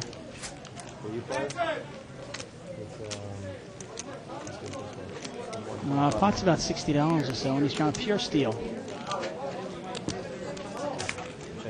And he takes it down. Well, that's what you do when you're low on money. You go out and steal. Hey, when there's a live straddle out there, it really gives a good opportunity because the pot's already $80. Sure. And people are limping in, not showing much strength. And if you show some strength and you bet $100, $125, it's tough to call you. You got 2 outs. You got 2 outs. And I think Gore is, he knows he can outplay him after the flop hits, but doesn't want to put all that money at risk before the flop.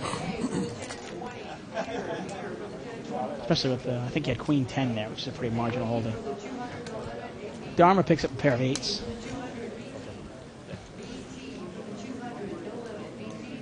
Option. Oh, we're going to see a pot, I think, 8-handed. 8 players. Look at that flop, too. 8-handed, you get a flop like that. Yeah, it's not a very good flop. Makes you wonder what everybody's holding, huh? Not a very good flop with Dharma's pocket 8s. 30.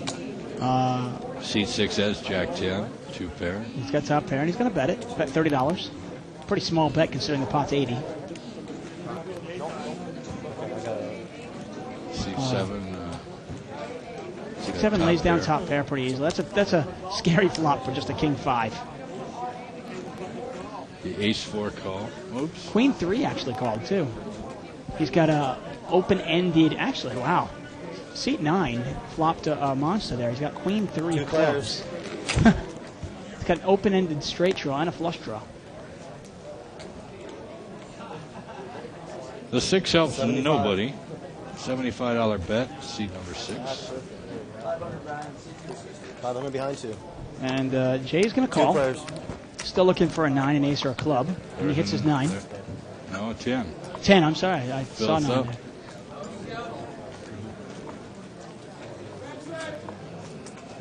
$200. And And Jay can't call this, obviously. He's got nothing.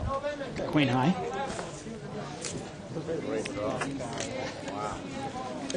Yeah, you had a heck of a draw there, queen and 3 close, but like so many times, it comes up empty. Thank you, sir. So many hands like that. I can never get them. Move over the top. Or you wait to hit it. I'm too chicken to play this game. It's too expensive for me. Mo keeps telling me, "Come on in and play. I'll take half your action." I still won't play. I still don't want to play. I'd be intimidated. Right. I like the 200 game. Well, you stay where you're comfortable, you know? Yeah. When I first started playing at the bike, actually, remember when I first started playing, I was playing 1-2, 2-4, then I moved up slowly. Yeah. I remember I used to be intimidated at the 6-12 game. Right. You know, now I'll play 30-60. I don't care. But you got to build up. You can't jump in when you're not comfortable playing and you're scared. Then scared money is dead money. Seat 7 has a set of 4s. Wow. And seat 3, flop top pair. One time. Like 120. And Gore's got a gut shot. He's a good gut shot. 3 players. Now, if 6 lands, it would be really interesting because somebody would have 2 pair. Well, alas, it does not hit though. What exactly is the queen deuce in there for? Oh no, he was out. I apologize.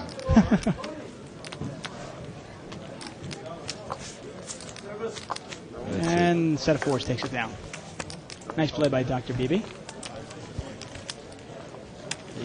Hey, are you a big college basketball fan? No. Thank you, sir. No, you're not looking forward to March Madness? No. Ah. Could care less. I'm from upstate New York. I'm a huge Syracuse fan.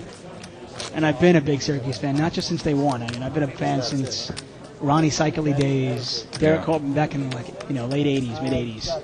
I love them. I don't know either one of those guys. I'm sure you don't. Sorry. Somebody listening knows what I'm talking about, though. Well, I'm sure they do. Yeah. Call.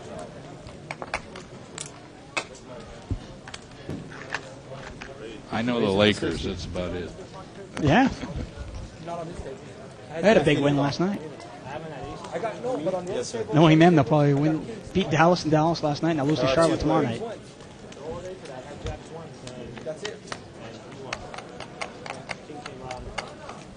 Flop comes out. I believe that is 9. 9-8 deuce. 9-8 deuce. Thank you. 9-8 deuce rainbow. Got an open-ended straight draw. Paul's going to bluff at it. He's got the best hand, but it's pretty much a bluff with his face jack.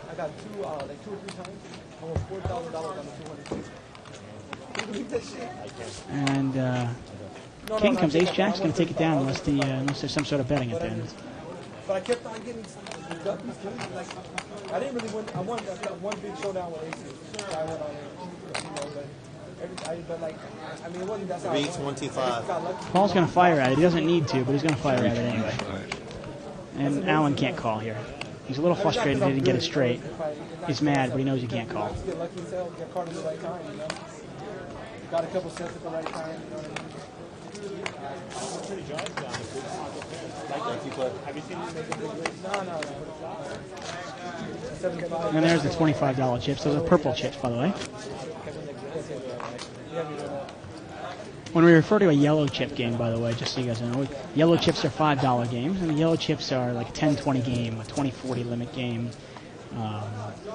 And we use yellow chips in the 100 and the 200 game. Right. And obviously this game as well.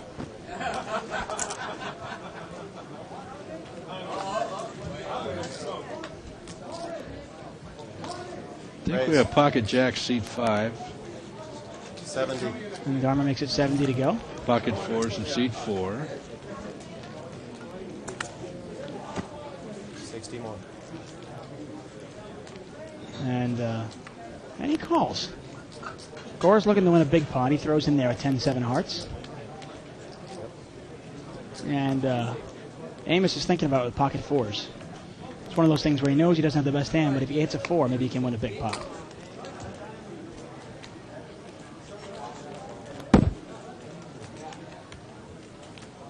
And this is one of those hands where you really got to look to see how much money you've got, how much money your opponent has, to see if the implied odds are there. He hits it But the he's jack, out. but look, And the jacks hit their set. actually, he just saved himself a ton of money. He sure did. He doesn't know it, but he saved himself a ton of money. That would have been fireworks on that one. Only bet 100. Would have been set over set. See if Gore calls here with the middle pair. He might call. The pot is $140. See if he can get lucky and spike is 10 or spike is 7. Little does he know that won't be lucky. Oh, yeah. Raised it. He raised it. 125. Puts the guy in ace king. Maybe he's trying to steal it. It's the one thing with aggressive play. It works most times, but I'll give you extra. Oh, he re-raised. he re-raised him. Well, he's got top set. 375 more. There are, at the Jack 10 and a 2 spades out there, there are a lot of draws out there. Dharma doesn't know what good shape he's in. I think I would have slow played it and just flat called. Really? Seeing the 10-7 hearts, it's easy. It's easy to say that when we know what the hands are. Right, but with Jack 10, this guy could have queen. This guy could have king, queen of spades. There are a lot of hands he could have, and you don't want him drawing out the fray. That's what you wanted. And he could even have ace 10 of spades, something like that, where it's he's got a pair, he's got a draw.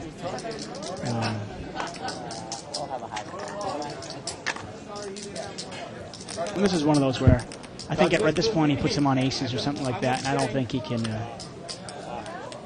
Gore can't really call this. Just put it all in.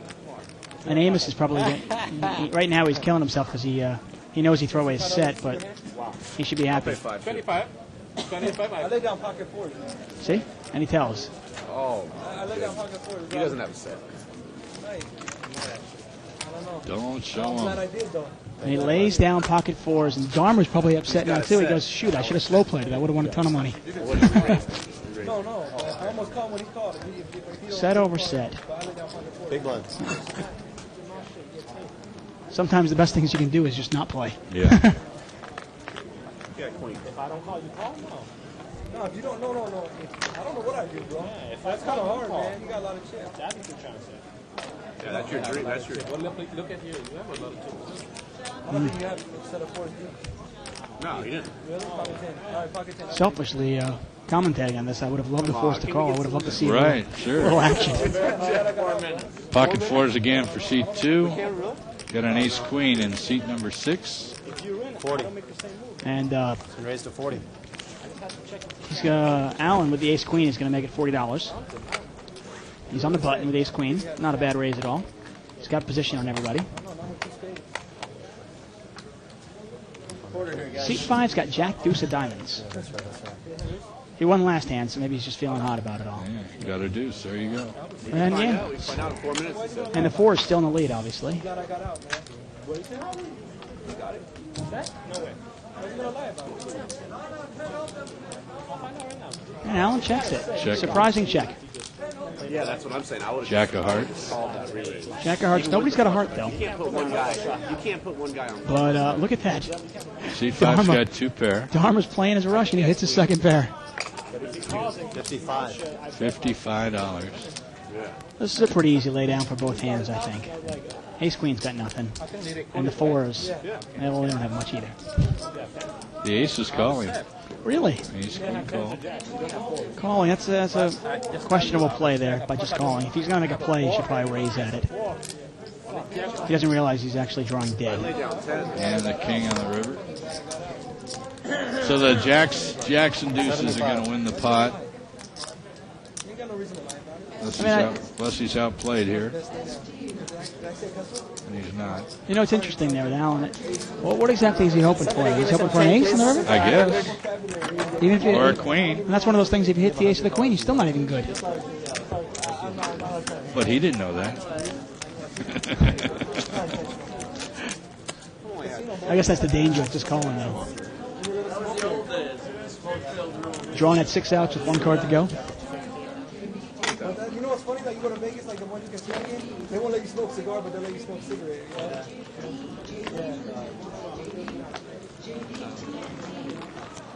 Drawing at 6 outs, yeah. Interesting.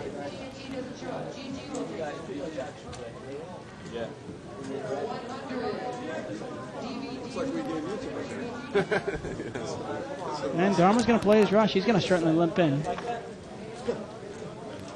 Got ace deuce offsuit there. Deuce. Can't you go back and check right now? I will. Are you gonna go check? I'll call and check in like 5 minutes. Hits the ace.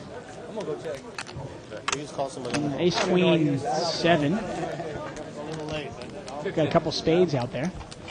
40. But nobody's got a spade out there. Hoping it was lucky. 125 more. Set. That was beautiful.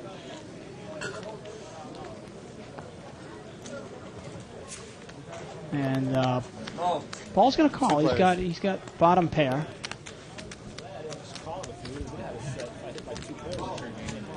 And that's a scary card there. The second button. When the second button pairs, Raise 100. oftentimes you can bluff at it. It didn't work in that case, but it's not a bad play sometimes. Because some people like to call with you call ace queen 7, you call with queen jack, see what happens, and if you hit your second queen. It's a scary card. But I like the re-raise by Dharma there. He takes it down. 3 in a row. He's on fire. And fuego there. You're watching live at the bike. I'd like to remind you tomorrow we're going to be showing a limit hold'em game. 2040 limit hold'em tomorrow night from 6 to 10. That is an action game. I'll tell you that right now. Oh, it's a crazy game here at the bike. I know Bart likes to play that game. Well, that's a game where the pots are almost every pot is between $300 and $600. Maybe we can sneak Bart in there later on. Yeah, Let him play a little bit. You going to be around tomorrow too? I will be. Although I might give give the tournament a shot tomorrow night. Oh, okay. We'll see. Well, that's in the afternoon, and hopefully. Hopefully, I'm still in it by you're then. Still in it, yeah. It'll be a good payday for you. Yeah. I mean, with one caller, with If you just joined us tomorrow, we do have a tournament, one into the green. It's 200 buy-in, 25 entry fee, multiple rebuys, no limit hold'em, 75,000 guaranteed, and it starts at 415. Look at Alan there. He's flopped 2 pair, top 2. We want all the expertise. And he's going to bet it. No slow playing in him. 20. He bets $20. We just want the best. We want the best. Actually, I know I'm the pitch, but... And everybody lays it down. Alan takes it down. When things are going bad, when things are going bad for you, you don't get your big hands paid off, That's and right. you don't catch your straights and your flushes, and that seems like Alan's plight today. But Alan's having tiramisu, and tiramisu is really good here. So there still could be some, sunshine in his day. Hey Tim, are they gonna keep the table here? I personally like the tiramisu with a little glass of milk. Nice way to end the night. I have a board at least 15 players. You know what else is really good here? The carrot cake. Carrot cake? My wife makes great carrot cake, but the carrot cake here is outstanding. Listen, I haven't talked about food all night. I'm sorry. I'm starving here. It's like 9:50 and I haven't eaten. I'm going to get a Pink's hot dog. This one. Yeah, I know.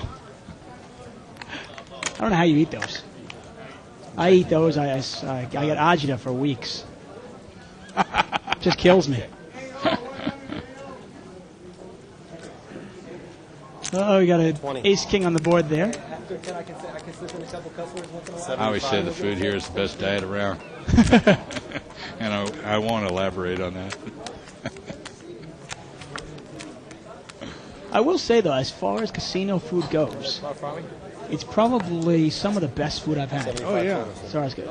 I mean, the selections are pretty good. There's a tiramisu there. It's a little too close for my taste, but hey.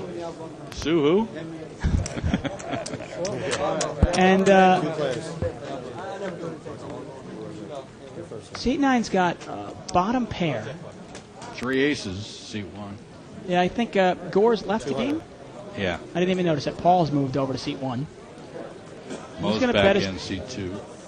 Who's back in seat 2? Mo? Mo. Oh, there he is. You're right. And Paul's going to bet his aces out. And I think Jay's just getting a little bored. Well, he picked up a 4th diamond. He's probably considering that. Yeah. He called the flop, though. I was curious. Called the flop there with the Jack 5. All right, we're going to see one more hand and call it a night. Don't forget, tomorrow night, live at the bike at 6 o'clock. It's a 2040 limit hold'em game. Yeah. That should be a lot of fun to watch. And don't forget, tomorrow at 4:15, we've got a $200 buy-in, no limit hold'em tournament. That's right. Should be a great tournament, great value for your money. If you'd like to play on some one-table satellites, they begin at 11 a.m. tomorrow morning, all the way up till the tournament start time. And if you get lucky, who knows? You could be about $50,000 richer come tomorrow night. It could be. I'm sorry. I don't care about the show. And we're going to have a four-way pot. $40 in the pot right now. 4 players. And the flop's pretty good. 7, 8, 10. I think, wow. Look at this. We've got, Mo's got the open-ended straight draw with the bottom pair. Seat 3's got a gut shot with the bottom pair. Seat 8's got 2 pair, top 2. Seat 1's just hanging out with the... And we've got $100, and Mo's going to call. Mo's going to give him some action. I'm going to check 200. This one? Yeah, I'm going to check 200. It's a king. There's a king, and that'll help. What's that? He checked and he wants you to bet 200. And Kevin's trying to think about what to do there. How do I play this? It's a good flop for him, but there are some straights out there. He's got to be careful. You have pocket 9 and you're thinking, hey, maybe I lose or Mo likes to talk to his opponents. 200? Oh, 175. 175. 175. 175? I don't call. 200 I call. 200 I call, he says. 175, no way. And I didn't want those ones. Mo throws it down. That's going to wrap it up for us tonight. David, it's a pleasure as always. Yes, thank you very much. Good luck in the tournament tomorrow. Appreciate it. We'll see you tomorrow at 6 o'clock live at the bike for a 2040 Limit Hold'em game. I'm Denny Williams. Good night, everybody. Good night.